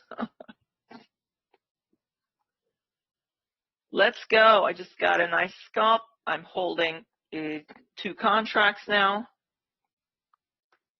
Holding 2 contracts back up to the climax bar 55 that bulls own once. So that means they sold. They invested in this bar 55. So now they want their investment back. So that means we need to go back and test the high of this bar. I don't know about this bar, but definitely this bar. Bar 55 high. So where I marked boundary line is where I'm going to be taking more profit. So 27.75. Let's see if we can get that.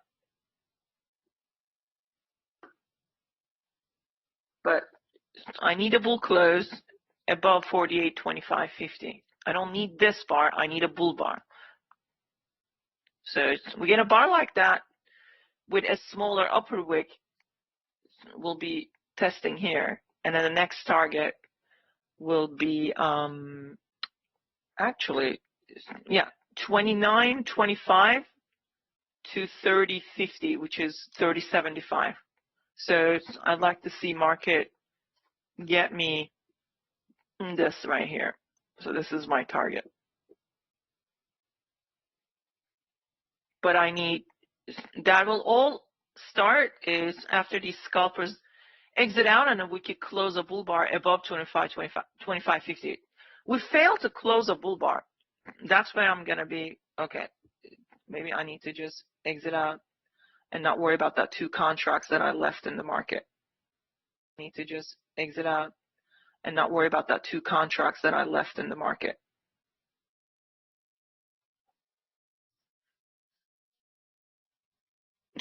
That's it. That's me, Rich.com.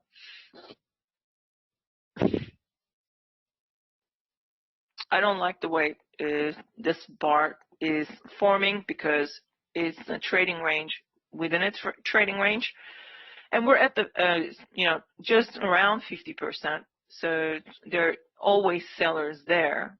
We know that. But here is what I think might be happening. Let me check something. So we bought here. Market is trying to get to here, where I think we're going to end up going. Oh my gosh, this is great. Let's go, go, go, go. I mean, can we actually rally? So we have about 45 minutes to get from 26 to, oh my God, that's nothing. That's like 20 points. And then I'm going to pile up. So let's see. If the bulls can actually close this gap, they can rally in here or there. There could be even more. That would be a big rally, but I don't know if we're going to actually do that. Don't think so. But so far, so good. Let's get to this boundary line and scalp a little and leave a little. So 27.25, but I still don't have that bull body. 69 didn't close bullish with a bull body, but that's okay. It was a pullback. So if this bar now closes, that'll be good to go. And the target will be 30.75, which is that blue line. So it would be, and then we can even get a breakout freak out, and is end of day rally maybe up there. But I'm not so sure yet because there are some sellers here from here to there, but really up here. There could be sellers up here. So because we're in a trading range, remember, market is betting against any kind of stop order or any kind of strong bear move or bull move. But if the bulls actually close above this level, then we're going to get here, we're going to get there, we're going to get here. I mean, they just need to accelerate. Okay, so we could test up here, and if they stop us, that's a whole different story. But by then, I'll be scalping very handsomely, and I'll think about if the bears do show up there. I'll think about it because we can easily come back to the open of the tick price. We've been oscillating around that. We've been oscillating there, and then we have been oscillating here a lot. So eventually, we will break out. Okay, look what's been happening here. There was a fake breakout. Bears sold. There's a fake breakout. Bulls bought. But there's no bear body. There's no bull body. So failure of a failure is a swing. Failure of a failure is a swing. So bulls are trying to swing, but they sure are not doing what they're supposed to do. I need a bull body above 25.50, and then test of the boundary line, and then test of 29.25 or 30.75. We get that. Then we get big bulls coming in. Then expect either that line or that line to be tested. But that could be an end of day breakout. Otherwise, we could also fail. So what's taking so long? There's only 50 seconds left for these bulls to close above the area that I marked, 25.50. I'm going to be scalping here, and I'm going to leaving a runner. There's room to upside, but we need to stay above this key level on the Globex chart. Look at these. Midpoint is on the broad bull channel, still holding. So it would be better if the bulls can actually close this day on its side and get a breakout. Tomorrow would be a breakout bullish day. So that's what I would expect. But I need this bull bar to actually close somewhere here, maybe even higher. That would be tomorrow. We could be bullish into this target. But, you know, I'm just speculating at this point. We're so smack in the middle of everything. Okay, so we do have a bull close with bar 70, but next 5 bars are very important. So either it's going to set up for a breakout or set up for a failure, and we're going to close around the open of the day. So it's important that market continues to go higher. There could be a quick breakout here, as it seems like it wants to set up that way, and there's room to upside. But this trading range day makes me wonder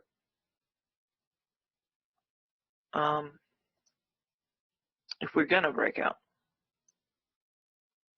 So 29.25, 29.50 at the minimum. Would love to go bulls go test and then get above and get a lot more than that. Give us at least 30.75, 30.50 area. So I'm still long. Anyone still long? Anyone bought the outside up bar 66? You could have just simply bought above it like I did. So just looking a little bit more. Me too, but I don't like this. It's just taking too long.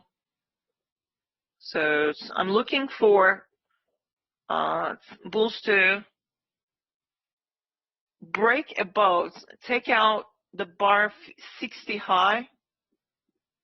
If we can take out the bar 60 high, then we could go higher, but this just, I need another bull bar. This is just annoying. We are above the midpoint, not with consecutive bull bars, but still good close. So I want to see bulls actually test here. Remember last time we were beloved, we tested that boundary line. The rules are very simple the way that I apply. If it doesn't work, it doesn't work. There's nothing I can do. But here, this time we're above the midpoint. So probability is to the upside, right? So it's higher for bulls to test this boundary line. So those are the set of rules I apply, but with context, right? So you get a strong leg here, another leg here. This whole area is resistance. The reason why we're failing to break above, because they sold once, they want to sell and swing again, but they have to close below the midpoint. If they do that, I will exit, because any strong bear bar will be basically, could create a low 1, low 2 setup with a bear, double top bear flag. And that's what the bears are wanting, is they want to bring the market to neckline and furthermore down. So bulls need to prevent that right now. If they fail, I will exit out of this long. That is a very strong bear bar. So you can exit if you like. And you should have actually exited underneath 71. They closed a really strong bear bar and they created a low 2. So they want to come down and test 65, but I am in a fix-it mode at the moment. So I bought down here. I'm getting a break even. I'm just contemplating on should I take it or should I not take it. I'm just going to lower the risk by taking some of the contracts off the market, and I'm going to leave some for bulls to bring it back up again. If they fail, then I'll exit. But I'm able to fix a little. I just don't want to give up on these bulls just yet. Right underneath here. Breakout bar, pull back, legs up. So right there.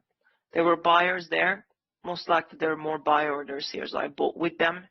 And so if you were long, you buy again. That's your break even right there. Nobody wanted to buy the upper wick. So with the bull bar with an upper wick.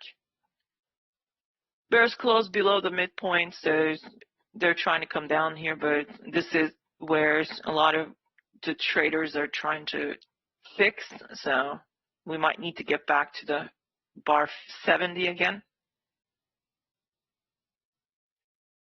At least halfway. Bulls trying to bring it back up to the 70 high, 70 close area. So that's their break even. Meaning they won't lose any money by buying lower rather than getting the average price. You can get the average price, but there will be a loss, obviously. I call that a break even, but there's always a loss. But if the price is coming back to where you originally entered and then you exit, that's the actual break even. So we got a really nice bar. You could have taken that break even, but this is also high 1, high 2, maybe high 3 here. So, but I wouldn't, if I'm going to buy here, one tick above, I don't want to see a bar like 71 to the left. So I would, if I'm buying this bar 72, I would be very nervous because it's a pin bar.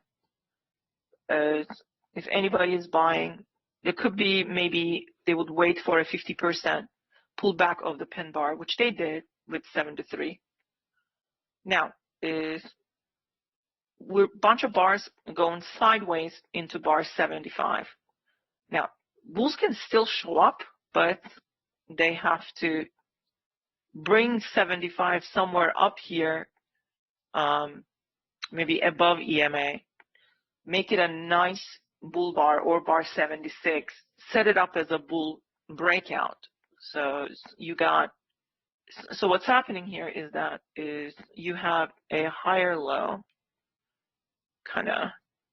you have a lower low, another higher low, good bull bar, but gets above it, the first bull bar, it doesn't have this is a good buy signal bar, but body is too small, so it doesn't go too far. So as long as we do not take out this low with another low, we're good. There are stops here already bought above here. These bulls are looking for another bull bar, most of its body above the EMA, with a much better bull close. This is not a good one. Bar 72 is not a good buy signal bar. So if the bulls get that bull bar is something like, I don't know, something like this, bar 58, above 70 to 60% of its body, it's above the EMA, they will buy that. They will buy that and we're going to get a breakout. But if it sets up, so everybody is waiting for that. These guys enter their stops. Normally they should put their stop here, but they don't need to.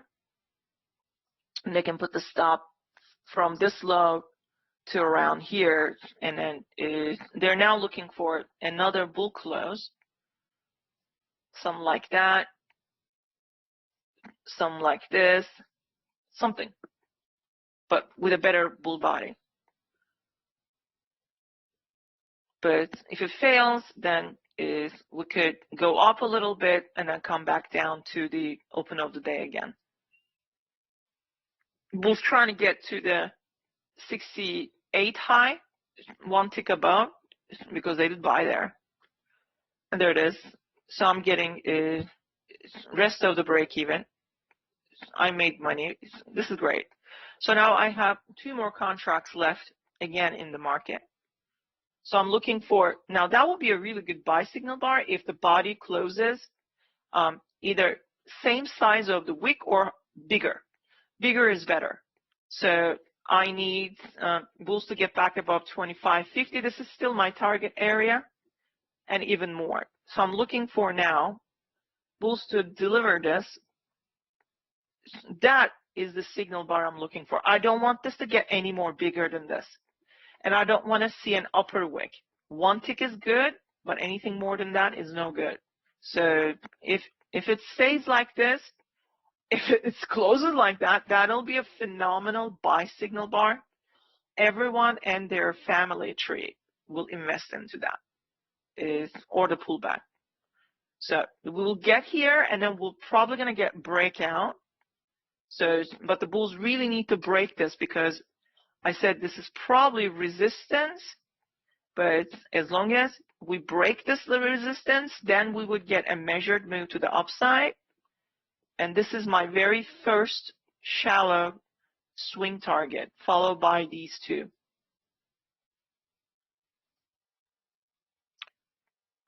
Bulls are setting up a good buy signal bar.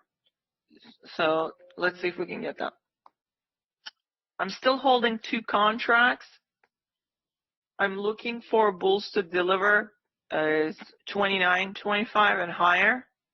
I'll add more because I am feeling greedy.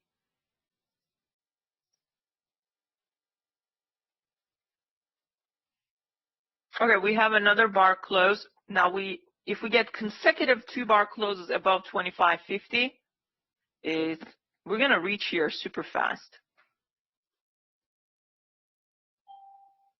That's me. Do you feel the dust I'm leaving behind? Let's go. Come on, 29.25. 29.25, I want to see a test. And then I want to see follow through breakout by bulls. All right. Somebody said diamonds. There you go. Now I want another diamond because 2 is not enough. 3 is great. Past, present, and future. Right? We love the price action for its past, present, and future. So now let's go. 29.25. Please don't give up. Come on, I'm almost there. Some bulls are taking profit there. Did it just stop again, or is it my data stopped? No, it's gone. They're taking profit. They're deciding what to do here. This is bar 74. Bears want a wedge top bear flag and sell this, but come on. They had all the chance in the world to sell this. Bulls are still pushing to get their 60% probability of reaching where they got stuck, and they want at least this area to be tested. So might as well let's give them what they want and stop playing.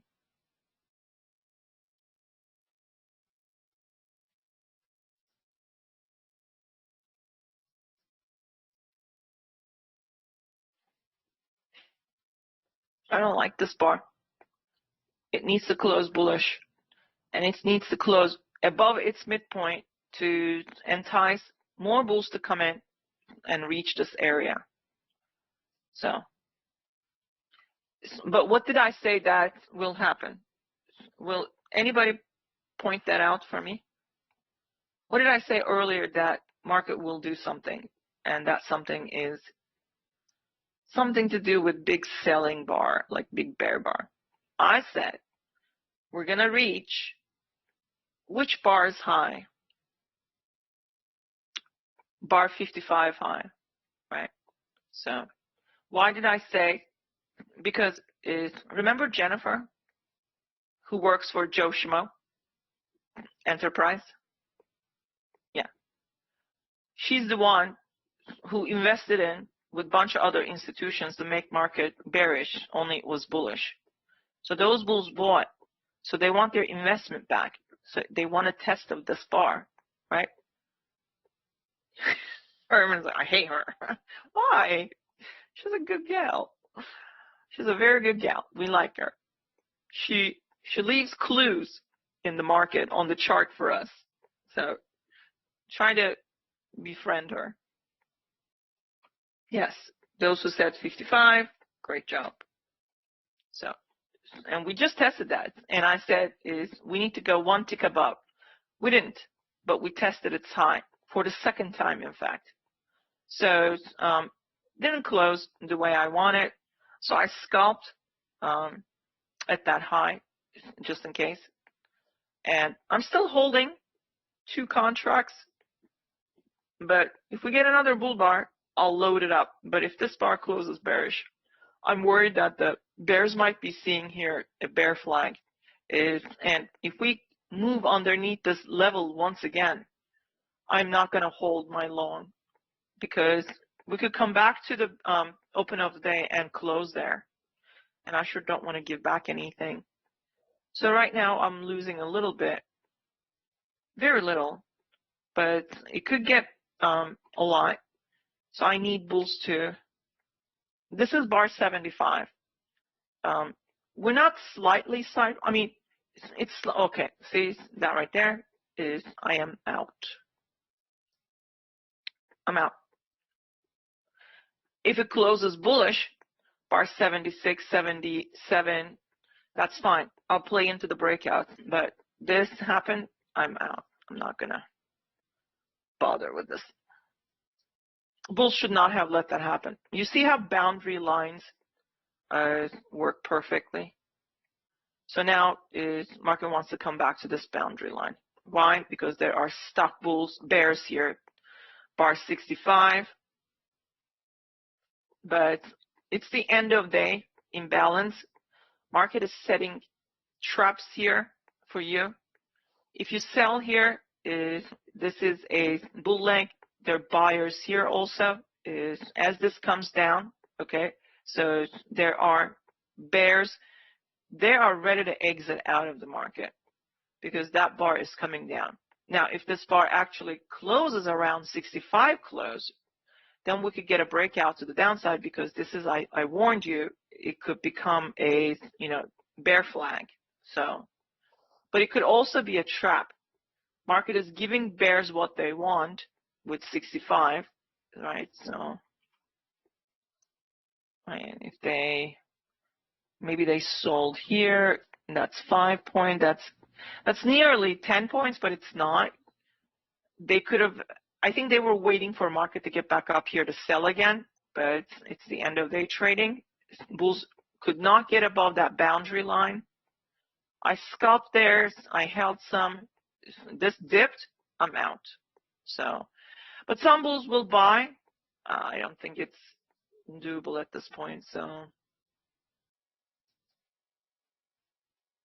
I think the market is trying to come down to 65 close. But it's the end of day trading, so I would be careful here. So that is 1975. If it closes bearish, we're going to test the 1975. We might even go for, if we test that and close a bear bar, we go even further down to 48.17. So I don't sit around and wait for this bar to do whatever it wants to do. That's why I had only 2 contracts. If we were to break this with a bull bar, I was going to add a lot more. But remember, I said this is resistance and we may not break it. So we might need to come down. Be careful. We're right at the open of the day once again. Bears can bring this down all the way to 48, 13, 12. They wanted originally is 40, 48, 15. We might even test that. But they have to take out the 1975 and close a bear bar, then we'll come down more. This midline is not holding anymore on the hourly chart.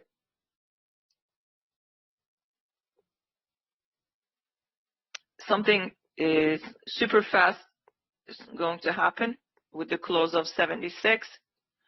I want you guys to be careful here. It's got a little bit more room to the downside. Bears want is 48.18, and they might actually get there. 48.18, 17.75, but they have to close a bear bar here.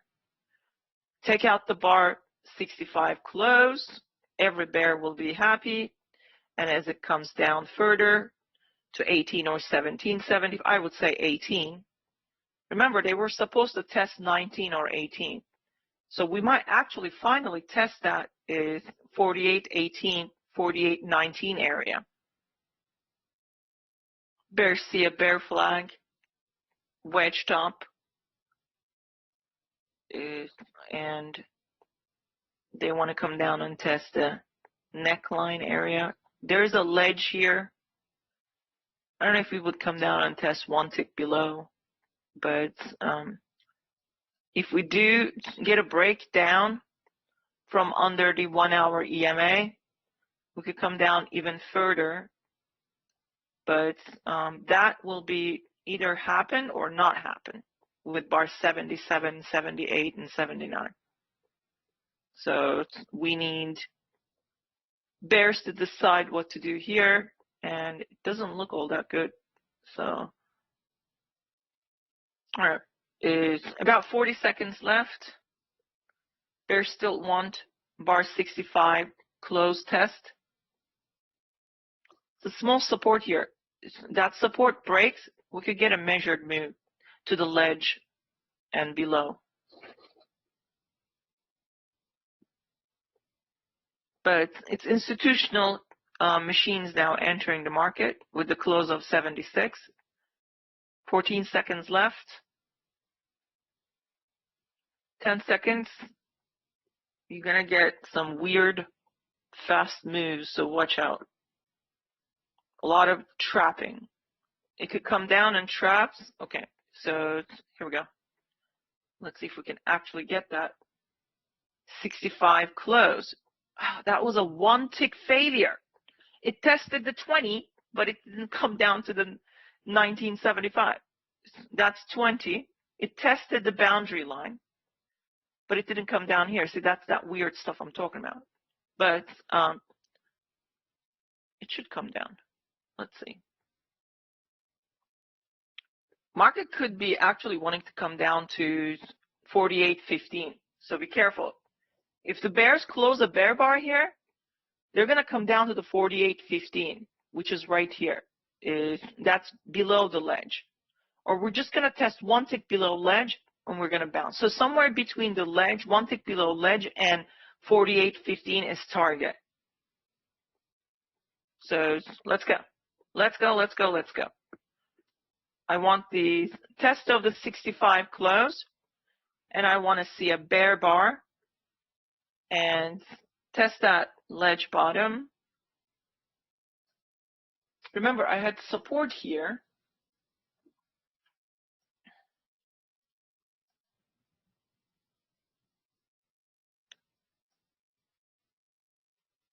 But bears really need a bear close, and this doesn't help. This bar closes bullish, you're going to be forced to exit if you're short. But if it closes bearish, you might want to hold until we test one or two tick above 48.15. But if it closes bullish, you're going to be forced to exit. You do not want to trade this. Up until 75, we went sideways. But 75 is a big bear bar. Probably wants the next leg down. And the bears really want the 65 5 close. Okay, we just tested that. Was I wrong there? I thought it was 1 tick below. No. Oh, I'm sorry. We have tested it, so you should maybe exit out. I don't know. I thought we were 1 tick short of that. Sorry about that. Apparently, it's glasses I have aren't really working all that well.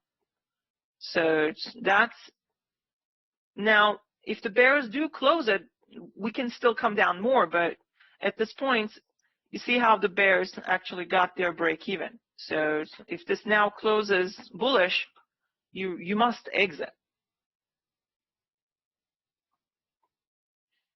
I thought we were 1 tick is short of that target. Sorry about that. Some sellers above. Bulls who bought above 72 is trying to get back to 72, which they did. So, but the bar closes bullish. I'm worried that we could get more bulls. Some bears will sell here, as these bulls might exit. They might also sell. And but if the bar closes bullish, then that's game over. You have to wait for a bar to close. So technically, this is a second leg and a trap from underneath the EMA. So if it closes is bullish, bulls might go back up here again. So this is still important.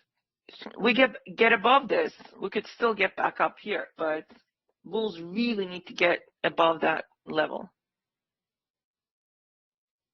and not allow a bear close here.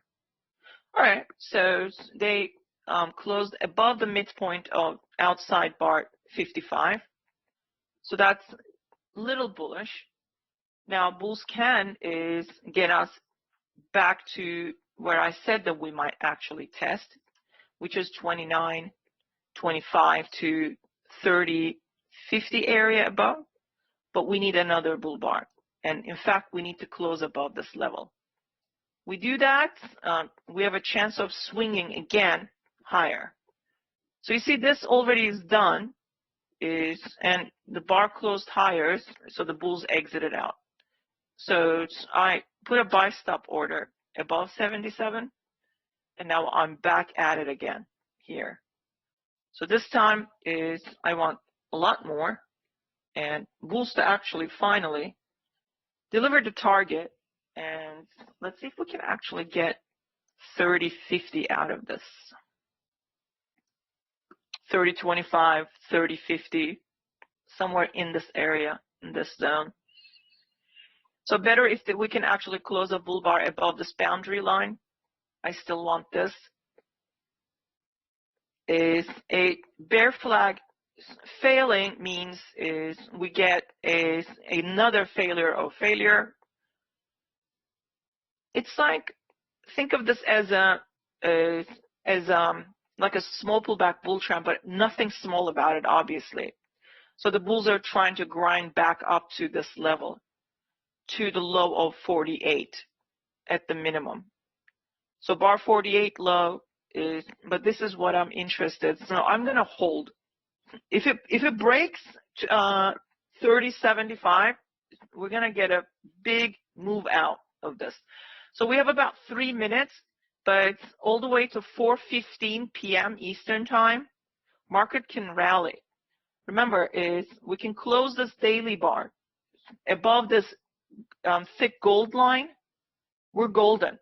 Tomorrow could be bullish into these targets. So I need bulls to now surprise the heck out of me and start a rally or something.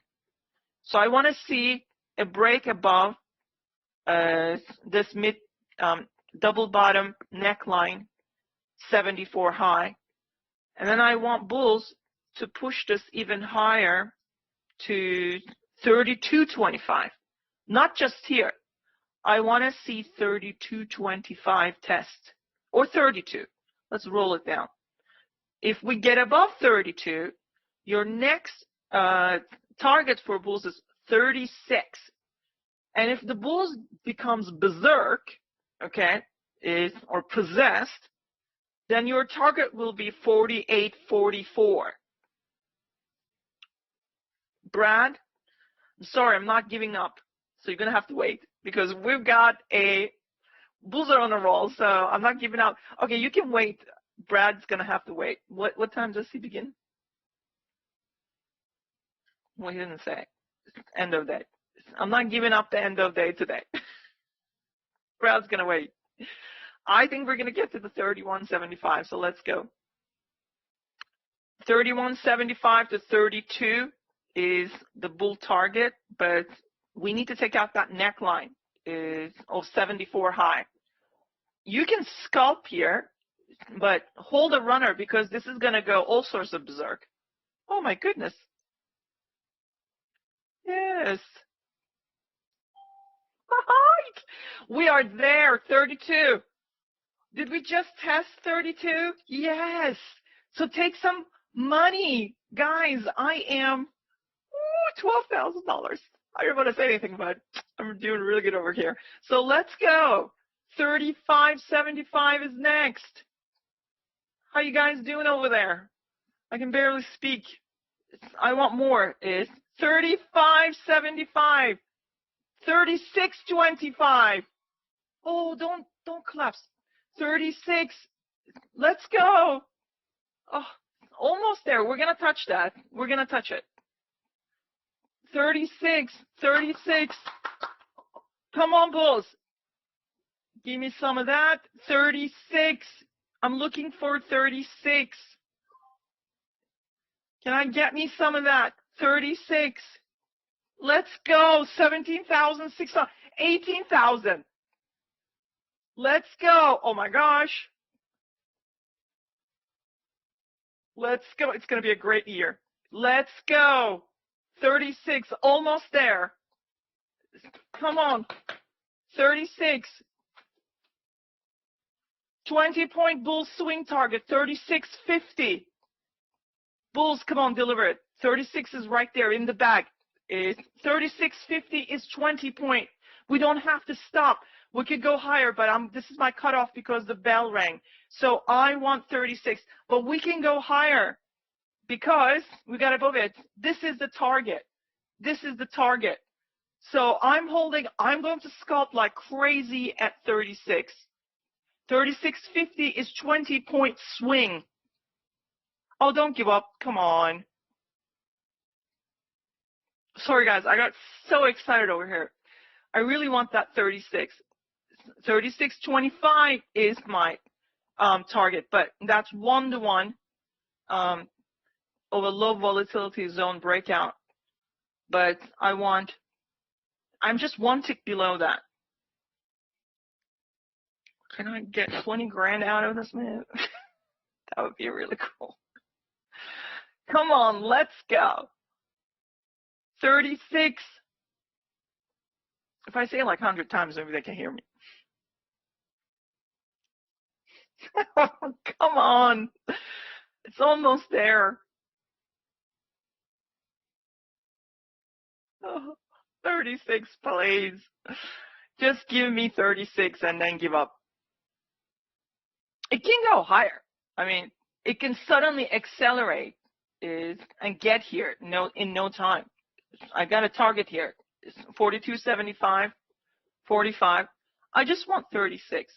So here, I'll just leave one contract. And see if we can actually get there. I am making money here. See if I can actually show you. But then you're going to see some personal information. I don't want to open it up, but here, let me see if I can. Nah. I am making money. Trust me. Let's go. I just want the 36.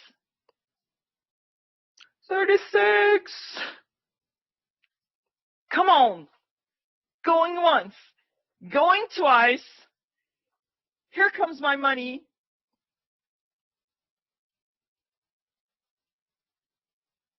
I'm holding my breath. I was holding my breath, literally. Let's go. Just there. Why do you think we're stalling here? Who's going to tell me? If you're in a trade, don't do anything. Don't type anything. Keep your eyes peeled on the chart. But if you know the answer, tell me why we're stalling here. What's going on? What price? We should get that 36, other than 20-point zone test. Because it's the mother bar. It's the mother bar 55 breakout second target, 161.80, 35.25. Okay, so 36 is my target. Can we please get that? 36.50 is target, but I want 36. 36.50 is 20 points to the tick. So since we have a huge bar, it could get more breakout. I just want the 36 and say that I made a little shy off of 20 grand. Oh, Suki.